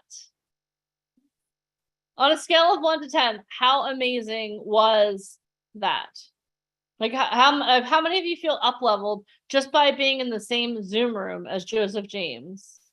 And guys, let me tell you something too. Like when he says he schedules time, like he literally was working this morning. He was like, okay, well, hold on. How can we do this? Okay, you know what we'll do? I'll move this around and this around and this around. I'm making time for you. So how awesome is that? He made time. Like he schedules his success and he even scheduled your success and you scheduled your success for being here. So guys, thank you so much, Joseph, again. I know you've been working since 2 a.m. I saw the alarms. I was like, holy, this guy is crazy. Hopefully you'll get a cup of coffee or something and you're ready to go on to round 17. Awesome. All right, guys. So let's talk about all the amazing things we talked about. How many of you are excited that you qualify to be a model? Pretty amazing, right? That feels like yesterday, right? We've gone through so much. Doesn't it feel like yesterday we talked about that? Talked about creating your resume, right? We talked about going. How many of you are excited about having the opportunity to win a photo shoot in Hollywood? Type Hollywood in the comments. How many of you are excited about hearing more about New York? First of all, I want to see all the Hollywoods in the comments, right? How many of you are excited about the possibility of going to New York? Type New York in the comments, right? Guys, and this is, honestly, this is just the beginning of the day. We still have Michael's going to be coming back in just a moment to talk to you guys. We still have a man who's literally toured the world with Michael Jackson. We have Mr. Ryan Colby coming back all the way from LA. He's going to be talking to you guys. He's so excited. He has so much to share with you. We're going to learn how to win the photo shoot in Hollywood. Guys, you have to be on till the end. We still have so many more amazing things to do. But how about, would it be okay with you if we brought back the one and only Mr. Michael Fonkin to share a little bit with you guys? Would that be okay? But here's the thing, okay? I know we're in the middle of the day. I need to see some excited faces. We're still bringing the energy here. Let me see your excited faces. Mike Trash, I want to see your excited face. Show me your excited face, Mr. Mike Trash. Awesome. All right, guys. Oh, who had it? Murphy, show me your excited face. Ah, oh Lord, Murphy's been keeping me on track all day long. Denise, no, you have to do this now. Okay, I got you. All right, guys. So without further ado, let me bring on the one, the only, Mr. Michael Fonkin. Show us some excitement. All right. Hey guys, can everybody hear me? Yes. Okay, good. All right. Let me share my screen. All right. So I want to go through everything we put together for New York. Obviously, there's only so much time we have to cover things, for these boot camps. So obviously, we have lots of programs to help people. And with your permission, I'd like to be able to share that with you. Because obviously, we've been doing this for the past 2 decades. And I know, we're getting really coming up on the announcement for the winners for the Hollywood shoot. And like I said, that I offered you guys, because Hollywood's really close. Some of you guys might not be able to make it to Hollywood. So if you want to have those photos done in New York City, you'll be able to. But what I'd like to do is, I know for some of you guys, you might be torn and really kind of hard whether or not to make a decision, whether you want to be in Hollywood or New York. So I'm going to have Deneen do a little exercise with you. For a lot of you guys that may not be familiar with, your heart and your mind are actually connected. It's scientifically proven. So we're going to do a little breathing exercise that she's going to teach you today, that anytime you have to make a decision in your life, you're going to be able to ask your heart, and in your heart, you'll be able to make any important decision in your life. Who'd like to learn that exercise today? Being able to come to a place in your life where you can make decisions with clarity. So Deneen's going to teach you that today. But right now, what I'm going to go through is I'm going to go through something special we put together for those of you that would like to come to New York City. So this is our New York City live experience. This is going to be 2023. This is going to be the last weekend of March. So since we have a lot to cover, I'm just going to kind of go through this with you guys. Then we're going to do a little exercise. Then we have our special guest speaker coming up. And we still have Mr. Ryan Colby. But then we're going to do some Q&A at the end. So any types of questions or anything like that, we'll save it for the very end, because I'm sure one person has a question, somebody else might have a question. So hopefully I'll cover everything and answer all your questions as I'm going through this. And then from there, we'll be making the big announcement. And of course, we have Mr. Ryan Colby coming back. So that's going to be super exciting. He has some really cool announcements to make, not only about Hollywood, but about New York, about the future, Colby Model Management, some big projects that he's been working on. He's really been such an amazing person. I just want to give a special shout out to Joseph James. I cannot tell you how much these calls mean to us, and my friendship with him. I've spent hours with him talking and really gotten to know him. He's a very, very close friend of mine and consider him one of my brothers. So really thank you again from the bottom of my heart for being here today, Joseph James. All right, so with that thought in mind, let's talk a little bit about New York City and see what I put together for you guys. So New York is super exciting. New York is obviously the heart of fashion, TV and film. A lot of stuff is being shot in New York. New York's one of those cities, man. I grew up in New York City my whole life. There is not a single block in New York City that I couldn't take you to and tell you a story about that block. Literally every single block, every single cross street. I lived there my whole life, so I really know New York City like the back of my hand. And New York, if you can make it in New York, it's really true. You can make it anywhere. And New York always bounces back. When COVID was in the middle of COVID, I kind of went to the city, and it was a city that was really demolished. The entertainment industry got shut down. The fashion industry was shut down. People had to innovate. They had to overcome. They had to adapt and survive. But I'll tell you something, New York is open and it is stronger than ever. So New York's really an incredible place. Nothing ever holds New York City down. If it does, it's for less than a minute.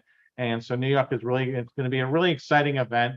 I'm really looking forward to Hollywood, but at the same time, honestly, for me, it's really torn. And I'm really looking forward to the New York event because that's where this dream of ours all began, 16 plus years ago, hosting events in New York City and connecting people with the entertainment industry in that market. And what's amazing now is, the opportunity to sit down face to face with some of the most powerful people in the entertainment industry. But what's great now, it doesn't matter where you live, getting these relationships, building these friendships.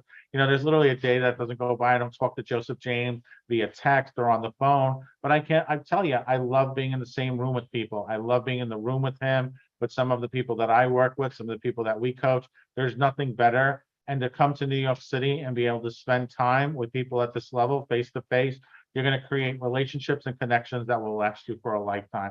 So with your permission, I'd like to show you what I put together for you guys today. So this is going to be our experience that we're doing in New York City. So it's going to be a VIP Ignite Live 3-day event in New York City. So you're going to get to sit down and meet with 35 of the most powerful people in the entertainment industry, from TV, film, fashion to producers. Just a ticket alone for this is $29.97. So if you just want to attend the event without anything, that's what a ticket goes for. And that's without even us raising the prices, due to inflation. But we if you think this event's good, anyone will tell you our events are legendary. We over deliver times 1,000. In addition to that, you also get a 3-look professional photo shoot. 3-look professional photo shoot value, that's $24.97. Like I stated earlier, this is a whole entire process. You just don't show up for photos. We have to get you prepared. You're going to work with a celebrity hairstylist, makeup artist. You're also going to have to work with Ryan Colby multiple times, helping pick out your clothes, getting you ready, going over posing, going over everything. We do a lot of in-depth training to make sure you're prepared for meeting with these executives, being able to ask the right questions. And it really comes down to being able to interview them and being able to find the right agency for you. So it's just not like, hey, pick me, but it's really matching you up with an agency that can really take your career to the next level. And then we're going to be doing something really special. Like I stated earlier, we're going to be doing an improv comedy weekend. That's going to be a virtual, and that's going to be training with Jeffrey Gurian. Jeffrey Gurian is probably one of the top comedians. He's worked with some of the biggest comedians in the world. He was just in page 6 in the New York Post like twice last week. He's super, super connected in the comedy world with TV, film, shows. Gino Pisconti is formerly with the Howard Stern Productions. Probably one of the funniest comedians I've ever met. Gino Pisconti's timing. He's done a lot of TV and film and commercials. You'll see a lot of people in the TV and film world also have a background in comedy, because it's really important to learn like improv and stand-up and so forth. And then, of course, our A-lister, Mark Christopher Lawrence, who is an A-list actor. He's appeared with some of the biggest names in the industry. So we're going to be doing a virtual weekend where you actually have the opportunity to be able to train with these guys and really be able to come up with a set. And even if you never thought about being a comedian, even if you want to speak from stage, you want to be a better actor, you want to be a better theater actor, this, I can tell you, is one of the best trainings you will ever take. This can accelerate your career at light speed, because improv and being able to do comedy is such a foundational skill, whether you're in doing business, you're being an influencer, being able to stand your own on that stage. It is going to be an incredible growth experience for anyone to be a part of this. We did this probably one other time, maybe 5 years ago, and it was probably one of the most successful trainings we have ever done. And we had to do it in a way where the town actually had the opportunity. They had to go out and book their own local comedy shows. Here, you're actually going to be able to do a live performance in front of a studio audience in New York City. So this is going to be really put you light years ahead of your competition as far as your resume, and plus you're going to have a really great experience. We're also going to be doing a 6 figures online social media domination course. This is super high level. We're going to be bringing in some of the top people that work in the field of social media and really being able to, especially for those of you who want to become an influencer, this is actually a $30,000 training. So if you wanted to take this training on your own, that is the actual retail price you would pay for the individuals that we have that are going to be coming and doing this. It's going to be virtual. You will have access to recordings for this. You're going to have to sign something. These recordings can't be shared. Obviously, this is super high level content. These are people who've worked at the highest level with Facebook, with Instagram, with Google. These are actually behind the scenes people who understand the algorithm and they're going to break it down in a simple way that even if you're not familiar with TikTok, even if you don't know how to use Instagram, you will literally be able to come out of this as an expert. So not only are you going to get the VIP Ignite Live 3-day event in New York City, valued at $29.97, the 3-look professional photo shoot, hair, makeup artist, valued at $24.97.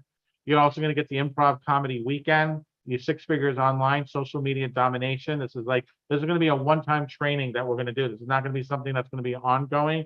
You'll be able to take this live. We will have recordings available in the future, but you will not be able to share those recordings. You're going to sign some paperwork for that because, like I said, this is super, super high level. You're going to get to perform live in New York City. That's priceless.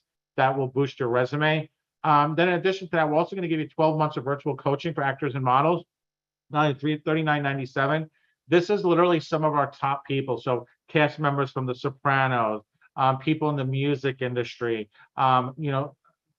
acting coaches that charge thousands of dollars a day to work with an exclusive list of A-list celebrities, actually working with you on an ongoing basis. So you'll actually get virtual training. We do these 2 to 3 times a week. So this is something that's really, really, really what sets us apart of anyone else. You're not working with like people who are doing this on the side. You're working with people like the head of Stella Adler, people who've trained Al Pacino, people who've trained people such as Meryl Streep and Chris Pine. You're working with some of the best people in the world, people who've trained 50 Cent's acting coach. And we have such an incredible lineup of new coaches coming out in the next 60 days that are literally going to elevate this. We've been doing this now for 2 years. So not only will you be able to have access to the training, but you're also going to have access to what we call the Vault, which is over 300 hours of on-demand content as one of our bonuses. That's so priceless. So not only are you going to get the VIP Ignite Live 3-day event in New York City, the professional photo shoot, professional hair and makeup artist, the improv comedy weekend, the social media domination course, which is literally should be priceless. You're going to get to perform live in New York City. You're going to get the 12 months of live coaching.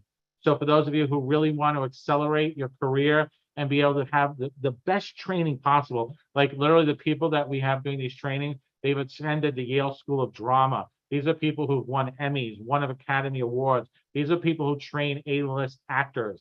Outside of working for Paramount or Warner Brothers or working with IMG or some of the biggest names in the industry, this type of training is not available anywhere else. This is not training you could go purchase on your own.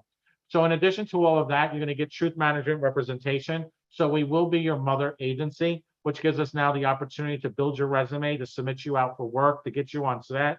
So when you see all these success stories of our talent that are now in SAG, AFTRA, Walking Fashion Week, appearing in major magazines, earning $10,000, $20,000, $30,000 a day, it all starts because we're their mother agent and we're the ones who break them in the industry and then get them placed with larger agencies. In addition to that, we're also going to do a truth management 12-week training. And this is something I'm really excited about. I'm going to really take you on a deep dive on how the industry works. So, what you got to experience this weekend was just foundational, but I'm going to literally train you how an agency runs. I'm going to train you how scouts find talent. I'm going to train you on the casting process, the audition process. You literally could complete this training and run your own agency. Now, let me explain to you why that's so powerful. Because when you walk into a room, if you're in a room and you're not the smartest person in the room, you're in the wrong room. But when you're going on auditions and castings, you want to be able to play at the same level as those casting directors. You need to understand their mindset, how they see things, how the whole entire process of development of talent works, of casting works, understanding contracts, negotiations, understanding etiquette on set, understanding relationships on set. So this is literally a training program that is not available anywhere. The only way you would ever be able to do this is if you're working at an IMG, you're working at a CAA, you're at the highest level at Paramount, at Warner Brothers. So I'm really going to have you guys coming out as experts, because for full transparency, I feel the more knowledgeable you are in the industry, the more likely you're going to be at a higher level of success. Okay, because I want to take everyone's success and I want to elevate it ×2, ×5, ×10. And the only way to do that is for you to really understand the industry at the highest possible level. And honestly, a training like that, if I was to do that outside of this company, this would be something I would charge a minimum of $50,000. And I would have people lining up to pay for this. Okay, I have over 16 years of experience in the industry. I've worked with some of the biggest names in the industry.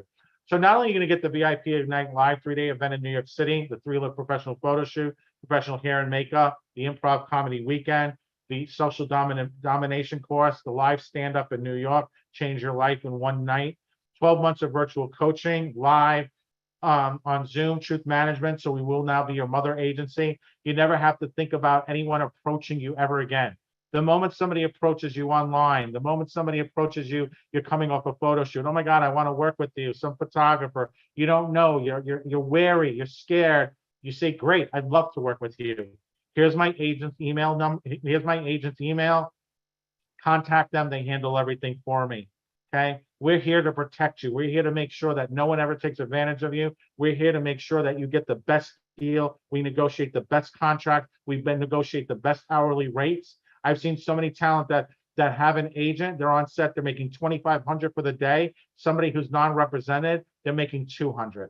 Okay. This is how it works, guys. Okay. It's business. Business is cutthroat. So you have to have somebody who can play toe-to-toe with this level of success.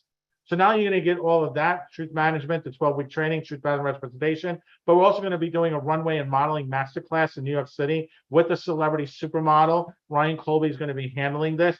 This is going to be something that's just great for confidence, for being able to say you walk the runway in New York City, to be able to do it. I know some of you guys, that's your dream, that's your goal. And you know what? I want to make it happen. I want to have fun with it. It's going to be an incredible experience. It's going to look great on Instagram, look great on TikTok. That's something bonus that we're doing just for you guys. We had, we separated this out. We had to do something of this magnitude. You're looking at least a $10,000 investment. We're going to have PR there and press and photographers. It's going to literally be over the top. We're going to be shooting it for videos and magazines. We're going to have a lot of really high profile celebrities there. Guys are going to get to interact with. So look at this as almost like a bonus event day where you're getting to meet some of the biggest people in the fashion industry, and you're actually getting to walk the runway. Because, honestly, I know where the fashion industry fits. It's less than 10% of the industry.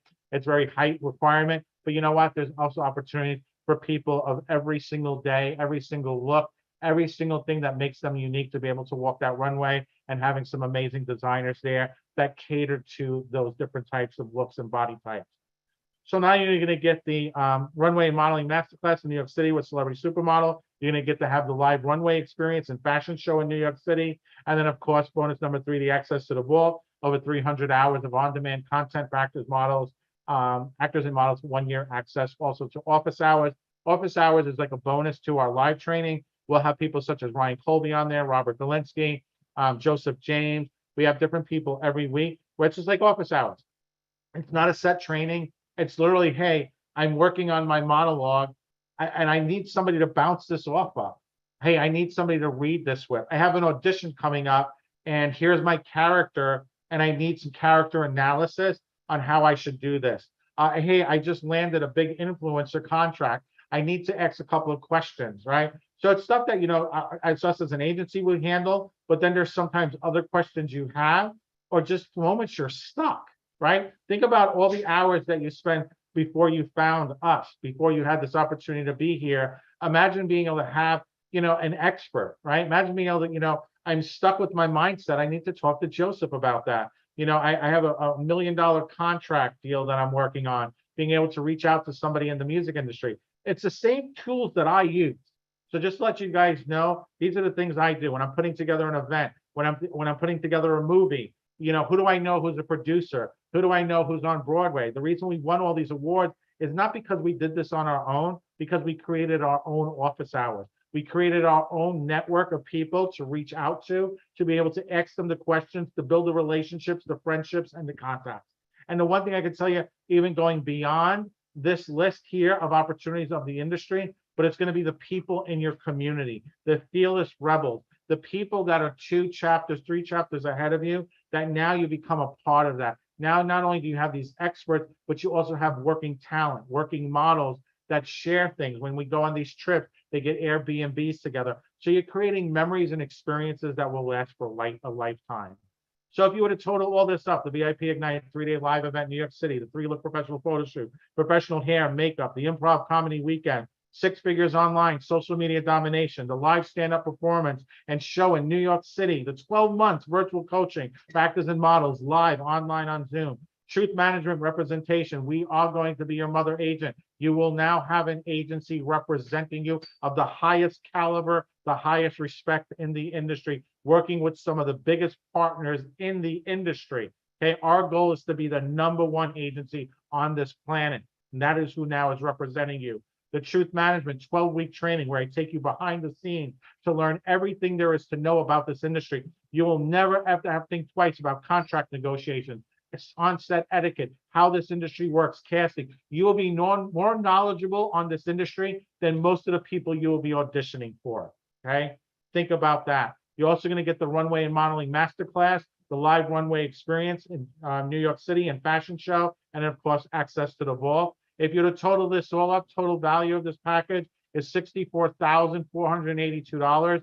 That's not what you're going to pay, but I want you to think about this. Imagine if you did have to pay that, and there was only one thing on this list that changed your life.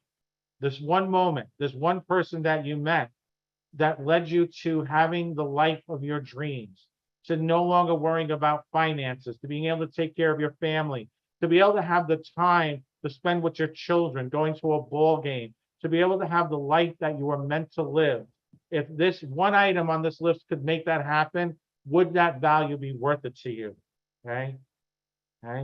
Because that's not what you're going to pay. The total for this entire package is only $29.97. So not only will you get the live 3-day event in New York City, the professional photo shoot, 3 look, professional hair and makeup artist, the improv comedy weekend, 6 figures online, social media domination, live stand-up performance and show in New York City, 12 months of virtual coaching for actors and models, Truth Management representation. We will be your mother agency, Truth Management 12-week training, runway and modeling masterclass in New York City with a celebrity supermodel, live runway experience and fashion show in New York City, and of course, access to the vault, over 300 hours of on-demand content for actors, models, and 1-year access. These people you're going to meet, these highest level people, the people who are the success stories, the people that you look up to will be your mentors. These will become your friends. These are going to be the relationships that you will have after this event. So the total package value is $64,482. Special for today, $29.97, because I wanted to do something really special for you guys. Okay. Right now, today only, we're going to give you a link to schedule. You're not going to pay $64,000. You're not going to pay $29.97. We put together this for quick action takers, for people who are serious, for only $19.97. So you're going to get all of that. Okay. Not only that, but we also have $1 million guarantee. Okay. So living your dreams begins the moment you realize you're passionate and discover just how far your talent can take you. And let me explain the $1 million guarantee. $1 million guarantee means there's no risk. Okay. I'm going to take all the risk. The reason why I do this, the reason why we're going to have this big announcement with the winners for the photo shoot today, the reason why we can put this together, the reason I can do $1 million guarantee is I don't want everyone ever to feel they're taking a risk. I don't want anyone to live in fear.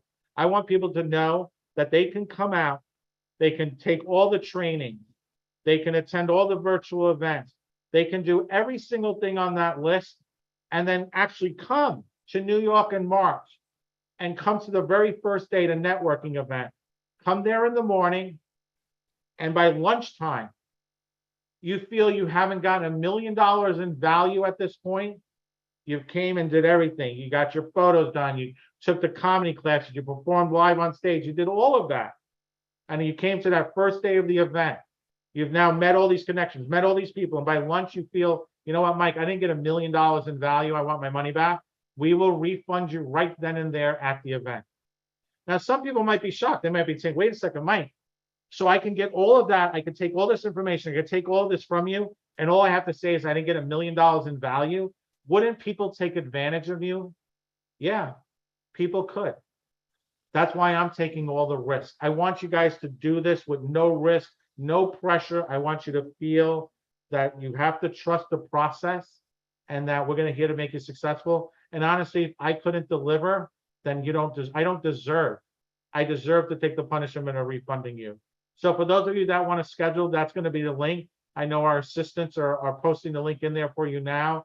We're going to take a Q&A a little bit, but I know Ali and Denise want to share some stories and some success that we've had out of New York City. But like I said, I want this to be zero risk for you guys. I want you guys to be able to come out, be able to celebrate. I want you guys to be able to have these careers. I want to create influencers. I want to create some of the big success stories. We've had some incredible success stories. I want to go bigger.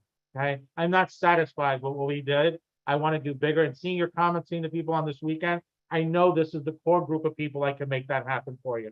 So my name is Michael Fomkin. This was New York City Live 2023, and I cannot wait to see you guys in either New York City or Hollywood. Who's excited? Type a 1 or 1 in the comment if you are ready to come to New York City and change your life.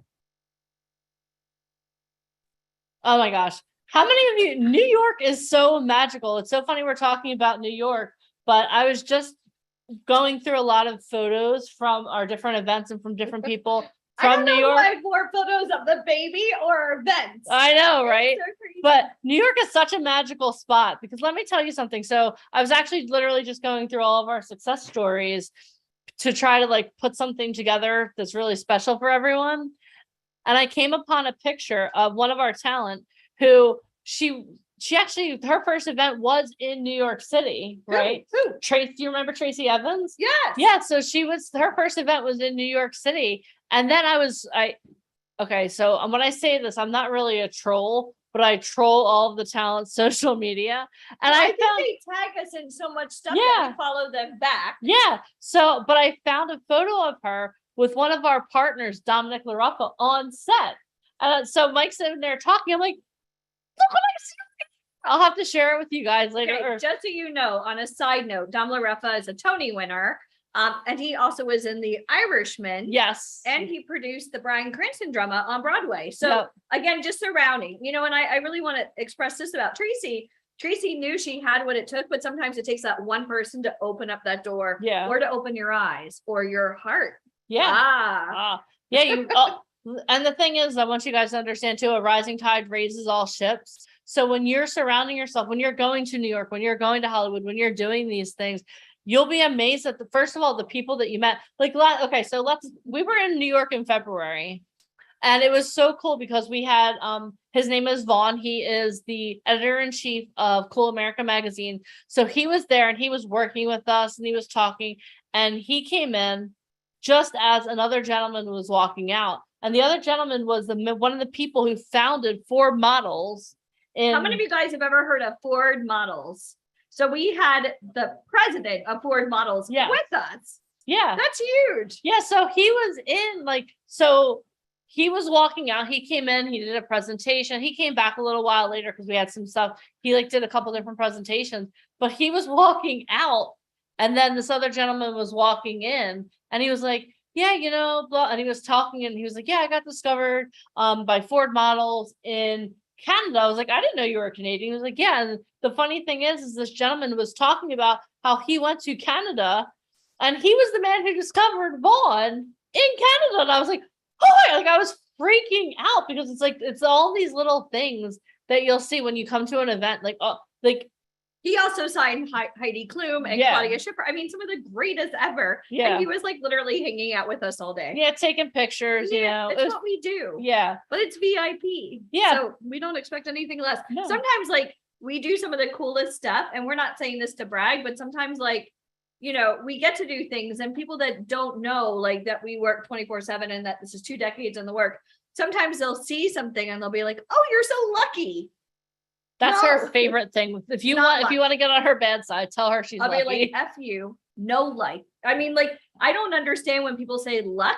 You have no idea how much money and time it took to get to this level. And what I really want to express to you guys, for anybody here that really wants to do this, going to New York City, it's go big or go home. Yes. I mean, this isn't some little, photography studio in Biloxi, Mississippi. This is New York City, working with a former art director of Vogue and working with a top celebrity photographer who books out $10,000 a day and just did a shoot with Nicki Minaj, or the last one we had, just worked with Rihanna the night before. And hearing those stories, I was like, whoa, it would be so TMZ quality. But, obviously it's what we do. Even getting a chance to hang out with Chris Noth, Mr. Big. I'm a huge Sex and the City fan. I don't know how many of you guys are either. And I was having my Carrie Bradshaw moment, and so were you. We were literally talking. I was like, hello. And even I was speechless. Yeah, she was definitely I was speechless. Yeah, it was pretty cool. It was a Yeah. cool moment. Yeah, it was. But the awesome thing about that is the reason that he was there wasn't because he was Mr. We Big. worked on a project Yeah, together. we worked on a project together, literally. So he owned the space where our partner Thomas G. Waits had his Movie opening, his premiere, movie yeah. premiere. So for us, it was like, okay, first of all, like the way you went out, so terrible. We need to talk about that with the writers. But anyway, I'm not Are going you into talking fan about the mode. Peloton? I don't want to talk debacle? about. I don't want to talk about it. I've been we're on not. Peloton since. We're not talking about it. Okay. But we are. But when we approached him, it wasn't like, oh my gosh, you went out in the wrong way. We're gonna talk for you. But it was like, oh my gosh, thank you so much for hosting this event. Thank you for He was so nice. yeah, thank you for being such a good friend to one of our partners, Thomas G. Waits. Like he's like a great friend of our company. Yeah. And it was just really cool. Like when I went up to him, like I thought I would be like, but I was like, oh my gosh, That it was was me. for once it wasn't me, but I was like, thank you so much for hosting this. We really appreciate you being here, supporting the movie. Yeah. And the awesome thing about him was, like, I'm very much a people watcher. Like I'm always going to be an introvert, but I'm very much a people watcher. So before I even approach people, I watch what they're doing and what they're saying. And I saw him sitting there next to Thomas, and he was just so proud. Yeah. And he watched the whole movie, and I was watching because obviously we invest in these types of projects. And I'm like sitting there kind of like a teacher, like grading a report, like, does he like it? Is he Yeah. gonna get up? And he Yeah. laughed at all the right places. I was like, yes, we nailed Yeah. it, So I think that's really cool. And wait, Jennifer Jones, this is amazing. Thank you for the information. Love to continue, but I have to go attend a local fashion show casting here. Okay, well, you know what? That's awesome. Good luck. Have fun. Good luck at your casting. Right? Good luck at your casting. That's awesome. I do New York Fashion Week, which is over. So I don't know what kind of local fashion, but I want to ask you this that's immediate gratification, but not long-term. People in this industry want to see legitimate real work, and they want to see also who are you in proximity with. So I find this a lot, Deneen, over 2 decades. I've done like 4,000 live open calls and Zoom calls. I get around. But I feel like so many people are so focused on like photos and classes and websites. But like for us, when we're working on Broadway, like I did a project with Vanessa Hudgens, we want to know what notable figures have they worked with. Yeah. And even for us, like we have one of the stars from The Walking Dead who is part of our company, Monique Coleman from High School Musical. She was going to be here today. She's filming High School Musical 4 today. So like getting to work with those tremendous greats. We have Tony winners and Grammy winners. Doing a local fashion show is unbelievable. I'm sure your friends and family and your Instagram followers love it, but I would much rather see you book like high level real work that can land you money. Does that make if that makes sense? Type amen. Because that's really like the hardest part about this industry is a lot of times, you're going to these websites, real casting directors. We heard from Tanya yesterday, you can't get real castings off of websites. A legitimate casting director is going to email an agent or manager, and only they are going to be able to work with brands and television shows and major motion pictures. You're not going to get those auditions on like websites, so I find that a lot of times people are so busy, like, as I say, sharpening crayons or pushing the mashed potatoes around the plate. But like, if that's enough for you just to say you're doing it, and maybe you can't come to Hollywood or you can't go to New York, and maybe you live in the middle of nowhere, that's amazing. But I know that like for me, getting to win Tony Awards, getting to go out to dinner with like top people in this industry. If you follow my Instagram, you'll see I was with Al Pacino recently, but getting to do these tremendous things, it's literally about surrounding yourself with the right people and needing that bridge. Yeah. And I can promise you, anybody doing like local fashion shows, again, it's great if it makes you happy. I'm super happy for you. But for me, I want you to book work on a higher level, because I know that's going to not only fulfill you, but also help with your friends and family. And and also just understand how you leverage those things too. Yeah. So if you're Even with work, pictures. if you're walking in a local fashion show, that gives you experience, and like Alicia said, it gives you confidence. But then what you want to do is you want to make sure that you're taking photos of you getting ready for the show. You're taking those types of photos. Don't necessarily take the photos of you walking the runway, because people are going to be able to see through that. But take a picture of like the stuff going on behind the scenes, like getting ready, all of those things. So it's all about how you leverage it. Because remember, we talked earlier about how life happens for you, not to you. Yeah. So if you live in a small market and you're doing that, you know what? Again, you're not going to be putting that on your resume, but you can use those photos on your social media. We were talking about branding yourself to let people know, hey, look, I'm working on this. I'm doing what I can where I am right now. So make sure that when you're leveraging it properly. Like, again, if I'm I'm in Tampa right now. So if I were walking at Fashion Week in Tampa, I wouldn't be like, hey, look, here I am at Tampa Fashion Week, but I would show photos of me getting ready to like kind of like set the frame for what I want to do. Yeah. And a lot of times those local fashion shows are because there aren't a lot of agencies where you are. And just so you guys know, you should never be paying to walk into Fashion Week or selling tickets for like your friends and family to go watch you. Because here's the thing, like CFDA, which is the Council of Fashion Design of America, no legitimate agent will ever go to those shows or any real casting director because they can't. It's like kind of like crossing the line, union, non-union. So just so you know, so I don't want you guys thinking, oh, well, local show, I'll have a big name sitting in the audience. They won't. No, you won't, but you will build your confidence. And that's what it's about. Because if you're going to build your confidence by the time you come to us, and now I'm putting you face to face with like the head of IMG Models or the head of Ford or a Grammy winner or Tony winner. Sometimes it's those little like school production, student films, web series, local fashion shows. Build you up. That it helps with poise, it helps with etiquette, and it helps with confidence for sure. Yeah.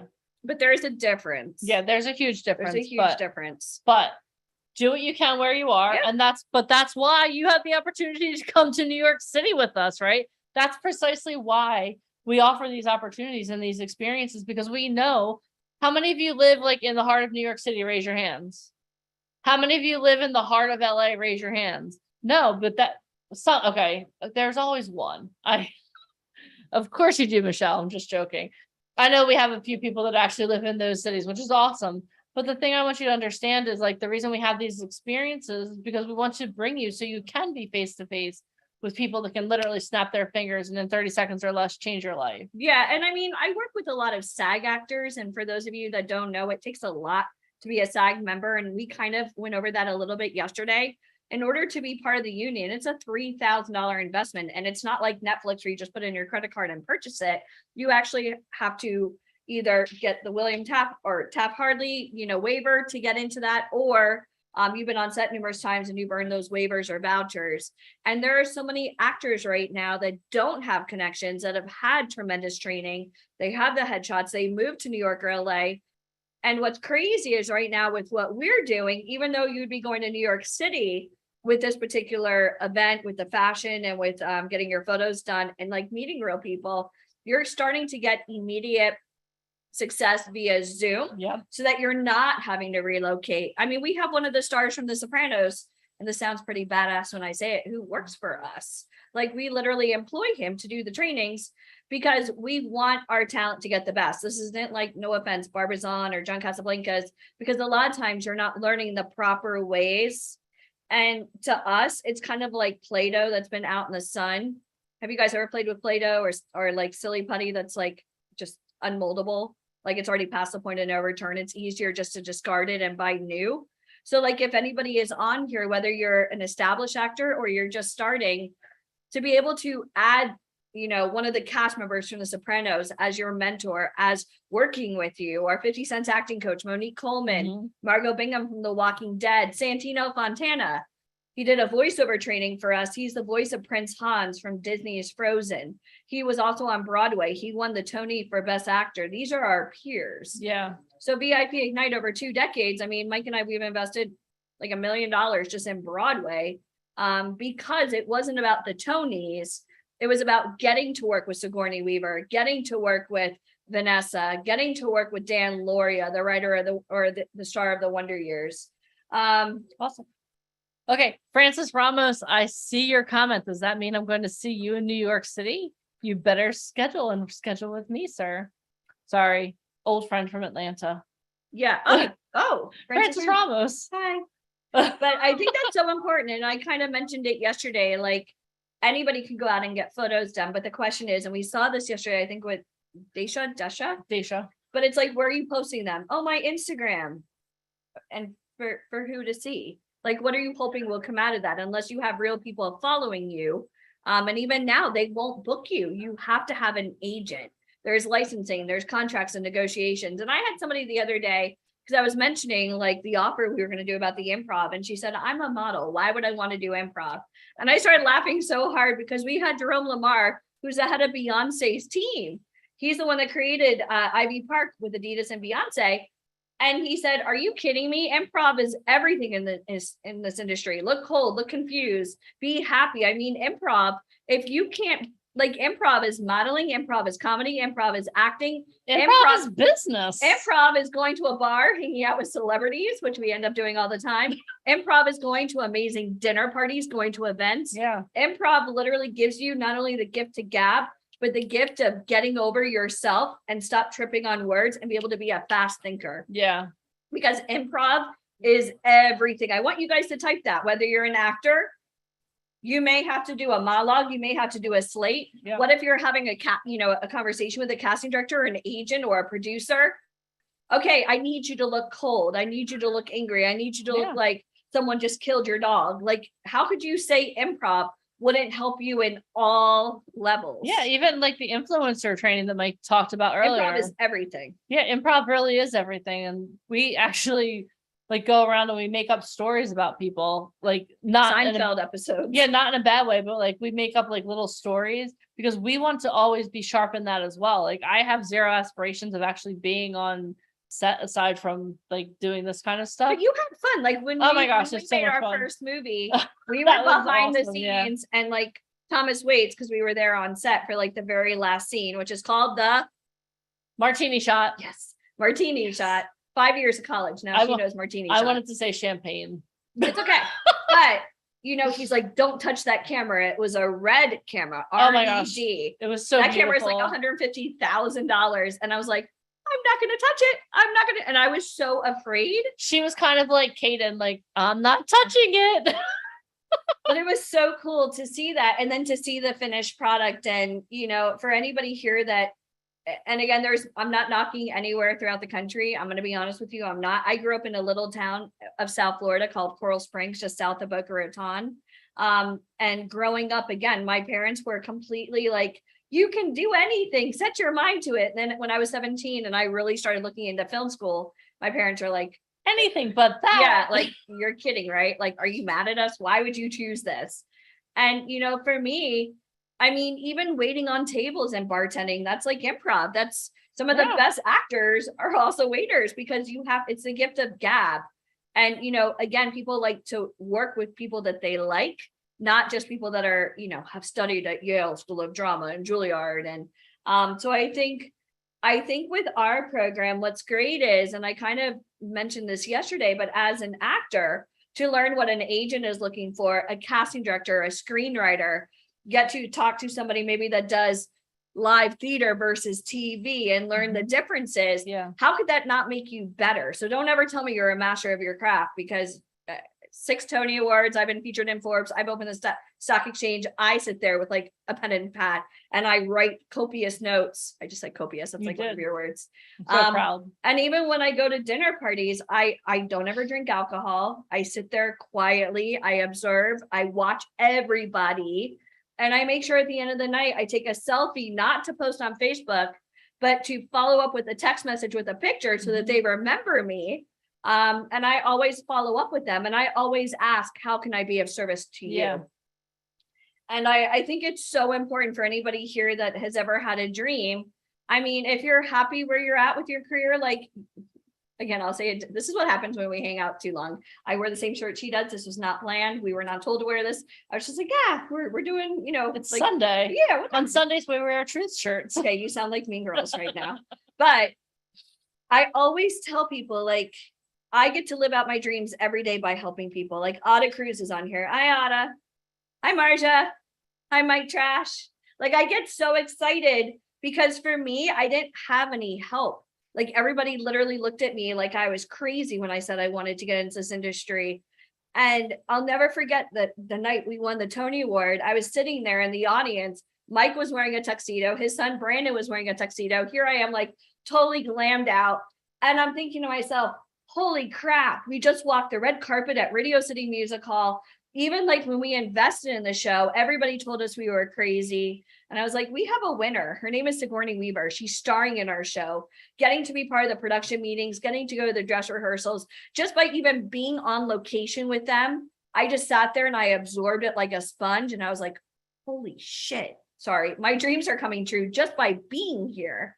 And then when we got nominated for the Tony and then we went, ask me who we were up against. Does anybody know who we were up against? If you know the answer, type it. So when we were up for best play, which is like best picture at the Oscars, we were up against, are you guys ready? Tom freaking Hanks for best show. Tom Hanks, And what right? was the name of America's his show? sweetheart. Lucky guy, right? Yeah, lucky man. Lucky guy, Lucky lucky man, guy, lucky guy, lucky something, guy. right? He was, and Michael met him in the bathroom, and Michael was like, "Not so lucky tonight." I was like, "You can't say that to Tom Hanks. You told me that story." He didn't really say it. He thought it, but But I was like, "Oh my God, Tom freaking Hanks!" And when we won, and then we got, it was almost like I felt like holding a baby for the first time when we got to hold that Tony Award. The first thing I was like, "Holy shit, take that, haters!" Right? Because everybody's like, "Don't do it. There's no guarantees." Said by somebody who's never tried before. And if you agree with that, type amen. Because anybody who ever says there's no guarantees, those are the people that always play it safe. Those are the ones that hate on people with money, with power, with fame. They've never gone above and beyond because they're afraid of failure. So it's easier just to make fun of people trying. Mhm. And it is pathetic and it is sad. There are some people that love to live 9 to 5 and they know exactly what their paychecks are. For me, I'm like, how much to be in this movie? Great, all in. Like, and that's kind of how it is. And if you don't like that wave, then get out of show business, because if you're looking for consistent income, like you can literally book a $30,000 commercial and then not book anything again for a couple of months. So, you know, even Vanessa Hudgens, when we were working with her, she's like, "Sorry, I'm late." And I was like, what happened? And she's like, "Oh, my audition ran late." I'm like, "You're starring in our show and you're still auditioning." She goes, "Yeah, because when the show's over, I have to line up my next project." She still was taking dance lessons. She still was taking vocal lessons, drama. I mean, she was doing everything, even while she was starring in our show.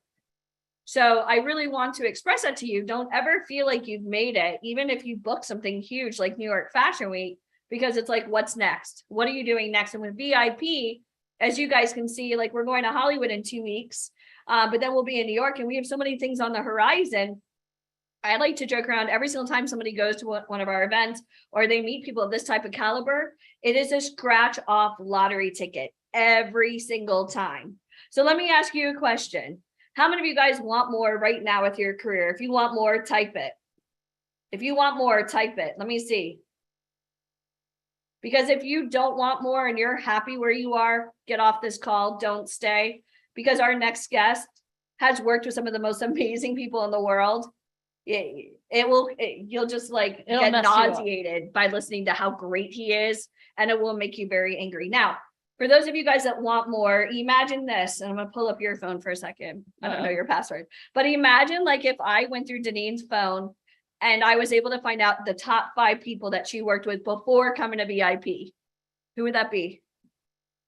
In the Not entertainment including industry? family. No, just people that you knew before you started here, and don't count your mom or dad. I would have to list some of the dentists I worked with. but I was- Dentist. I'm not proud of that, people, Okay, just so you know. dentist. Okay. So now if I took Danine out of that world and I placed her in mine with Grammy winners, Tony winners, we have the writer of X-Men who came to our last Hollywood, the writer of X-Men, right?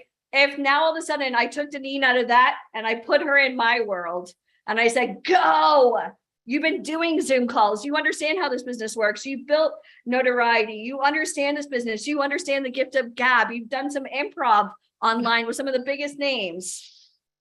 She could survive in that, right? Whereas before, if he said, "Hey, I'm going to put you in a room with one of the stars from the Wonder Years," I have pictures of her, like literally, it was the very first celebrity interview she ever did for her podcast. I taught him how to use Zoom. That was good. But imagine this. crazy. Imagine if I took you out of your environment and I parachuted you into ours. Who's ready to jump? Type jump. Because if you're going to come into our world, I'm only going to give you the best. But I'm just so you guys know, just because you have a credit card, you're nothing here is for sale. You're gonna have to go through an interview process because I don't want to ever question anything about you. I need to know that you're a good person before I risk my relationship with an individual that it took 2 decades to meet. Yeah, and we also want to make sure that not only that you're not going to go crazy on us, but we want to also make sure that you're someone who is already successful and looking to elevate your success. Not looking for a handout. Yeah, we're looking for people that actually want to invest in themselves, who want to like show up for themselves, because you know what? The thing is like Alicia mentioned, dropping me in the middle of something. Like I remember literally. So I remember when I first started working with VIP Ignite, I would host the podcast, right? So I did some amazing podcast interviews, and then I was like, okay, well, you're coming to New York With our City. talent. Yeah, with your talent, with the With our talent, talent. with the talent. And I also had the opportunity to like interview Ryan Colby, which was at that moment, I didn't know him. It was like probably one of the scariest things I've ever done in my life. But I had the opportunity to do that. And my first event, I'm not going to lie to you, like I met Thomas G. Waits, who was my mom's like favorite actor in the whole entire world. I was like, hi. I met Ben Crawford, the Phantom of the Opera on Broadway. I was like, you're Ben Crawford. He's like, yeah. But you know what the thing is? Wait, I'm going to just stop you for 1 second. But when we say Ben Crawford, the Phantom of the Opera at the Majestic Theater. So when you guys are like driving through Times Square and you see the Phantom of the Opera, that's him. So it's kind of like when somebody says, I'm doing a local fashion show, that's cute, but it's not New York. Yeah. You got it? Yeah, so I want you guys to There's a understand, like difference. when you're in New York, your world is going to be rocked in the best way. We are going to introduce you to people who literally snap their fingers and change your life in 30 seconds or less. So that's why we're preparing you. Wait, I have a story. So we had a girl named Sarah. She was one of the big casting directors, and she was on one of our live Zoom calls just for members. And she saw somebody in like the thumbnail. She was part of our company. She was doing like the live trainings before she was coming out to our big event. She was brand new to the industry. She had only done like local things in her market and photos. And she was, I don't want to say she was arrogant, but she kind of thought she had done some stuff before. They know this. She was cocky. She wasn't confident. You guys know. Cocky. If you know, you know. Cocky, right? Entitled. So Sarah came on and Sarah said, Madison, you have a good look. And so afterwards, Sarah reached out to Janine. She said, well, I know Madison signed with Truth, right? Is it possible for me to connect? And then next day she was on a music video with Machine Gun Kelly. Yeah, they got like 2 million views. And then Justin Bieber. Boom. Now she's too cool for school, right? This is all she does all day, every day. But when she came to us, she said, I really want to do this, but I don't know if I can afford it. And I looked at her because I personally did her interview. I said, sweetie, you've been doing this for 10 years. You can't afford not to do this. And now this is how she makes her money, just by working with Machine Gun Kelly. And she was one of the stars of the music video. She met everybody. The head of casting for that video ended up booking her for Justin Bieber. And that's what she does now. Yeah. She literally books and she's SAG now. I'm still waiting for a thank you, but my job is to connect. And so that's why I have to make sure. So like anybody here that's struggling financially, I understand and I get it, but somehow you'll find money to go pay for like photos and things that are like affordable. And that's great. This is New York City working with actual people that work with some of the biggest names in the industry. Yeah. So you can't afford to not do this. Yeah. Okay. Yeah. So who's ready for New York City? Type New York in the comments. If you're ready. You can't afford not to do this. Exactly. Yeah. Because kind of like Maria, she books $30,000 in one day. She wasn't even earning $30,000 in 1 year. And when she saw it, she's like, I don't know how we're going to do this. Yeah, and she said that about her husband. Yeah, what she literally said to me was, I think I want to try it out. I was like, oh, you're going to try it out. That's cute. Okay, try it out. We're not Sam's Club with samples. I mean, yeah, but you know what? If you want to dip, the thing is the thing is she knew what she wanted to do. Yeah. And when she said try it out, I didn't take it like, oh, I was like, okay, yeah, let's try this out and see how it goes, right? And I remember she was hell-bent on only doing modeling too. She was like, I'm a model. I was like, oh, okay, that's awesome. Do you want to do any acting? She's like, no, I'm a model. I was like, okay, that's awesome. So she joined us, right? She came on, and then the next thing I know, she's on one of these Zoom calls, and her agent reaches out to her. Her agent reached out to her, and he was like, I want to talk to you. She's like, so she called me and I was like, why is she calling me in the middle of the event? Deneen, an agent wants to meet with me. What should I do? I was like, take the appointment. What do you mean, what should I do? And then she went and met with the agency. They loved her. She loved them. She called me. She's like, I got a contract. What do I do? I was like, and it was a standard contract. Like, this is one of the biggest agents in Yeah. like LA. I was Like they like- manage some of the biggest like actors. So like we knew their contract was kosher. Like it wasn't like somebody that she met on the internet. no. So I was like, you signed the Sign contract. it. And then she booked work. And then, so that was Over in and June. over and Then over in again. September, I'm innocently watching the opening night of NFL. And there she is on the screen. I'm like, oh my God. She also started in a Starbucks commercial, AT&T, GNC, Verizon. Apple. She's the face of Apple in Times Square now.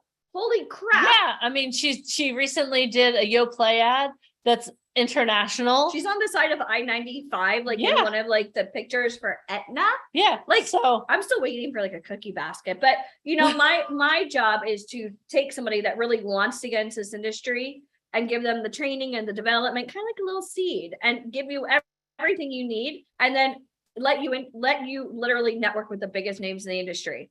Does that sound like the perfect formula for you? So no matter where you are in your career, we're going to take you, we're going to love you, develop you. You're no longer alone. We're going to give you a really high level community to learn from. All those people are now going on your resume. And then you're going to start meeting people, and you're going to be able to use our name and our proximity with all these big people that you're working with. And that's how you get those types of opportunities. If that makes sense. Honestly, it's math, type math, because it is a mathematical equation. You want to be in this industry. Nobody cares if you think you could do it. Because unless you're seen and heard by legitimate people, you're wasting time. Yep. And most likely money. So with that thought in mind, who's excited about New York City? Who's excited to be put into an immersive situation with some of the biggest names in the entertainment industry in New York, including the two of us? We'll be there. Maybe I'll bring Caden. I would really love him to see New York City. But here's really what I want to stress to you. Even if you go to New York City and you get these photos and you meet these people and you add it to your resume, how much would it change your life now when you go back home to get any opportunity you wanted? Yeah. It's huge. Yeah. So that's what we do. We're So- really good at it. 10,000 success stories, 2 decades. We are really good at it. Pretty amazing. We have some of our big success stories on here. So, oh my gosh. Hi, Tina Harding. Hi, Mike Trash. Hi, Sandra Sterling. We can go on and on. But you know what?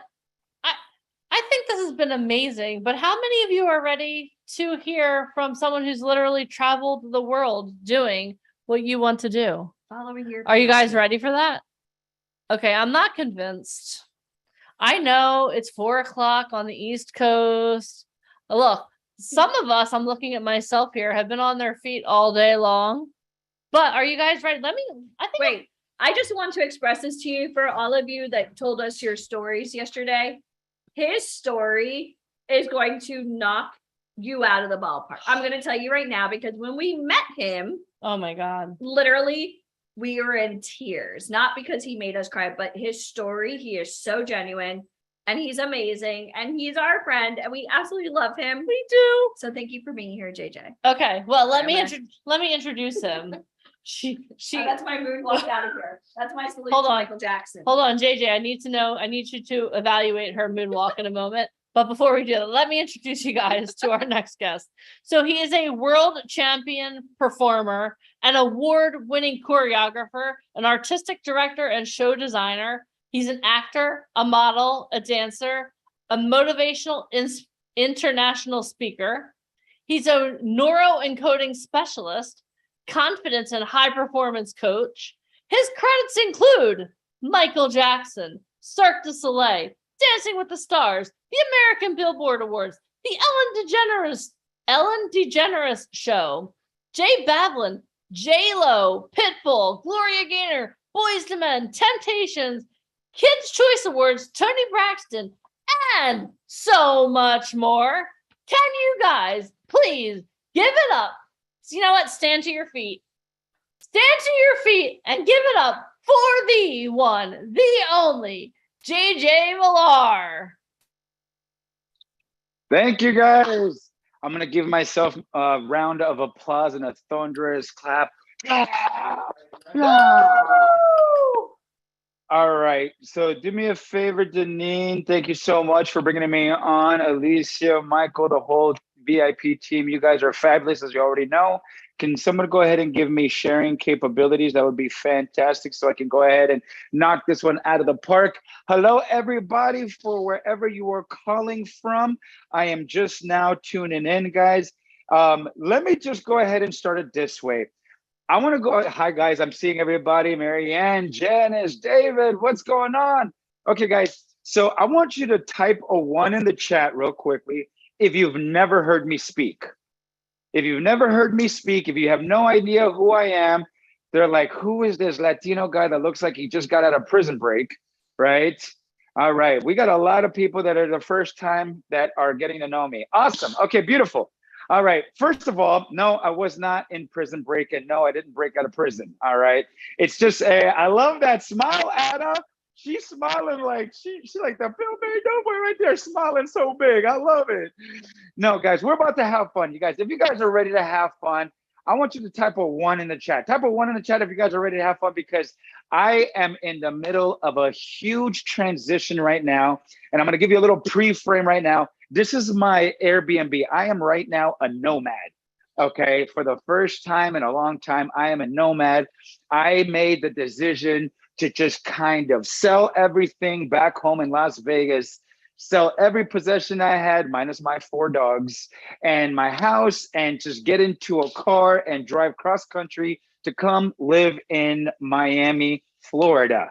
And I didn't make it to Miami because my apartment is not finished being built for another 2 months. So I have to just bounce around back and forth in Airbnbs. So I'm here with you guys, but I'm only here if you guys are willing to have fun. So if you're ready to have fun, I want you guys to stand up on your feet. I really appreciate all of those that are on camera. Guys, this is an on-camera event.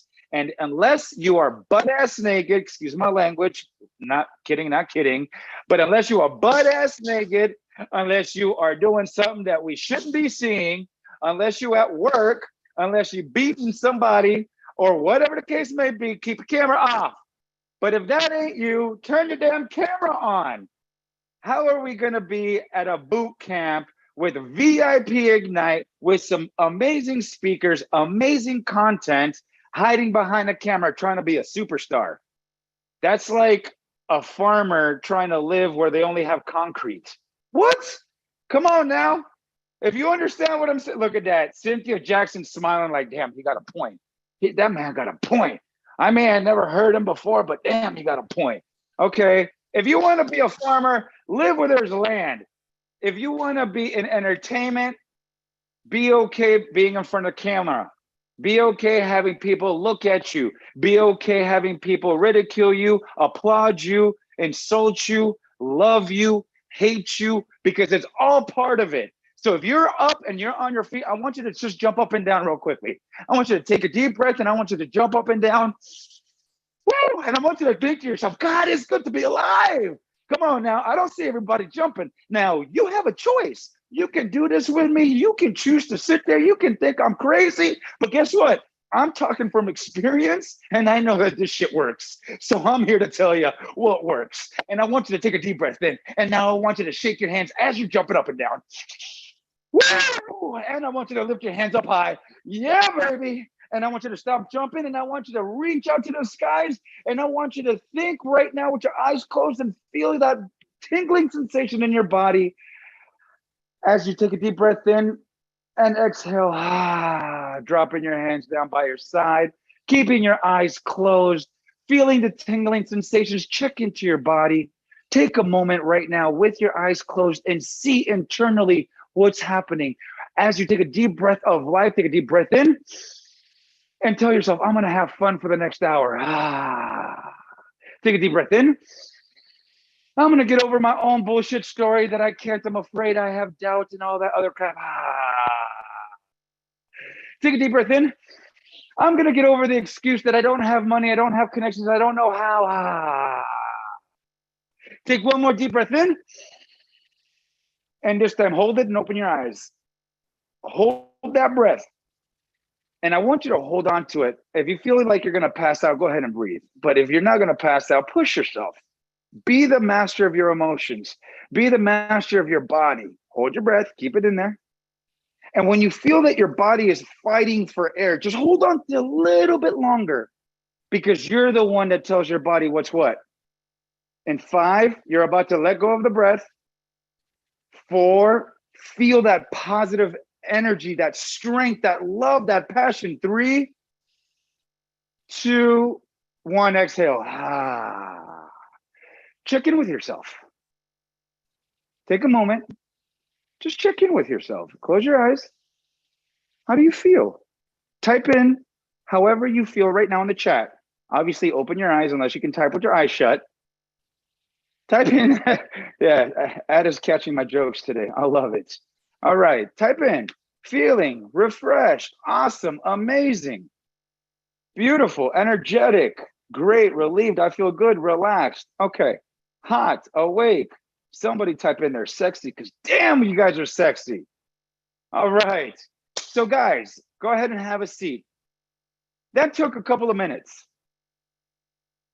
Everything that I'm going to work with you guys for this hour, I want you guys to take notes, because all of these are tips, tools, techniques to get you through one of the most grueling and daunting industries in the world. How many of you guys love being ridiculed by other people? Raise your hand. Murphy's like, no. Anybody else? Anybody? Raise your hand. Raise your hand if you like being ridiculed. Raise your hand if you like like being told that you're not enough. Raise your hand if you actually, okay, I got a couple of 3 people. I got, look, your hands went down. Carol Singleton. Unmute yourself, young lady. Yes. Carolyn Singleton.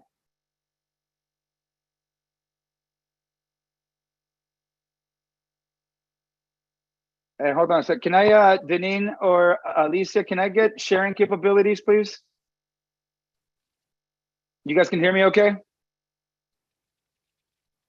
Yeah? We can hear you just fine, JJ. Okay, beautiful. Can I get sharing capable or co-hosting? Absolutely. Yes, Thank hold on you. 1 second. You got it. And then Carolyn, in the meantime, Carolyn Singleton, go ahead and unmute yourself, please. Hold on, Because your I'm gonna hand have is- Alicia here helping you. Thank you. You're welcome. Hold on 1 second.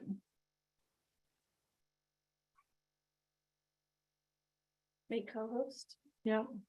Cool. Beautiful.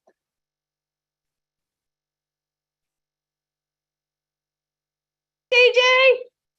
Yes. Hello, sir. Okay. Hello. Okay. Hello. Long time no see. I feel like we just saw each other like just this week. I know, right? Hello. World Hello, tour. Okay. Carolyn. Am I saying that correctly, Carolyn? Yes, sir. It wasn't that on a mute. It's beautiful. Okay, so I'm calling you out. I'm calling you out because you have your hand up when I asked, if you like being ridiculed, if you like being told you're not good enough. Is that something that you enjoy? Yes. You like Because- being told. You like being told that you're not good enough. Why? When they tell me that, it makes me go even harder to do that. Can we give her a big round of applause? Okay. All right. It makes you go a little bit harder. Beautiful. Yeah. Now, why is that? Because it is like through my life, even though like me, I have been like battling cancer. And I've always had people tell me like, how is it that you made it? Or how is it that you survived? And I felt like this, it just give me that to say, well, ex God. I love it. I love it. Can we please give Carolyn a big round of applause and type a 1 in the chat for some love? Give her a round of applause. Type a 1 in the chat, guys. Thank you so much. That was beautiful. Okay, so now there was somebody else that said that I don't mind, or it doesn't bother me. Stacy Wolf. Stacy Wolf, go ahead and unmute yourself, please. Okay, let me find her. Please hold. What else is new? Hold on 1 second. No worries. Because this is really important to understand in this industry. All right. Ask to unmute. Beautiful. Okay. All right. We're in. Stacy, you there? Yeah, I'm here. Right. How you doing today, darling? All right. Okay, so you're saying that somebody telling you that you are not enough doesn't bother you? It doesn't bother me because I stay strong no matter what. I've had a tough life and I almost hit death and I picked myself up. I looked forward into my life and I'm succeeding right now and I don't want to stop. I want to move forward and I want to make an impression to everybody out there and I want to show them what I've went through in my past and how to succeed. Woo! I love it. Round of applause for Stacy, guys. Give her a round of applause. Thank you so much for sharing that. For both of you guys, for being vulnerable and jumping on here. I know that saying sometimes, you know, what it is that you've ever gone through and why you believe the things that you believe is never really easy at times.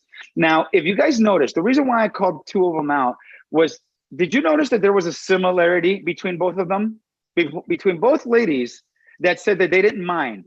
Type in the chat if you think you know what the similarity was. What did they have in common? Resilience, okay. What else?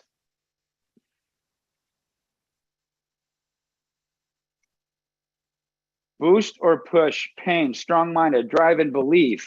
All right, guys, hope, beautiful. Thank you, guys. Confidence.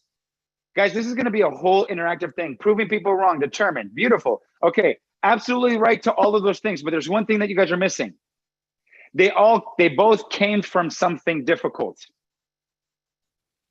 Did you notice that both of them came from something difficult? They had almost like a bone to pick either with themselves or with the world. They had something to prove.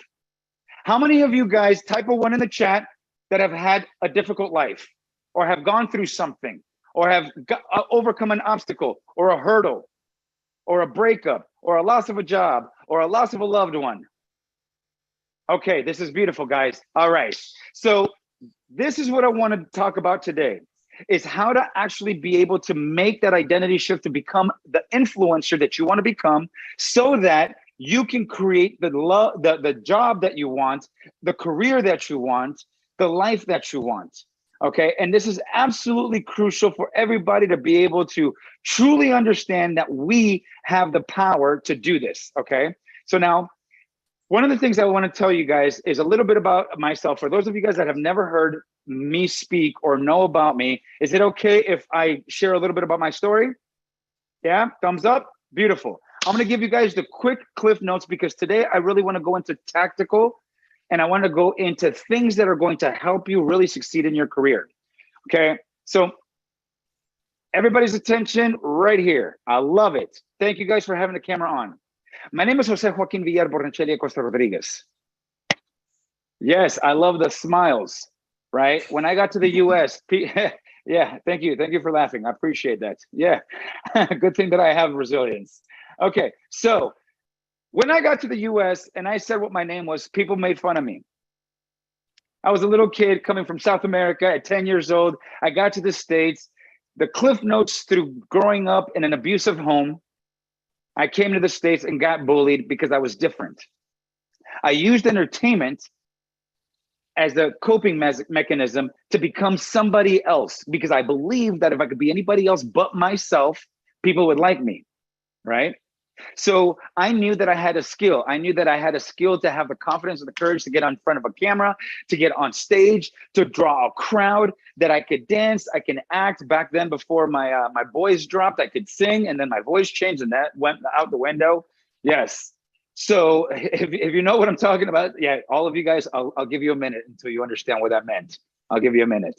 Now you got it? Perfect. Okay, thank you. Yes, my voice did drop and then my voice changed. So I used to be a triple threat until that happened, and then I could act and then I could dance, right? But then I could also MC, I could host, I was a connector. And I started recognizing that I was hiding behind this identity that we're going to talk about today, that I built this character because I wanted people to like me, because I believed that who I was, people didn't like me. People made fun of me. I got bullied. I got picked on. I got beat up. I came from an abusive home. I went in and out out of jail. I dropped out of school in 10th grade. I ran away from home at 15. I lived on the streets. I was doing the LA gang life. My entrepreneurial skills came from selling drugs on the streets, right? That's how I started learning the art of entrepreneurship and business and sales, even before I actually knew what all that was. It was just a survival skill that I had picked up from being a street kid. Fast forward years to come, after dropping out of high school, somehow I was still performing. I became a 3-time world champion performing athlete. And after that, I got into entertainment. Now, mind you, I was always creating this identity because I wanted to be anybody but me. Because I realized that this person I was building, people liked, people wanted to be around. I had connections, right? And so I had that cool factor.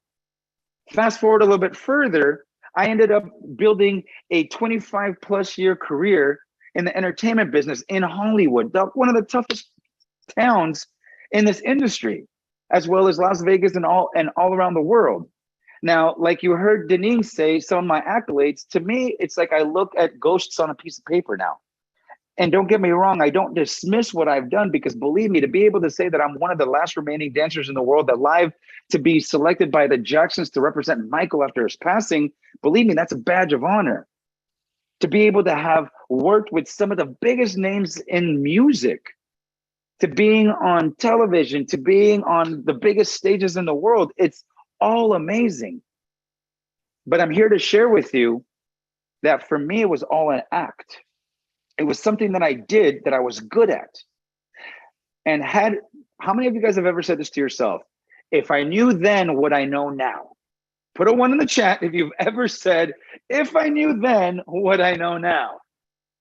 So I'm here to share with you guys that if I knew the mindset capability, the power, the strength of knowing how to manage your emotions, your mindset, to be masterful at your craft through your frame of mind, back when I started this career, I would probably still be in it, even though I got forced into retirement. Now, I was forced into retirement because I performed 7 years with Cirque du Soleil. And on my last year, I got injured, ruptured a couple of discs in my back. It ended my performing career. Thank God that happened. I couldn't say that back then, but thank God it happened, because I wouldn't be here in front of you guys today to share this experience and this wisdom that I'm about to share with you guys. And the reason why what I'm saying is so important is that how many of you guys hide your true selves in one way, shape, or form? Type a 1 in the chat if you've ever put on a mask of any sort.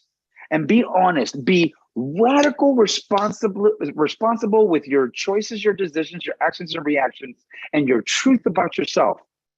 How many of you guys, even the beautiful ladies that spoke today right now, saying that they don't mind, I'm going to say this, at one point or another, I'm going to call bullshit. Because at one degree or another, we all mind. How we manage it, how we use it, like you heard the 2 ladies today, and how you're going to hear my story through these lessons, how we use what we care about and the meaning that we give things is how we're able to shift our identity. And by shifting our identities, what's going to help us become these influencers or these superstars or these actors or models or whatever it is that you want to be. And this is what's going to help you have a longevity in your career. Now, may I have your permission to be 100% transparent and honest with all of you guys? Type a 1 in the chat if you're ready for pure honesty. Okay, beautiful. Thank you, Christine, Ronaldo, George, Demita, beautiful. Because if you're not ready to hear pure honesty, then I would get off the call. Now, this is one thing that I love about VIP Ignite. This is one thing that one of the things that I love, right? About Deneen and Alicia and Michael and the entire team and what they believe in is when we met and they approached me, one of the first things that I said is, if you ever have me speak, I'm never going to try to sell anything. I'm going to only sell the truth. And the truth is my perspective of my interpretation of my experience of what I created the truth to be. So you can take it with a grain of salt, take what works, leave what doesn't. Is that fair enough? Give me a thumbs up if that's fair enough. Okay. 85 to 90% of you guys will not make it. 85 to 90% of everybody on this call will not make it in this industry. If that stings, if that hurts, if that makes you doubtful, then you probably should tell yourself right now that you're probably one of those percentages that won't make it. If it excites you, if it challenges you, if you feel some kind of fire inside of you that says, oh yeah, watch this, you're probably the 10, 15% that will make it. Does this make sense? Type a 1 in the chat if you're following me so far, because this is crucially important. Now, in order to create your identity shift to be a true influencer, to be a true master of this craft, one, like we started today, is you've got to be ready, willing, wanting for people to hate on you.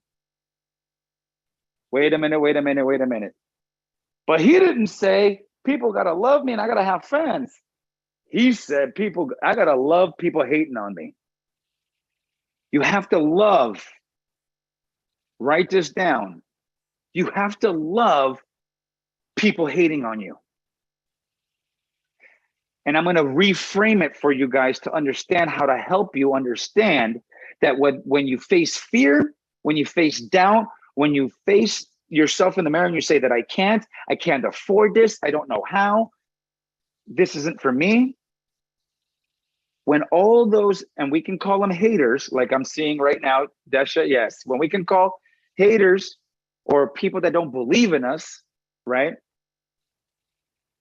I want you to reframe it as fuel. And I want you to start writing a list of all those haters and all the people that don't believe in you, including your family and your friends, because they're probably the ones that think that you're the most crazy, right? Can we all agree that our family and our friends are the ones that think that we're crazy, right? Absolutely. Demeeth, he's like, yep, absolutely. I love that smile. Make a list. Because when you make it, you're going to look at that list and I want you to send every single one of them Christmas cards, Thanksgiving cards, birthday cards, thank you cards, Valentine cards. Every fucking holiday, you're going to send them a damn card with a picture of the last job you did. I'm being real. Is it okay if I can be real? Because guys, this is how we start helping our identity. You've got to ask yourself, and I'm going to show you guys a couple of slides in a second. You're going to ask yourself, what does somebody famous do already? And you may not be famous, but you will be infamous for being the person that sends everybody greeting cards on their best days after you book a job. You feel what I'm saying? Please type a 1 in the chat if you feel what I'm saying. Come on. So guys, some of you guys may totally get this, and some of you guys may be sitting there looking and judging and ridiculing like, what the hell does this guy know? I can tell you that from lasting in this industry for over 25 years and not being the best looking, not being the most talented, not being the smartest, I still made it. And the reason why I made it is because I learned these things that I'm starting to talk about. And I'm starting to sprinkle through stories so that you guys get it. And I'm animated so that you guys can get a little bit more energy, because I'm sure you guys have been sitting there all day long on your computer, listening to information, typing notes, writing things that you probably will never read again. I want to give you a different kind of passion and a different kind of energy, because it takes this. It takes when you're exhausted, when you're tired, when you're defeated, when you're doubtful, when you're scared, when you're fearful, it takes you to step into whatever identity you create and still come out like if you just woke up fresh and so clean out of the shower on Christmas morning, ready to tackle on the day. Because if you've never been on on a set before. After they say, hurry up and wait for the 20th millionth time, when they say one more take, 50 more times, and you're not getting paid overtime because your SAG rep didn't show up, and you're pissed off because the craft services went out, and you're hating everything out of your life because all of a sudden the dream job you once wished you could possibly have, now you're standing in it, but it's not up to par to your standards. All of a sudden now you're seeing the stuff that you dislike about it. So you've got to build this identity. And I'm going to repeat this word a million times because an identity shift will help you build the career and the life that you want. You might want to write this down. You need to become what you want to achieve before you ever become it. You need to become whatever you want to achieve before you become it. Now, I'll break that down in a little bit for you guys. But just know this. If you are able to look at the world, and I'm talking about this entertainment world right now, we're in a little bubble, right? We're in a little bubble. If you're able to look at this world and say, it doesn't matter what I know or what I don't know. It doesn't matter what I look like or what I don't look like. It doesn't matter what skills I have or don't have. But no one will ever outwork me, and no one will ever stop me. And when I say no one, it includes yourself.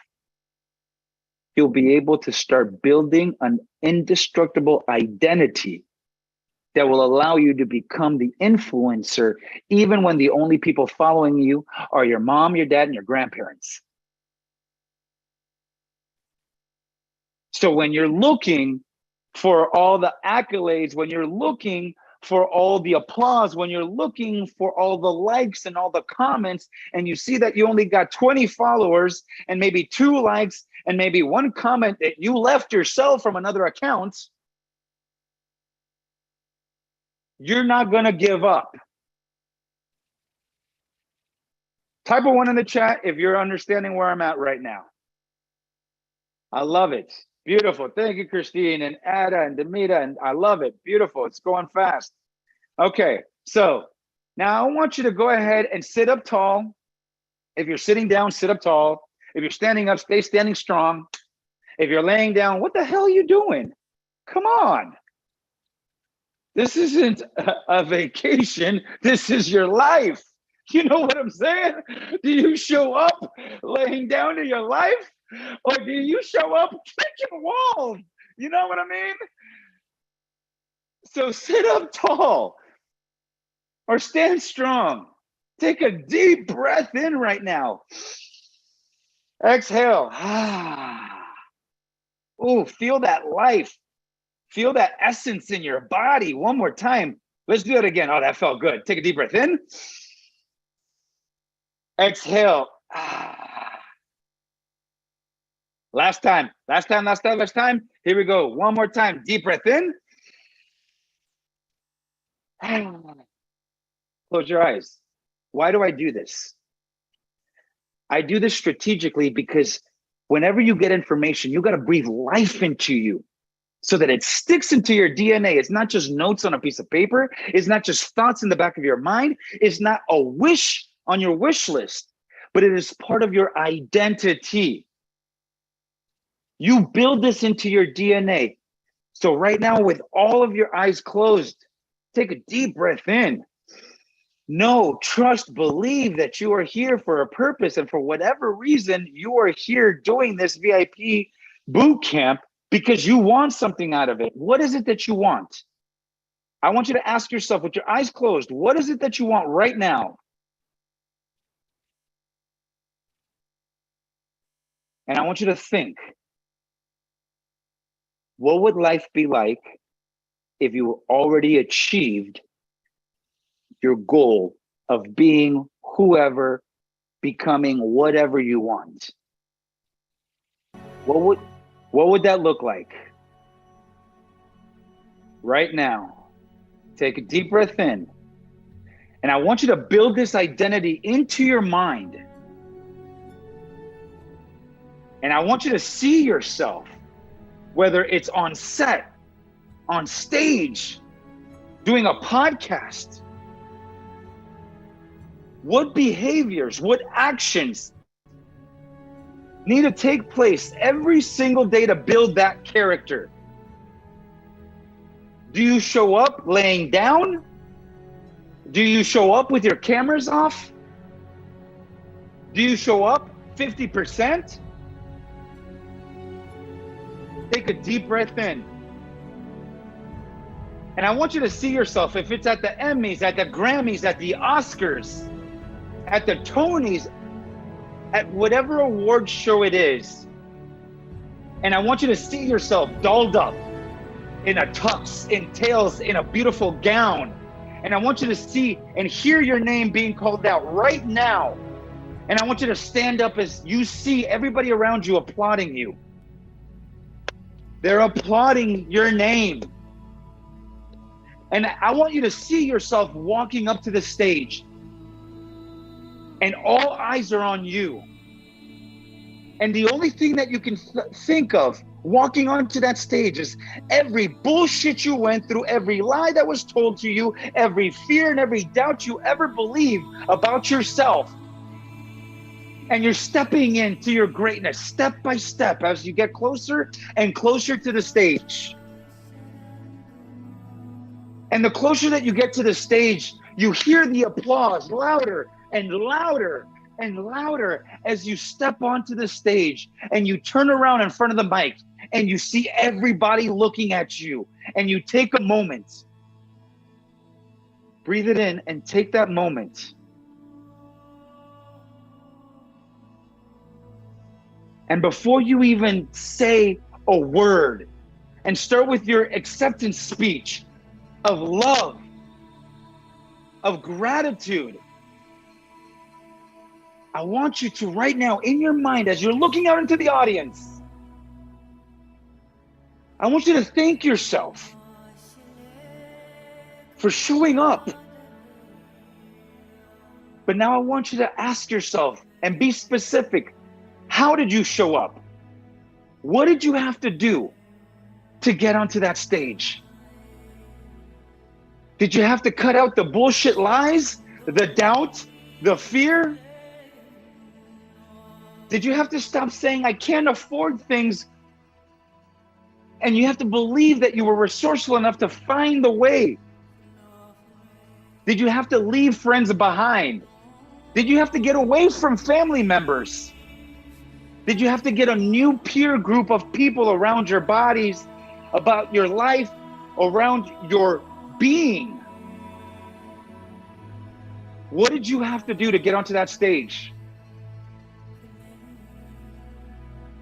Take a deep breath in. And as you look out into that audience, as you're getting ready to say thank you, I want you to look at the audience and see everybody standing up that did not believe in you, applauding you. See them right now and look dead in their face, right through their eyes, right into their souls, and say thank you. Because of you, I'm up here. Because of you, I believed I could. Because of you, I stood up one more time. Because of you, I ate top ramen for a fucking year. Because of you, me and my kids slept in a 1-bedroom apartment because we couldn't afford more. Because of you, I took public transit. Because of you, I cried every night and believed in myself. So thank you. Take a deep breath in. And right now, as you're looking out into the audience, I want you to see that everybody's a blur and you can only see one person in the middle of the audience. And you can't tell really who that person is until right now, the light, a spotlight shines in the middle of the audience, and that is you looking back at you on stage. The person that you are this very moment is in the middle of the stage looking at the person you're becoming standing on stage. And I want you to talk to yourself from the stage and your thank you speech is to you. What will you tell yourself? Thank you for sleeping faster or sleeping less. Thank you for cutting out the things that weren't helpful or beneficial to your life. Thank you for trying no matter what. And see yourself in gratitude. And build this identity. Take a deep breath in. Feel the gratitude in your soul. That's it. Exhale. And as you're getting ready to open your eyes, I want you to understand one thing. Take a deep breath in. The only reason you don't make it in this business is because of you. So whether you're in the 80, 90% of people that don't make it, choose to be the 10% that do. And build that into your identity. Put that into your DNA. Know and trust that if you want it bad enough, you can make anything happen. And when you're ready, take one final deep breath in. Exhale. And open your eyes. Shake it out. Shake it out. Shake it out. Shake it out. Move your body. Jump up and down. Woo! Did you guys enjoy that? Enjoy that little visual trip? Guys, one of the reasons why I wanted to do this is because the brain cannot tell the difference between make-believe and reality. Your brain cannot tell the difference between make-believe and reality. If you can see it in your mind, you can hold it in your hand, which means that if you are not having the healthy habits to visualize every single day, multiple times a day, if you're not journaling every single day of what it is that you want to achieve as an outcome, you don't have a set goal.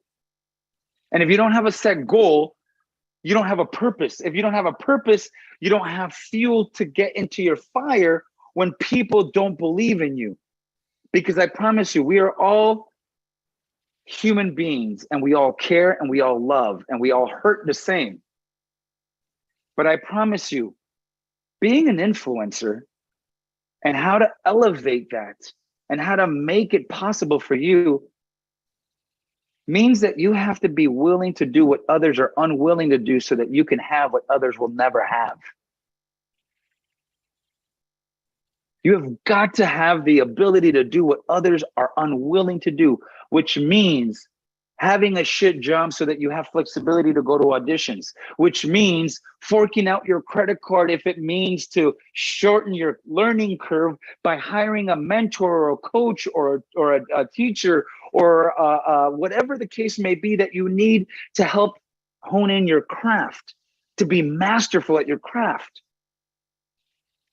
If you find yourself ever saying that I can't, I won't, I don't know how, you're already setting yourself up to be part of that 80% that won't achieve longevity in this career.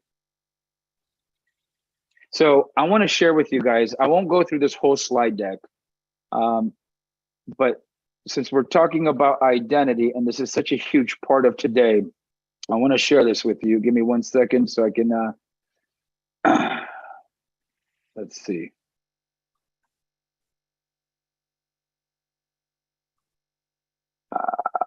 Okay.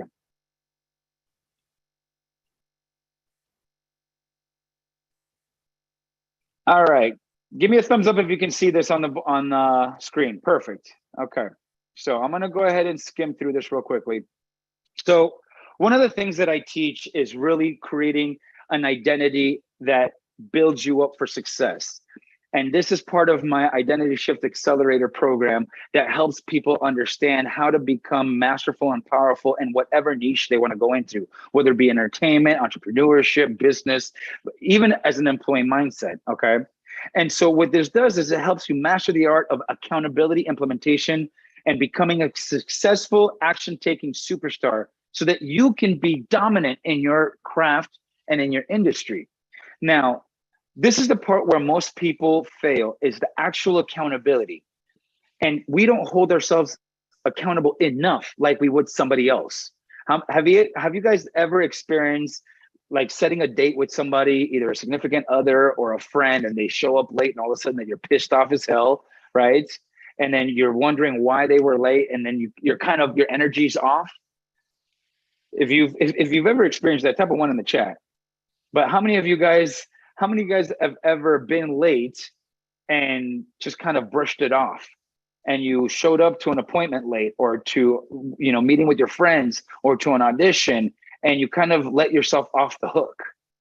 So we don't hold ourselves accountable as much as we should. And if you truly want to make it into this business, you need to have radical responsibility and accountability plus implementation. And you've got to be masterful at implementation. So I'm going to run through this real quickly, because what we need to really kind of get to is the tactical stuff of building and creating this identity shift. Now, through this slide deck, as I skim through it, basically we go through discussing what an identity is. And basically an identity is built of various things. It's the distinguishing character of a personality, of an individual. It's the facts of being who or what a person thinks or is or believes, from upbringing, from cultural, from surroundings, from family, from generations, from everything that we're exposed to from birth is what helps us build our identity based on our belief, right? It basically happens to correlate with the psychology of your brain and what you believe about yourself. Now, what most people don't really believe or know is what the actual word and meaning of identity is, okay? Now, identity goes back all the way, the word identity goes all the way back to the 1500s when it first came into the English language. And it wasn't actually spelled the way that it's spelled now, right? If you can see on the slide deck here, it was actually brought out into the English language by a bishop and a historian named John Bale, right? Which actually the word identity meant something completely different, right? And it was spelled completely different. Now, what that tells us, without going too deep into it, is that throughout time from the 1500s all the way to today, identity has shifted. Not only the word, but the meaning. The original meaning of identity is sameness, oneness. It's the state of being the same. Now, you might ask yourself, how is that even possible? Because identity is supposed to individualize myself from everybody else, right? That's what we would think. But the reality is the origin of the word is the quality of being the same, the condition of fact that an entity is itself and not another thing. So within identity, we have to be the same to a certain degree to find our differences. Now, I'm going to go ahead and skip forward because, especially in this world today with people using I identify with. Now, I'm not going to get into this conversation. I don't care what anybody identifies themselves with, man, woman, in between, dog, frog, whoever, whatever. If it makes you happy, it makes you happy. Who am I to judge? But there is a paradox within understanding what identity is, because identity is similar but different. Now, how do we help build an identity? I'm going to go ahead and skip ahead because this is where the meat and potatoes comes in. How do we actually build an identity fast, effectively, efficiently, that's sustainable, and that you can do it with confidence?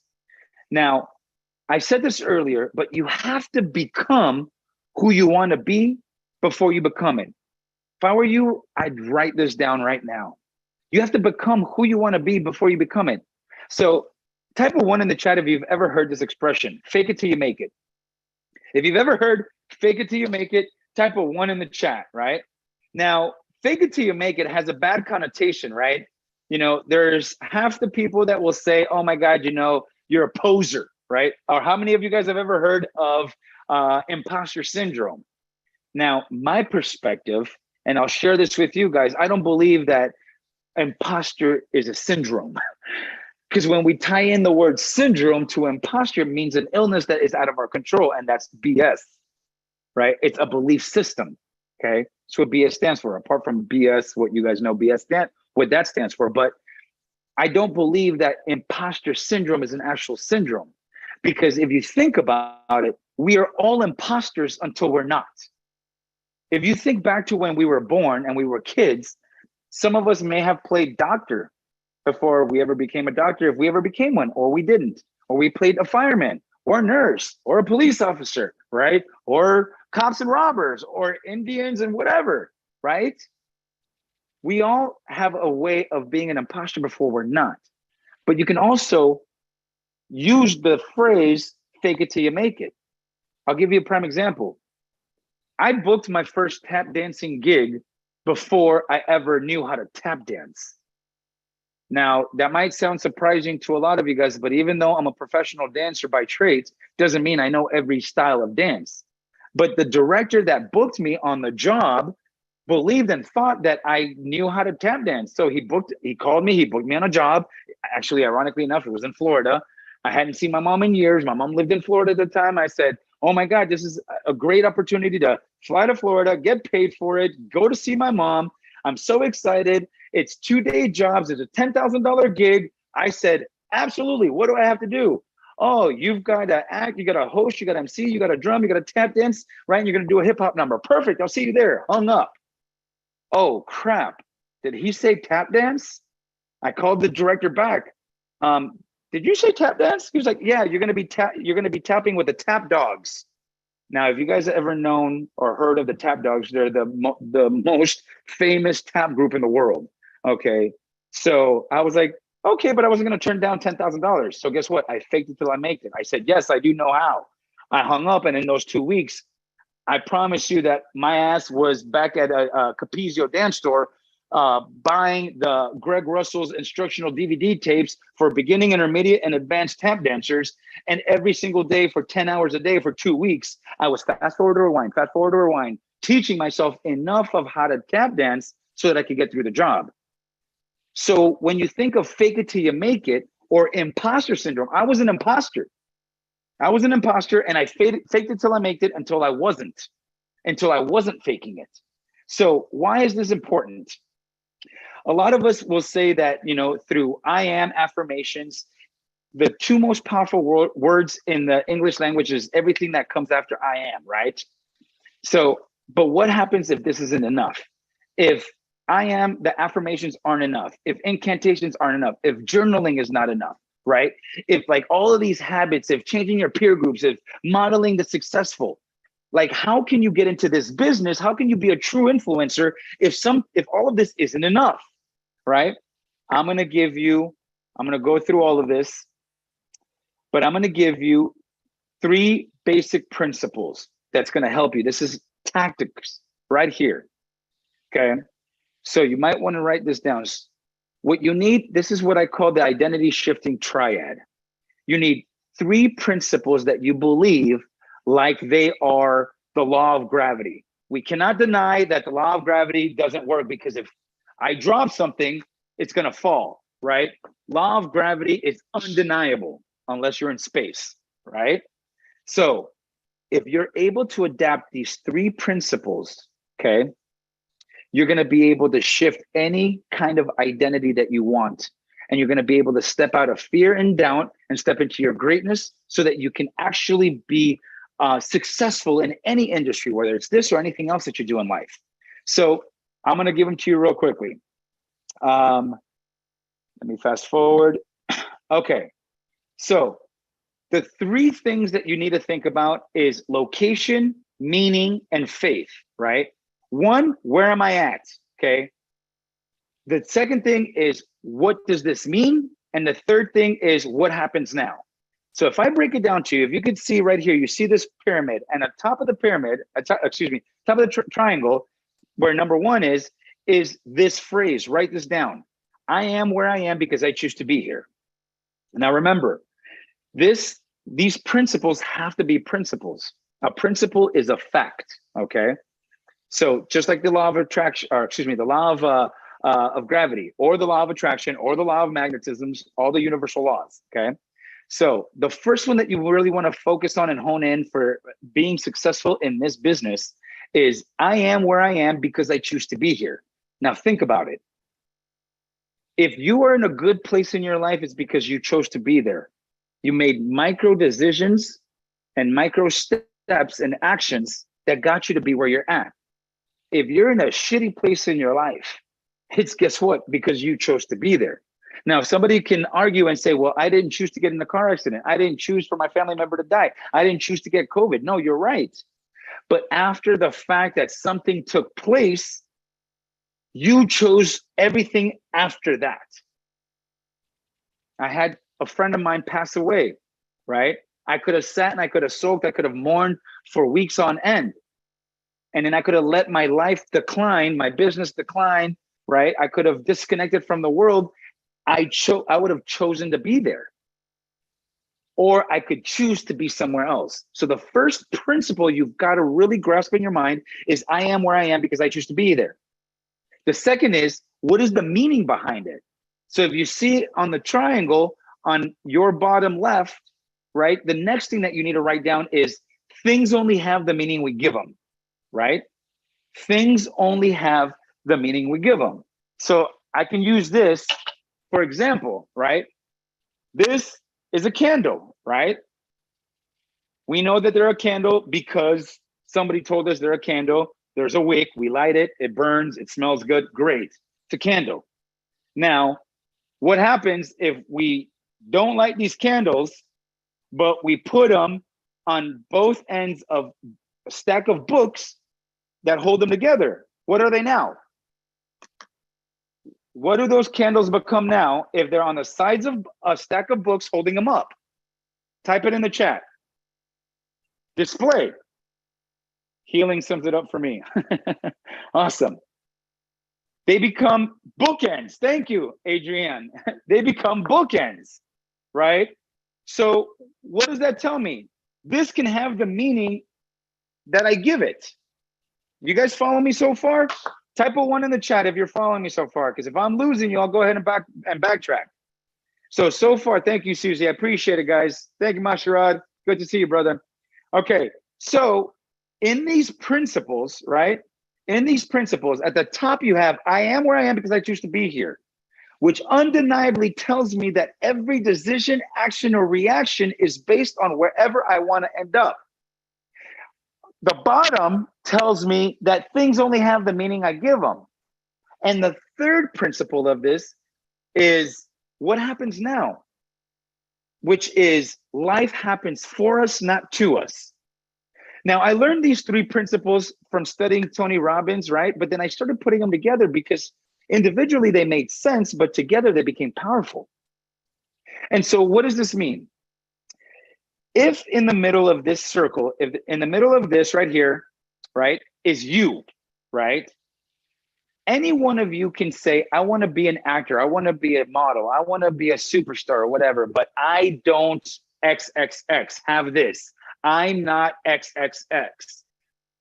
I don't have talent, I'm not good enough, I'm not thin enough, I'm not attractive enough, I don't have enough followers, whatever the case may be, I don't have enough money to get mentorship, whatever it is.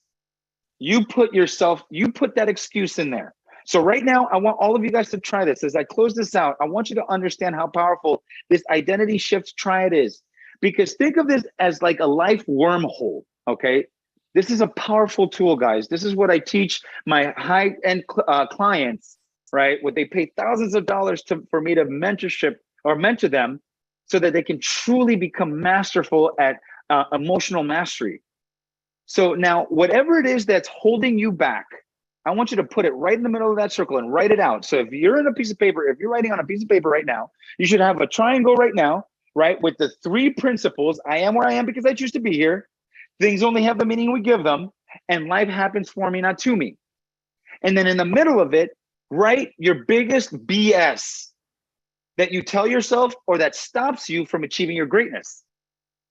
And no matter what it is, if we had more time, I would go one by one, and I would pick you guys out so that we could role play, but I'll give you an example from my life, okay?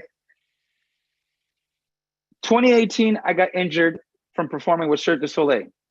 I lost a 6-figure income. I was no longer a superstar. Nobody gave two rat's ass about me, my 25 plus year career in entertainment was done. I lost the girl that I was dating, or I was engaged to, left me like 2 weeks later. And within 1 week span, I decided to go to a red carpet event and smoke everything I could find, drink everything I could get my hands on, snort whatever was snortable, and get in the wheel, behind the wheel of my car, and drove onto oncoming traffic, hoping to God that somebody was going to hit me, because I lost my identity. Thank God I got pulled over. Thank God I got arrested. That part sucked, right?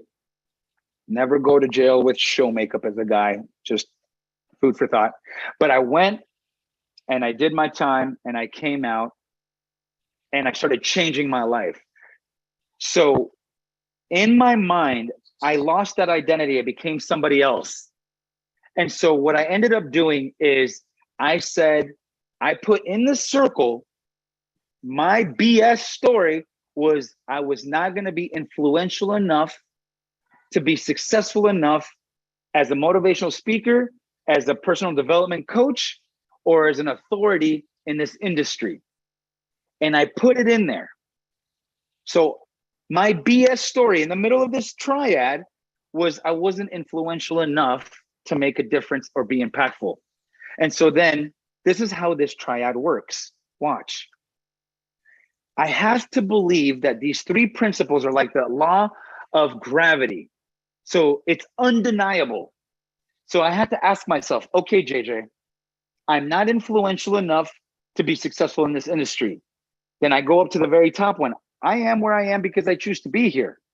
Well, JJ, do I choose to be here? Do I choose to be self-loathing myself? Do I choose to be in self-pity? Do I choose to doubt myself? Do I choose to be poor, to not have money, to go back to being an employee and working for other people? Do I choose this life? You know what I said? Excuse the language, not really. Fuck no. Hell no. No, I don't choose that. But look, listen to my words. Just by that question, I'm not influential enough to be successful in this industry. Do I choose to be here? No, I don't. I gave myself power. I started building what? A stronger identity. I started shifting the identity of the boo-hoo poor me to the hell yeah, I can. But that wasn't enough. So then I went and I said to the second principle, okay, I don't want to be here. And I know that I'm a master of my emotions and I choose to be where I want to be. But now things only have the meaning we give them. Okay, well, hell, I just got locked up. I'm back in the system. Okay, I've got a breathalyzer and stuff in my car. I can't leave the county of Las Vegas because I have to check in with my probation officer. I can't do certain jobs. God, my life sucks. Wait, things only have the meaning we give them. Wait a minute. This is what I'm going to talk about. This is what I'm going to teach others, how to avoid my mistakes. This is what's going to make me different from everybody else. This is me going through the slum to be able to enjoy my success. Even more of an identity shift. I now empowered myself with what I had originally, that I am not influential enough to be successful in this industry. But now I don't feel it. I'm tearing apart that identity that I created for myself, and I'm empowering myself with a new one. But wait, there's more. There's one last principle. Life happens for me, not to me. So if I'm not a victim and I'm a victor and I choose to be here because this is where I want to be, and I'm changing the meaning of it because things only have the meaning I give them, and now I believe and understand that life happens for me, guess what?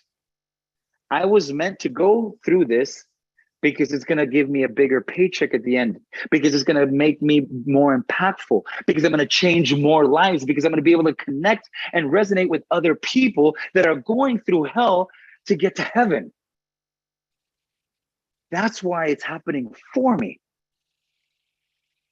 And the reason why I know this is to be true, if you can adapt this principle, this tool in a short amount of time with I am where I am because I choose to be here, things only have the meaning that we give them, and life happens for me, not to me, and you throw any BS that you tell yourself that stops you in the middle and start asking yourself powerful questions, it'll shift your identity.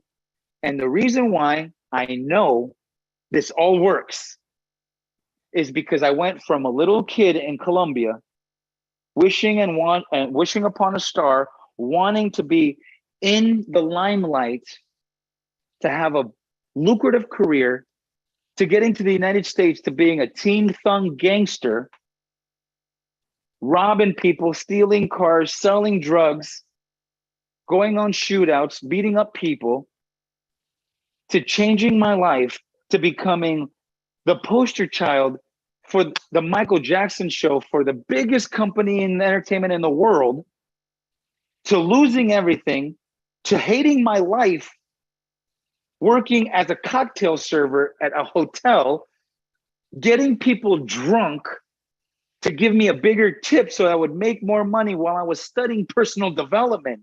You figure that one out.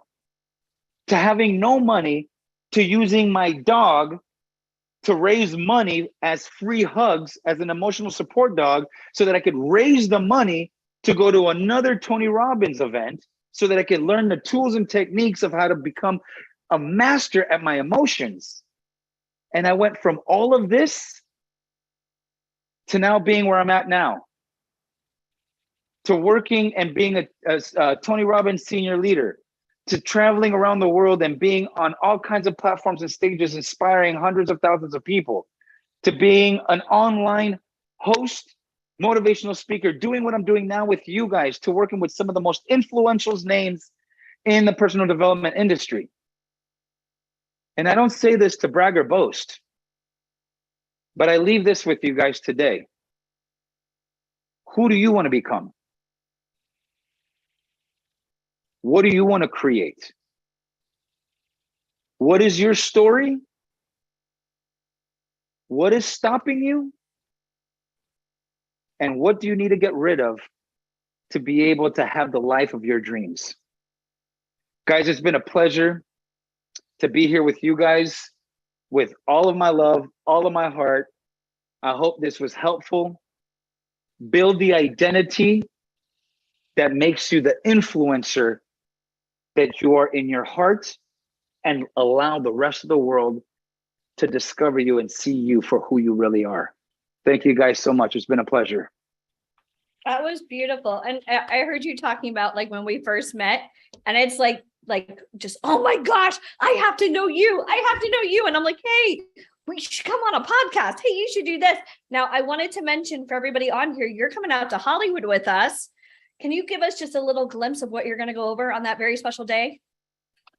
Absolutely, guys. So the Hollywood event, if you haven't signed up for, don't miss out, because I promise it's already you sold out. It's already sold out, but I do Okay. want them to know a little glimpse. And then I may just put you on the spot for something in just a second, but I want to hear about your day real quick.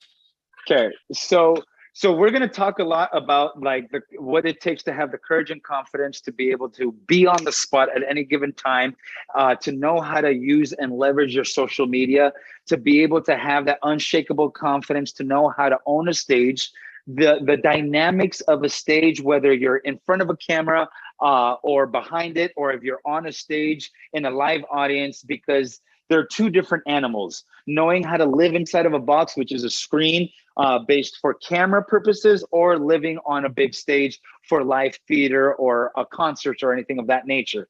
So we're going to cover a lot of how to own the room, how to be able to not only network yourself, but as well as be able to put yourself in the best light so that people remember you. Because at the end of the day, you might be seen and you might be heard, but I promise you there's so many people trying to break into the entertainment industry that 9 times out of 10, unless you know how to be remembered, you won't be. So I teach you how to be remembered. Hopefully all of you guys will have remembered this moment that we shared together this last hour, right? If you didn't, then I need to work on my own stuff. right? But if you do remember me, remember this. I will help you be heard, be seen, and be remembered. That's awesome. Now, how many of you guys are going to Hollywood with us? If you're going to Hollywood, type Hollywood. Now, here's the thing. We do have a lot of people on here that are brand new, but we're offering something very special in New York City. JJ, how would you like to come to New York City with us? If you guys want to meet JJ live, type JJ. Woo! I'm gonna give you my excited dance. I don't know how to twerk, but I'm gonna try it. I'm twerking for happiness. I'm twerking for happiness. Okay, it should be like a hashtag twerking for happiness. That will not be your challenge later, guys. We are not twerking for happiness. Yes. So we loved having you in Atlanta, and then obviously we'll see you in Hollywood. Now, Hollywood is going to be phenomenal. I know we're not even sharing all the details with you because we want it like Christmas morning where you wake up going, holy shit, this is so cool. So we're so excited to see you out there in 2 weeks. Thank you so much. We just saw each other literally last week, and then 2 weeks from now, you know, and people always ask about friendships. Friendships aren't like typically one day. It's something that is built. And I really want to preface for everybody that was on here, remember what JJ said, because he's part of the company. You guys will have a chance to meet him in New York. And I promise you, this relationship is going nowhere but up. So thank you so much for being on today. Are you in Miami right now? Is that where you are? Hi, puppy. I am in Palm Beach Gardens. Okay. I know. Yes. I know. Awesome. Really cool stuff. Okay. Well, I love you, and we'll see you soon. Have a safe flight. Bye, guys. Love you guys. Thank you so much. All right. Guys, how amazing was that skill? 1 to 10. His story is so inspiring. Man, could you imagine? So when people see him performing, you know, Michael Jackson, Cirque du Soleil, oh, wow, he's so lucky. Do you even know what he had to endure? So he's not making excuses. If anything, his why is he had to get the hell out of that situation, right?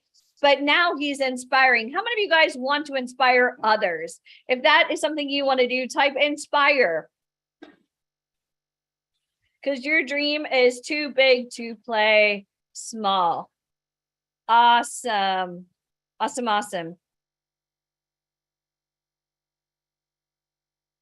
All right, guys, give me 1 second. There's some loud noises coming from outside, like where I'm at right now. So I'm going to put you on hold just for 1 second. Give me 1 second. Hold on. Oh my God.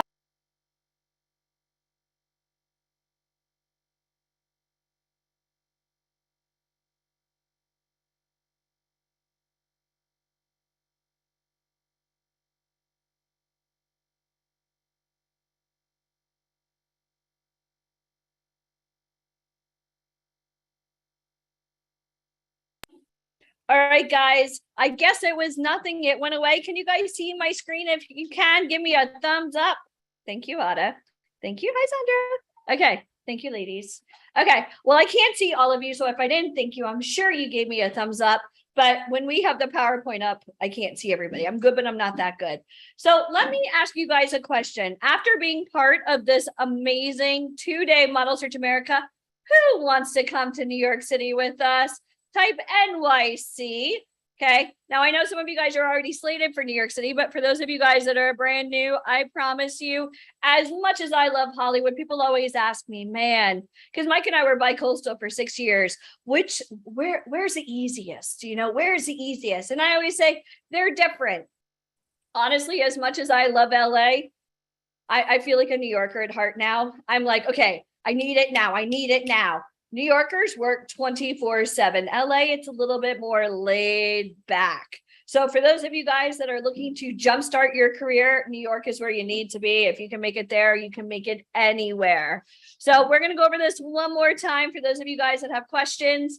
So the VIP Ignite Live 3-day event in New York City, this is valued at $2,997. I don't know about you, but if I were looking to get my big break in Hollywood, I would want to be surrounded by the best. I would want to be mentored. I would want somebody taking my hand step by step by step on this journey, because I wouldn't want to even go into this alone, right? You are going to get a 3-look professional photo shoot. I'm so excited about this because so many times over the years, people have come to me saying, oh, well, I have professional pictures. And I'm like, well, let me see what we're working with. I'm like, you can't use those.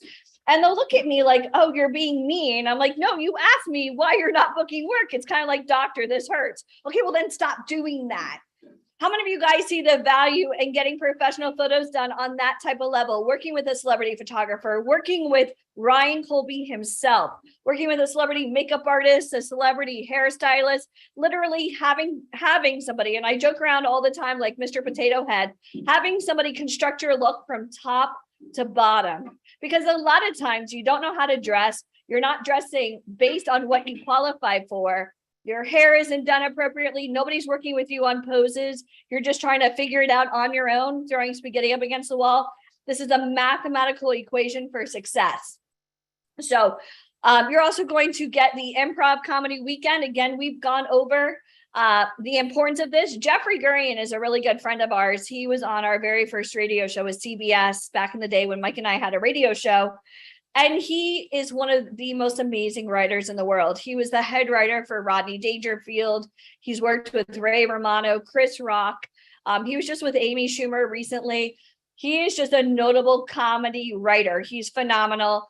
Gino Visconti from the Howard Stern Show. He also does a lot of work with the NFL. And Mark Christopher Lawrence. For those of you guys that have ever seen the hit TV show Chuck, he played Big Mike. He was also in Terminator. He was in Seinfeld. He's pretty much been in everything under the sun. And you guys will also recognize him. I think it's Progressive or Allstate, one of those commercials. He is out there with the Minions. Do you guys know who he is? He's super sweet. He's a big part of our company. But having improv on your resume, I don't care if you're a comedian, you're an actor, you're a model, musician, being able to not only say that you had improv training, but then you get to perform in New York freaking City live. That is unbelievable. And all that is going on your resume. So for those of you guys that are brand new, think about it. When you go to New York City, not only are you going to get your photos done and meet legitimate people, but then you're also getting to perform live on stage. If you want that, type heck yeah. Okay. Heck yeah. We're also going to give you our 6-figure social media domination weekend. Listen, we met JJ through Tony Robbins. We spent a lot of money and time working with high level people, venture capitalists. I mean, literally, we surround ourselves in rooms with millionaires and billionaires. And to hear the tricks of the trade, things that they're doing that's working, literally, it is going to kind of be like Dorothy going to Oz. You are going to see the color. You're going to see the mistakes people make, and you are now going to hear the truth on how to dominate social media. It's a $30,000 value. You're also going to get 12 months of virtual coaching for actors and models. That coaching is unbelievable. Again, we have Monique Coleman from High School Musical, Margot Bingham from The Walking Dead. She played Stephanie. She also starred in Boardwalk Empire. She was also, oh my gosh, we also have different voiceover actors, Tony winners, Grammy winners, casting directors, 50 Cent's acting coach, Robert Klinsky, Ryan Colby himself. We co-own Colby Model Management, so he's part of our company. You will literally meet actors from the Goldbergs, but I don't want you to focus on stars. If you recognize them, great, but I really want you to focus on the craft. We not only want you to learn the craft of modeling and acting, we do have people from America's Next Top Model, whether they're the contestants, the judges, or the stylist for Tyra Banks. We want you to have a full 360 of this industry. And the reason why is because that is going to give you added value. Okay. Now, how many of you guys watch Cobra Kai? Anybody here watch Cobra Kai? Cobra Kai is an amazing show on Netflix. But if you watch Cobra Kai, right? There's one thing that Daniel says all the time. He knows the mind of his competitor, right? He knows the mind, right? So when you are trying to get into show business, you need to get into the mind of not only an actor and learn the basics, but also the casting director, the agents, the producers, the screenwriters. That's going to make you a badass in this industry. And we're so excited because so many people focus just on the craft. And it will literally change your world knowing what the agents or casting directors are looking for, because you will hear it from them directly. I don't know about you, but we've had one of the head stars of Sopranos on. And I love the fact that when he does trainings, he will actually give you real-time constructive criticism live on Zoom. How many of you guys are ready for that? If you're ready for that, type yes. Okay. Live trainings. Let's say that again, live trainings. This isn't This isn't like masterclass, which I love, don't get me wrong, but you're never interacting with the guest speakers, right? We're also going to give you truth management representation. That is everything in this industry. If something comes across our desk, like we've had castings for Marvelous Mrs. Maisel, for Gossip Girl, anything like that, and you live in that vicinity, we're able to pull you from our database and submit you. Also, Ryan Colby with Colby Models, he has first rights to any of our talent to start submitting them out worldwide and nationwide. We book major television shows, films. Ryan has a very close relationship with people like Mark Cherry, who created Desperate Housewives, in addition to Ryan Murphy, again, American Horror Story, Dahmer, Glee. Ryan is constantly surrounded by the greats, and it's not luck. He's been in this industry. I mean, he just turned 50. We'll say it again. I just love saying it. But he's been in this industry now for over, I guess, 35 years, which insane. But again, he is leading man in this industry. So having truth management is great. So if anybody ever contacts you on Facebook, on Instagram, and you're unsure, all you have to do is say, forward it to my agent, right? And if they're real, they're going to contact us. Now, most of the time, if somebody's reaching you on Facebook or Instagram, we call it flush it down the toilet and see what comes out on the other side, not to be mean, but a lot of times it's a bot, or it's just, like cyber trolls looking to sell you something like a brand and then have you promote it. That is not legitimate brand ambassador work. So anybody that ever reaches out to you, if you have questions about licensing, contracts, if that opportunity is actually going to help or hurt your career, or you're worried about safety or making sure you're getting paid, send them our way, because we will literally ask around, do some research on them. Again, we are literally worldwide. So if we don't know them personally, we will find somebody that knows of them. And if we don't have any recollection of them, then it's a no-go for you. Okay. So you will have mother agency. It's exactly what it means. We're going to be very motherly, holding your hand, answering questions, being a little bit more nurturing. Because honestly, if you met Tanya yesterday, she's looking to book real actors. Okay, not impersonators, like legit actors. And we're going to get you to that point so that you're a viable candidate for her. We're also going to do runway modeling masterclass in New York City for, again, even if you are an aspiring actor, musician, being able to add improv, runway training. This is phenomenal. If anything, it's good dinner conversation. It's great for your Facebook, great for your Instagram, great to have proximity. Again, the last time we did this, and Deneen mentioned this earlier today, we had Vaughn Stewart from Cool America. He was a top recording artist, producer, works with some of the biggest Grammy winners in the world. He now launched a magazine. This magazine, he has celebrities on the cover. And the fact that he was there, in addition to the head of Beyonce's team, that was huge. And again, all of our talent not only got to take pictures with them, but also exchange information. Why? Because they knew you went through the process. They knew that you were part of the company. They knew that you were good people, and they knew that you were an extension of us. How many of you guys want in the VIP family now, right? You're also going to get the runway experience and fashion show in New York City. Again, if you don't have haters, you will by the time we're done with you, because people will go, well, how did you do so much so fast? And you're like, I've got a really cool network. And you're also going to get access to the vault, over 300 hours of on-demand content for actors, models. And I really want to share this with you. During the pandemic, which I don't even like to use, the C word, during the pandemic, when the whole world shut down, Broadway was pretty much not working.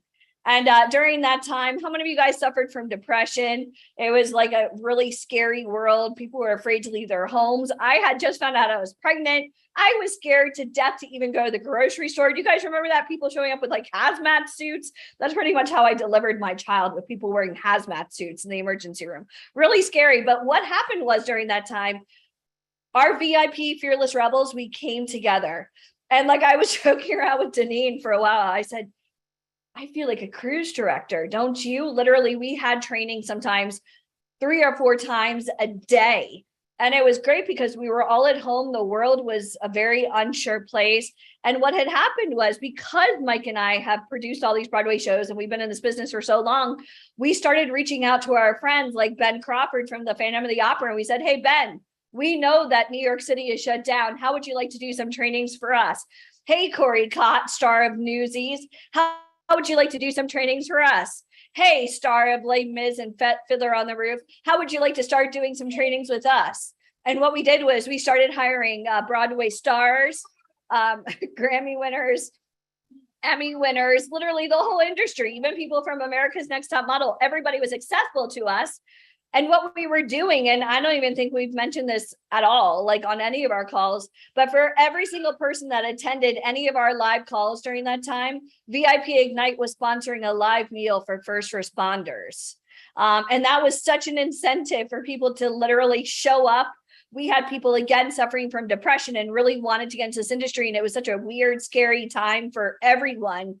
And we were doing these calls. Not only were we compensating people that were literally out of work, literally the rug was pulled out from underneath them, but we also gave back to charity. And as a family, we are still very much one. And I'll tell you, I've had so many amazing relationships with talent. Not only did I have my baby during the pandemic, but then also we were together every single day for multiple hours. This is a community.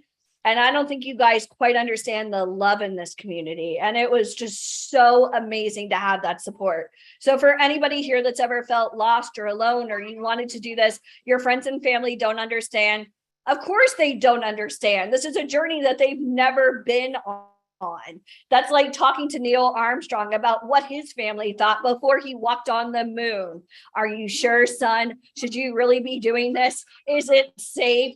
Do you have anybody I can talk to? In order to be a pioneer, you have to be able to kick ass. How many of you guys here are ready to be a pioneer, right? So again, coming out to New York City, end of March, for those of you that have never been to New York City, it is literally one of the most magical places in the world. You will make amazing friends. Even before you go to New York, you're going to be friends on Zoom, friends on live classes. You're going to be able to hear each other speak and talk and be able to see people with the growth of learning how to act and learning how to model. All that will be done on Zoom. So by the time you get your butts to New York City, you're like, I'm not new. I've been training for this with the best. Okay. You're also going to get a photo shoot with celebrity hair, makeup, and Ryan Colby himself styling you. I'm going to tell you a little secret, and I don't say this a lot, but when you're there, take a selfie with a photographer, tag them in it, and make sure you say thank you.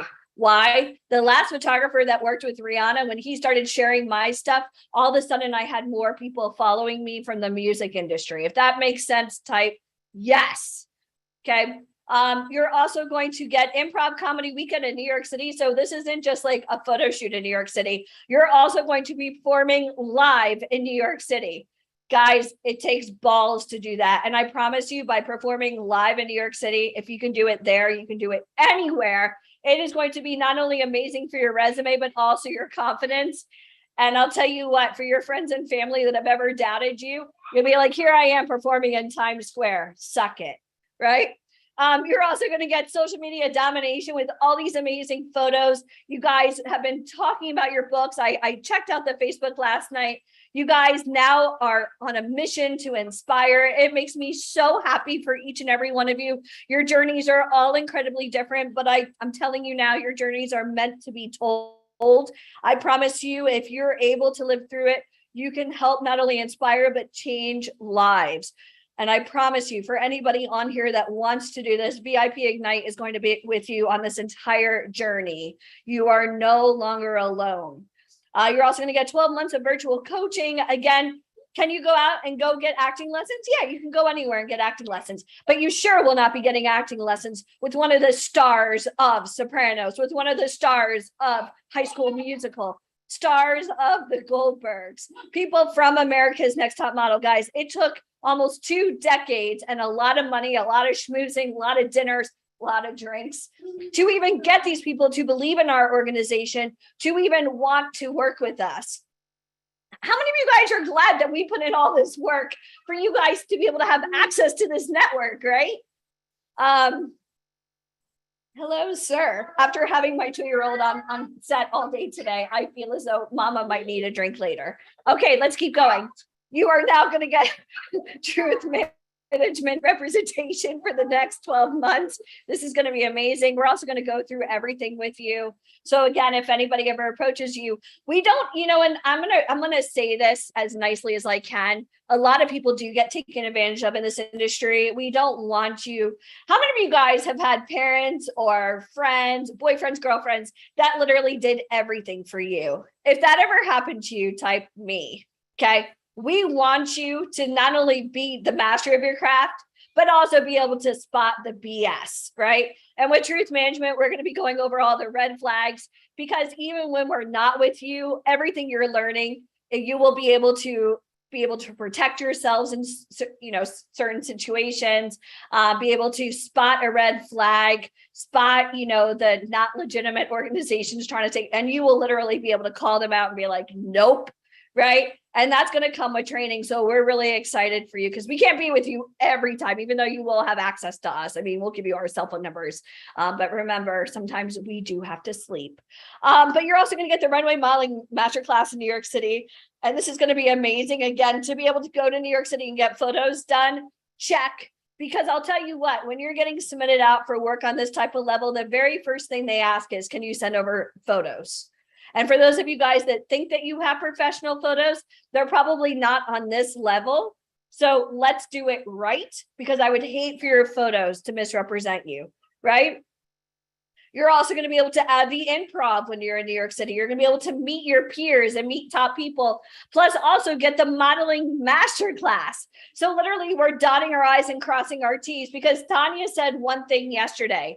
When a casting director is interested in working with you, they want to know where you're doing your training. Look at that. Boom. Just cross that off the list. Do you have photos? Yes, you do. Boom. Do you have any referrals? Anybody you could ever say that you're working with? Oh, yes, I do. Boom.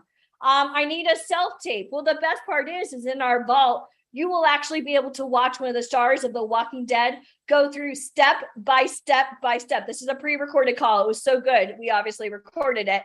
You will be able to hear from Margot Bingham herself, who books major motion pictures and television shows based on self-tapes. No more searching, going on YouTube. You will hear from the best. Some of you guys love that, right? You're also going to get access to the vault. Again, anything you want to know, plus size modeling. You want to know about petite modeling. You want to know about comp cards. You want to know about Fashion Week. You want to know about catalog. You want to know about Screen Actors Guild. You want to hear about Coogan accounts. You want to hear about breakdowns. You want to hear about anything. The vault is so awesome. We literally have this little glossary. You type in one keyword, and any trainings in the last 2 years, anything will pop up with that one keyword. All of our trainings have been transcribed, so that one word would notate, okay, this is the training you need to watch. Okay. You are no longer alone. So this is a community. So all of this combined total you 64,482. And I'll tell you right now, how many of you guys would pay 64,000? Because I could tell you, when I went to college, again, I graduated with a double major in TV and film and communications. Most schools of this type of level charge that much for 1 year. Okay. Now, again, we're not asking you for 64,000. That's the value of this program. But today it's 2,997. This is also considered tax deductible. And we do have our quick action takers. So again, what's normally $29.97 for my quick action takers, it will be $1,997. That's pretty much less than an iPhone. Am I right? iPhones are about $1,000 and $100 a month. We're spending more money in technology to make ourselves feel better. I'll tell you a secret. My iPhone 13 is the same exact thing as the 14. Save your money. Okay. So we do have the $1 million guarantee. And when Michael first told me this, I said, this is crazy. Like, what is wrong with you?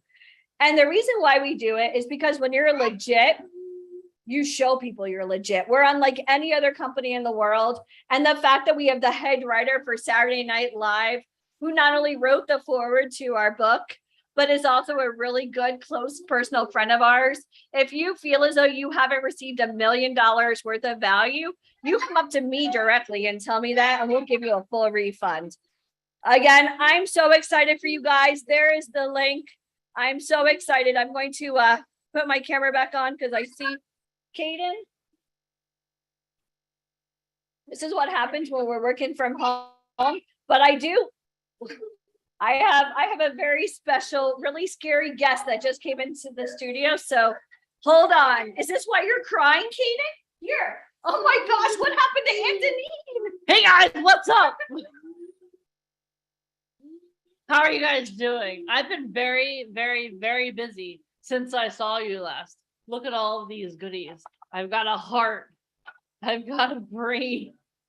I've got a liver. Oh no. It's dripping. I don't know how that started. Oh my god. Holy shit, Denise, I know. Happy Halloween, everyone. I'm really excited to see all of you guys in Hollywood. I'm really excited to see you guys. I am a killer. You didn't know, did you? I'm really excited to see you guys in Hollywood. Nice gash, I know. I'm really excited to see you guys not only in Hollywood, but in New York City. And you know, Halloween is one of my favorite holidays, so I had to dress up for the occasion. Do you like it? Do you think I look better now or before? You guys can be honest. Creepy, right? Poor Kaden, I know, you know, Kaden was semi-freaking out, but then he didn't care at all. It was the craziest thing in the world. Awesome. All right, guys. So much. How excited are you guys for New York? If you're excited, it's hard to take me seriously when I'm dressed like this, right? I know. So, how excited are you guys for New York City? Are you guys, if you're excited, type New York in the comments. I want to see how excited you are. It's going to be such an amazing opportunity for you to come.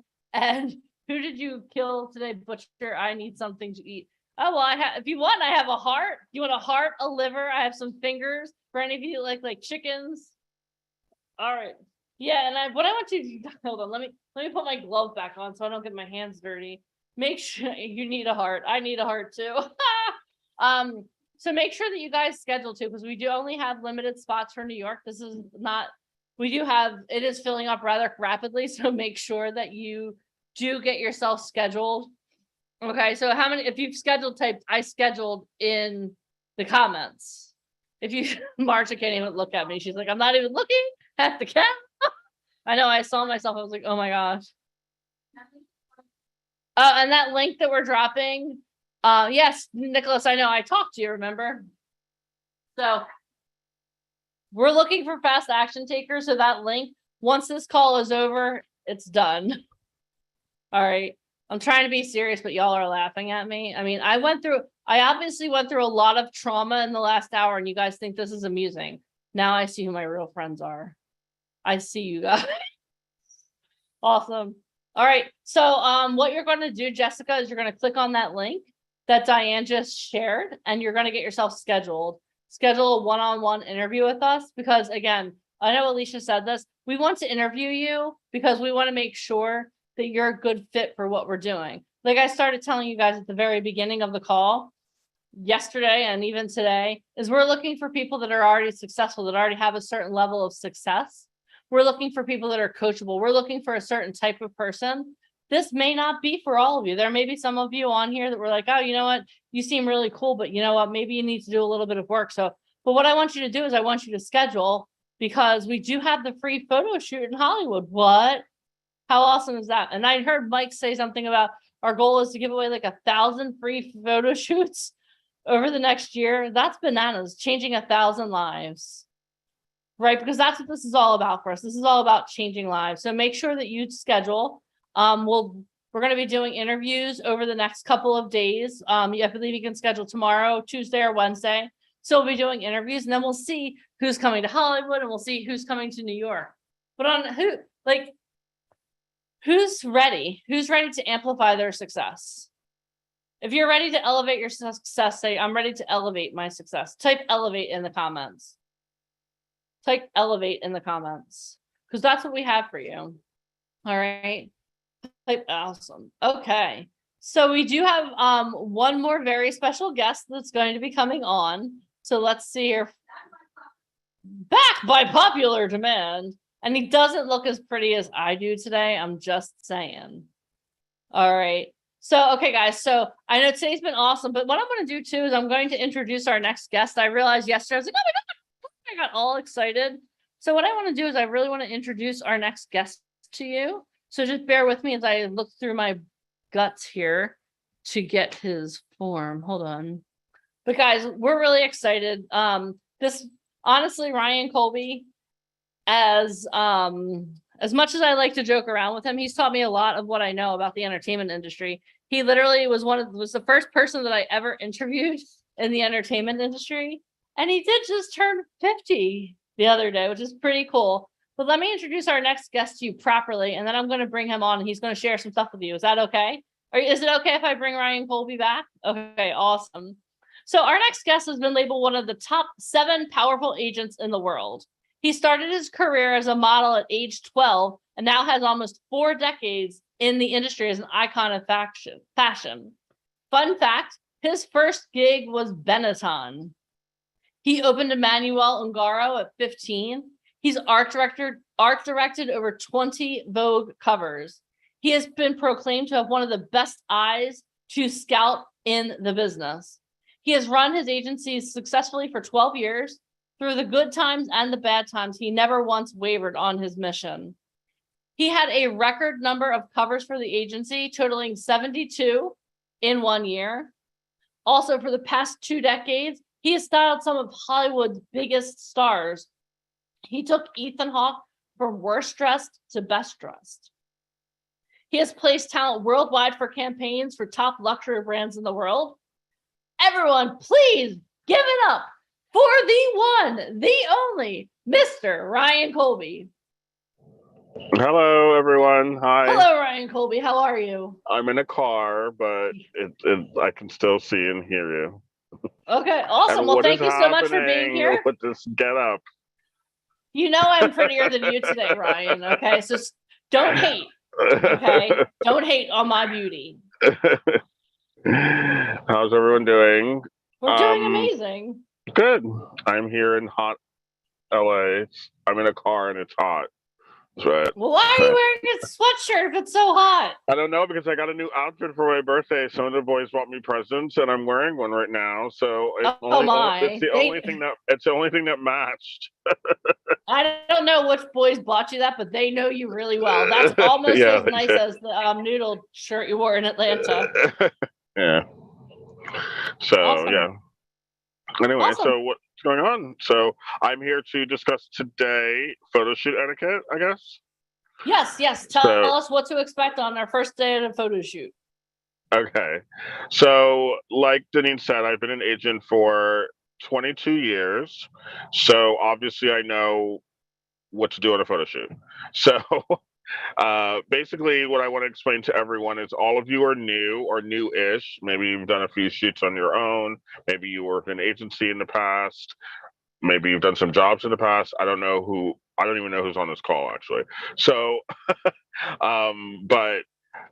basically photo shoot etiquette is pretty much a long list, but I will focus on a few of the points that I feel are the top 5 most important things at a photo shoot. Obviously, there's more than 5 things you shouldn't do at a photo shoot, but I'll focus on the things that you should do, and then I'll also give you a few things that you shouldn't be doing.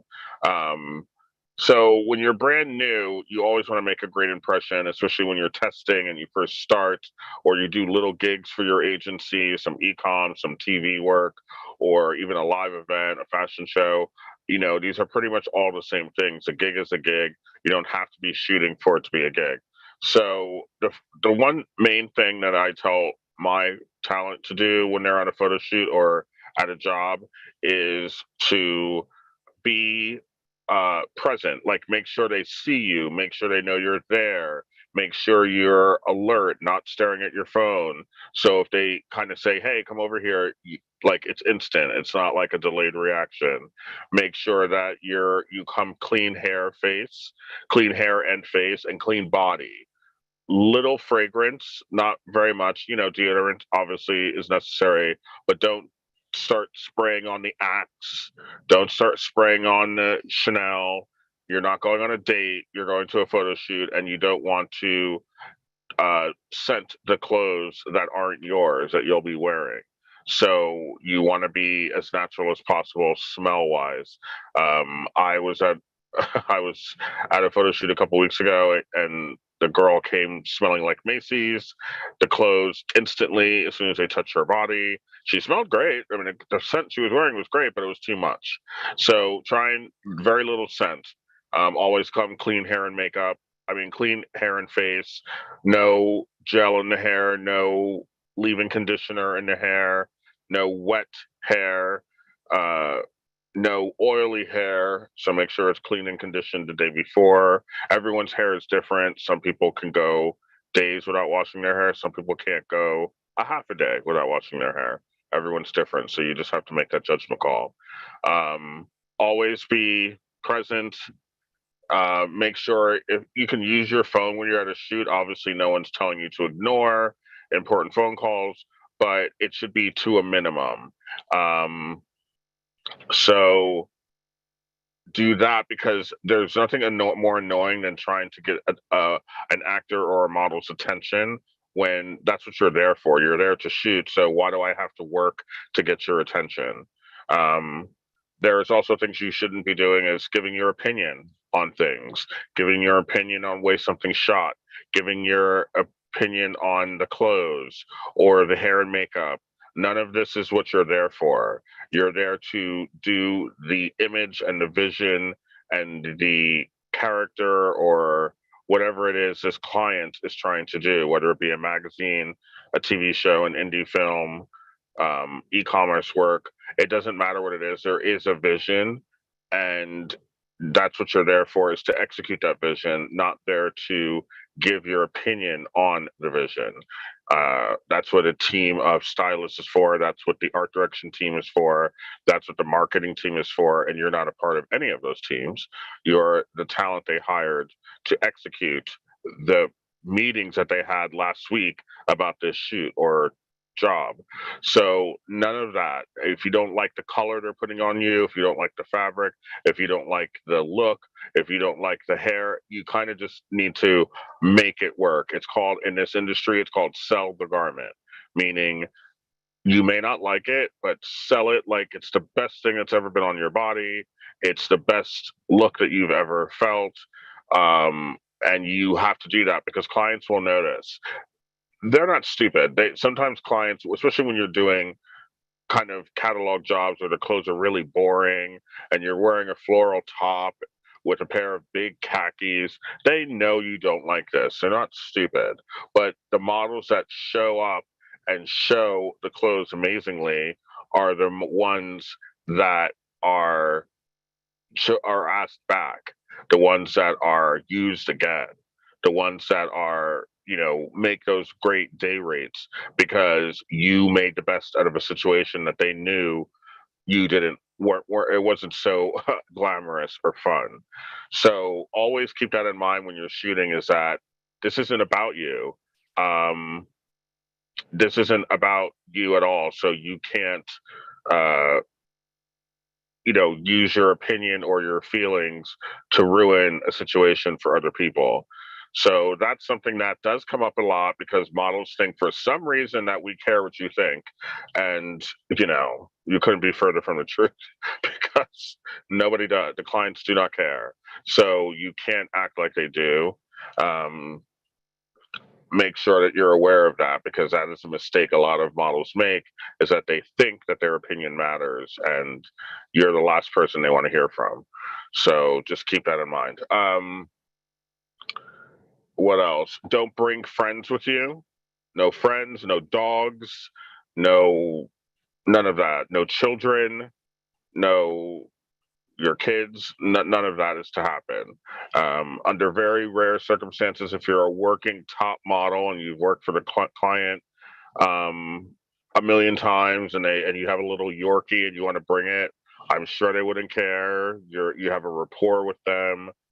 That does happen. A lot of these, especially the girls, they have these little dogs and they bring them everywhere with them. But that's when you've proven yourself. That's when you have a rapport with the client or the agency and you're making a lot of money for them, so they can maybe give you a little wiggle room to, bring your little, Chihuahua Yorkie to a shoot.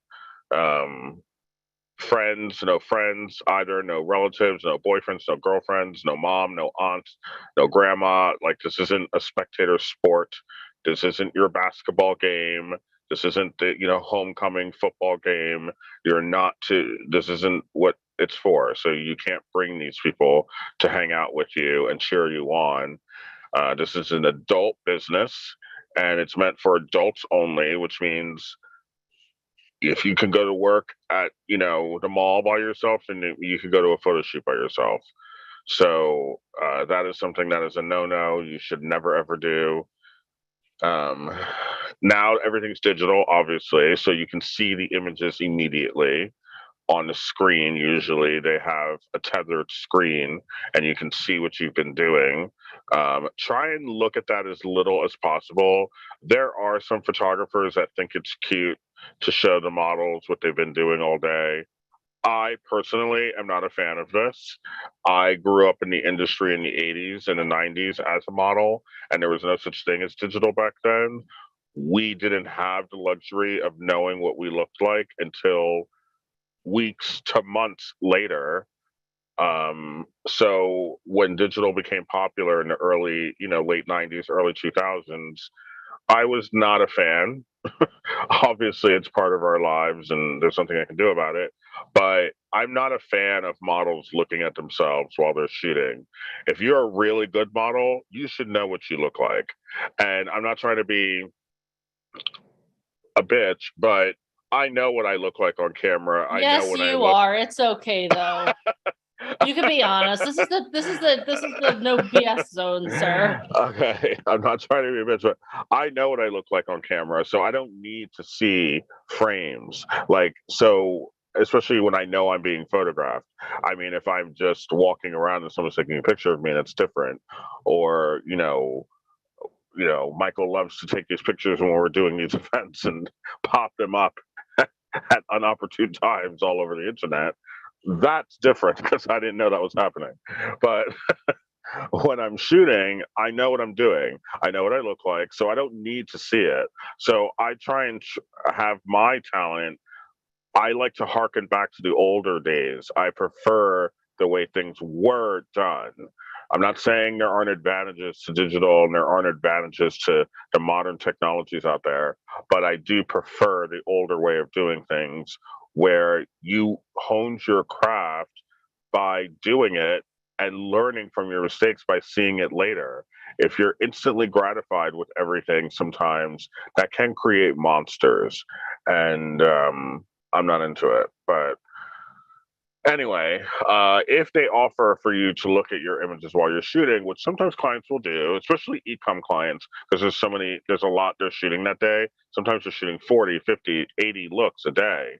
They may want you to see what you've been doing so they can just speed up the day. Especially if you're doing something wrong, they want you to stop it and they want the day to go faster. So you can look at it, but don't ask to look at it. Like, let them ask you, hey, do you want to see what you've been doing? Okay, fine. Go look at it. But don't be that model that's like, can I see what we just did? Can I see what we just did? Can I see what we just did? Because that's annoying. Because if it's a client that doesn't like to show you what you've done, they're like, girl, why are you asking me? Just get out of my face and go change. Like, you're eating up time and that's not what we're here for. So it basically be available. It's kind of like when you have little kids, like speak when spoken to. It's a little similar to that. It's not that bad where I'm saying never talk when you're at a shoot, but it's kind of like let them guide the conversation, let them get to know you, and then over time you can build a rapport, and then you can talk. Especially if you're booked again with the same client, then they know you when you walk in the door. You're not a stranger anymore. So, but don't come in there taking over the room and jazz hands and turning this into your show, because it's not. So make sure you're humble in that way, because I've been on sets where models come in, actors come in, and you think that they've known these people for 20 years, yet they've never even met them. And it is off-putting and it's very awkward, because it's like, why is this person talking so much? Like, I'm not into it. So just try and be just available for them to do whatever they need to do with you, but don't talk anyone's ear off. Hair and makeup is maybe the more of the time to talk, because that's kind of like going to a salon. That's where you get the gossip in. That's where you talk. That's where you know, do stuff. So hair and makeup is the time to chat and get it over with. They're standing there doing your hair. They're standing there doing your face. So it is a perfect time to talk and, you know, learn something about the business. That's how I learned how to do hair and makeup on some of these shoots. I've done hair and makeup because that's how I learned to do it, is by sitting in a chair and having it done to me. So now that I'm older and I'm not in front of a camera, I can do someone's hair. I can do someone's makeup because I know what to do by just watching them do it for half of my life. So it's something you can learn. It's a good skill to have, is to know how to do your own face and hair. So that's the time to chat people up and ask them where they're from and how long they've been doing this and who have you worked with, and any sort of juicy gossip. Like, you know, it's kind of like the fun time. Then when that's done, you go into work mode and you get changed and you start shooting. There's two different kind of characters on set. The hair and makeup is more of the fun, and the photographer and the assistants and the stylist is more of like, we got to work. So you can put those two hats on while you are in the studio or on location or wherever you happen to be. And also never complain about situations. Sometimes it will be hot.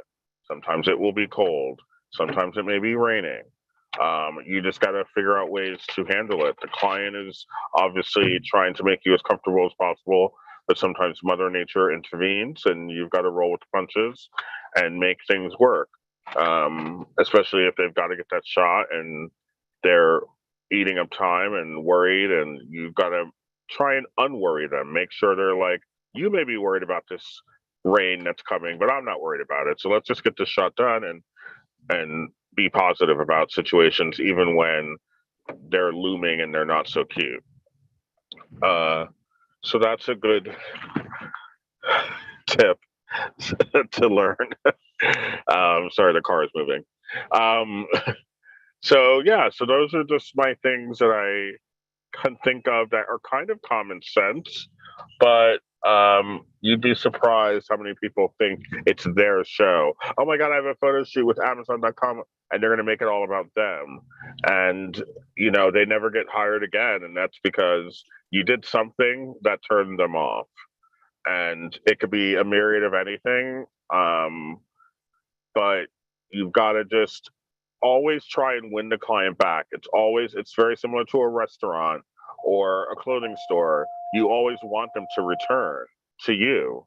So give them the best service and give them the best performance, so they call you back when they have more product to shoot and more stuff to do and other issues of the magazine to do, or their next season of the fashion show, whatever. You always want them to be like, I like that person. Let's get them back for this season. Let's get them back for this shoot. And that's how you do it. So, and these tips I just gave you will help that process. Sometimes you can be as sweet as pie, completely amazing, do everything right, and maybe they just didn't like the way your hair looked on camera, or maybe they didn't like your nose. That's something. So that's not anything you can do anything about. So don't fret over it. But if you take my tips, more than 50% of your clients will return to you. And that's all you need as a model. You don't need every single client you work for to repeat you, but you need most of them to, because that's how you make a living. It's just like a restaurant. If every customer that went into TGI Fridays tonight, half of them will return in a week, 2 weeks, because they thought the chicken fingers were great. They liked the drink. They liked the sundae or whatever it is they're eating.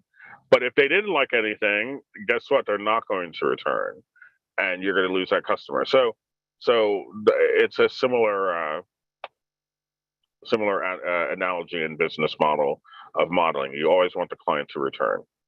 So with these tips, you can increase your chances of that happening. That was awesome, Ryan. I love one of my favorite tips that you gave was like, this isn't bring your friends to work day.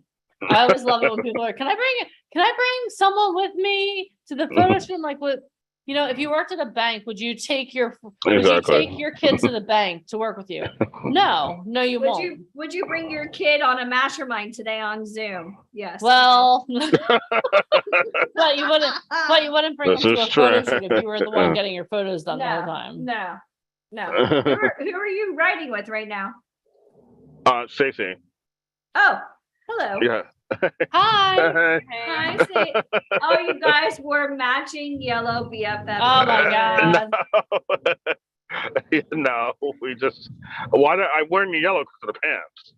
Yeah, She's wearing the he yellow always 'cause has she an felt like wearing excuse. yellow. Who wore it best? I think Stacey wore it best. Well, Stacey and I are so excited to announce live about Colby Kids and Colby Babies launching. Because you can't know what, hear Ryan Colby loves She can't children. hear you. I have the headphones on. Well, Her you kid know is what? in the back seat. We'll announce it on Instagram and tag her. It's already going up She now. can't. She said Colby kid. Oh wait, you can hear her? No. Oh, she said something. But she knows. Like She could tell by your uncomfortable laugh what we're talking about. Awesome. Well, Ryan, thank you so much for getting on. I know you have. I know Oh wait, is you have that a it? lot. Are there any questions? We can make time for like 2 I have- questions. His skin really looks flawless today. I'm aware. Seriously, it works like a charm every time. He can literally say the most heated argument, and you're like, "See knives, apricot scrub." Yes. No, I've been using this Stop. since I was like Yeah. 10 years old or 5 years old. Zandra, And you just feeling like it mentioned works. his skin and his complexion, and it's just like it's Okay. flawless, as he Okay. says. Awesome. So we have 2 questions. Let's see here. Camille Bradshaw has a question. Why don't we just read the questions out loud? Okay, Camille, why don't you type your question and don't unmute yourself. Type your question in. Can you hear me now? Yes. Yes, we ask can. yours Just let her first. ask it. Let her ask it. Just let her ask I it. just wanted to ask Colby if he ever represented someone who wasn't already working in the industry. Every day. Oh, every day. That's how 90% of my agency started. I mean, I do have some people that come to me that have already worked in Europe.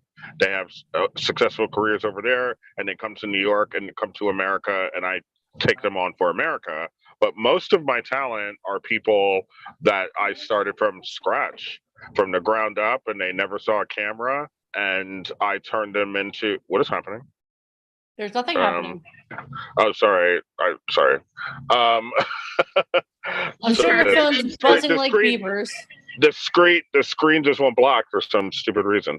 Anyway, my talent are brand new people who have never seen a camera in life, and I take them from obscurity and throw them into the modeling industry.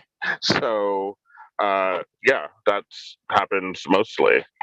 So, yeah. So to answer your question, yes. Okay. And we have someone who's been asking about latex allergies. So you can work with someone with a latex allergy. It's just that when you show up on set, you have to let the makeup artist know Oh, they you gotta can't let them use know. latex gloves. And I know Yeah, in you like a gotta- lot of the you medical gotta- industries at this point, the norm is to use nitrile gloves so that you don't worry about latex allergies. And I'm not laughing at your latex allergy, but a lot of times. It's I've had it happen. I remember I had a boy years ago named Christopher. He had a latex allergy, and I had to put that in a computer because it's sometimes hard to remember that because it's not like an everyday allergy. So it's like I had to remember that. It doesn't come up a ton in this industry. It's not like a common thing like a hospital or some sort of situation like that. It's not like an everyday thing where latex is just abound. So it's not something that comes up, but I would have to remind people sometimes, especially when they're doing location shoots, to make sure that they didn't use latex. But it's not something that comes up all the time. So. Yeah. And it's up to the model as an adult to open your mouth and say something. If you see Yeah. a pair of gloves coming at you, obviously speak. Yeah, and same thing with like I know we have one talent that had a makeup allergy, so you bring your own. If that's the case, like you bring your own cover up or whatever, this way you can kind of avert. Exactly. Awesome. Exactly. So, All right, okay, so one more question. Adrian, yes, he is always looking for new talent. Plus size models. Do you work with plus size models? I I do freelance with them. Like I will get a gig or something for someone that's plus size. Do I have a plus size division? No. I would like one. I mean, because obviously there's money there and there's market there and there's use there. The plus size girls have taken over the world and they're everywhere and they're on the magazine covers and they're in advertising and they're on the runway. So I would like to have like 6, I don't want to go crazy with it because it's it's a lot of work, but 4 to 6 would be cute. Yeah. All right. So, Christopher, but what have I ever booked it? Yes, I have. Just very randomly, if a client's like, "Hey, do you have a girl that's a 10 or 12 or 16?" Yeah, I have done it. But is it a regular thing? No. No. Okay, and Christopher McDonald, please type your question in the comments. Okay. Just got back in the house. Okay, awesome. All right. Actually, no, we'll just unmute. We'll unmute you for the last one. Christopher, I'm just going to ask you to unmute yourself and ask your question. Yes. Hey, how's it going? Kobe. Hi. So I was my name is Christopher McClendon. I've been dying to come out to New York one day and, try to find work. I know there's a lot of work and opportunity there. There's 2 particular shows that I watch that inspired me to be on these shows. How do you find the actual work doing the agency? Is it a lot of work, and how to prepare for these roles, or are you scouting for the role? No, there's no such thing as scouting for a role. That doesn't happen. Okay. How you get roles is the television networks or the production company that's shooting a show in New York will reach out to the agencies and say, "Hey, we have this role, or we're looking for this type for this episode, or for a series regular, or whatever." And then I will submit people who fit that criteria. There's no such thing as an agent scouting for roles. That's never happened. Agents aren't allowed to do that because it's not my show. I have no connection to Law and Order. Like I can't scout for Law and Order. Like I don't know what they're doing next week. So they just tell you week by week what they're doing, and you fill them in on who you've got available. They like them, great. If they don't, they don't. They may pick them for another episode 2 weeks later, 3 weeks later, 3 years later. So that's not how the industry works. There is no such thing as scouting for roles. Nobody does that. And you can't, as an actor, if you want to act, you can't pick shows you like. Like, again, kind of like what I said about the modeling photo shoots, you're not allowed to pick shows that you like. If you like a specific show, great, you can tell me. And if that comes up, I'll be extra vigilant and be like, "Hey, he's actually a fan," or whatever. And that does come up. But otherwise, if I put you on a show or I get you an audition for a show that you don't like, well, guess what? You're still doing it. And if you don't do it, then you're dropped from the agency, because I'm not a fan of people picking what they like. Like I said before, I don't care what you like. I'm not interested in your desires or your opinions on things. I'm telling you what to do, and you're going to do it, or you're going to find somebody else. I'm not married to anybody. I'm not married to you. I'm not married to any talent. So if the second they don't do what I say, we are done. And I've seen this in practice. He's not just saying it to scare you. Like I've seen him drop someone like that. I was like, "Oh, okay. That escalated quickly." He was like, "No, you don't even know." So one more question. And the other thing I want to mention too, Christopher, is you don't want to go on a show because you're a fan, because then that would be like if I had walked up to Chris Noth and like, he would have been like, "She's an idiot. Get her away from me." You don't want to be booked on a show because you're a fan. Yeah, not because you're a fan. I mean, has it happened where you've ended up on shows that your parents watched or you watched? Yeah, it happens all the time. But you just got to it's still a work environment. You got to figure it out. Well, I'm not a starstruck type of person. I mean, if I would have met somebody famous, it would have been an honor. But I'm not very starstruck. My question. Yeah. Most people aren't. One more question to you. Do you do both modeling and acting and singing? Yes. All three. No singing. No singing. No just singing. Acting and modeling. But I do acting and modeling. one of my models. Actually, one of my models was with me yesterday. He's a singer. He has an album out right now, but he has a music manager for that. So I work with the music manager, make sure our schedules don't like clash. But do I personally do it and actively pursue it? No. Gotcha. Meaning I don't get music gigs for my talent that happens to sing. I do have talent that can sing, but they have their own separate person for that. So it is best to get different agents for different talents. If you feel like it. I mean, if I had heavy music connections, I would do it, but I don't. So why bother doing something that you're not good at? Stay in your lane, and that's my stay in your lane and do what you're amazing at. And if the talent is an amazing singer and a music manager wants to take them on, that's amazing. Great, go right ahead. Awesome. Thank you so much. Thanks for your questions, Christopher. Awesome. All right, guys. Ryan Colby, thank you so much for taking us on a ride, showing up in your wonderful yellow. We love it. Thank you so much. Thank you so much for breaking down what the first day on a shoot is. I think so many times people, they have one perception of what a shoot is, then they show up and they're like, this is not what I pictured. Oh my gosh. So thank you for breaking all of that down. We appreciate that. Everyone give Ryan, thank you so much. I can't wait to see you in like 2 weeks in Hollywood. It's going to be awesome. We're going to be back together. I've missed you. It's been too long. Awesome. Okay. And I Very promise good. I won't come looking as attractive as I do today. Okay. Awesome. Okay. Everyone have a Right. good rest of the night. You too. Thank you, Mr. Colby. Okay. See you. Bye. Okay. Bye. Bye. Awesome. Now, how many of you are fully prepared for your photo shoot in Hollywood, for your photo shoot in New York?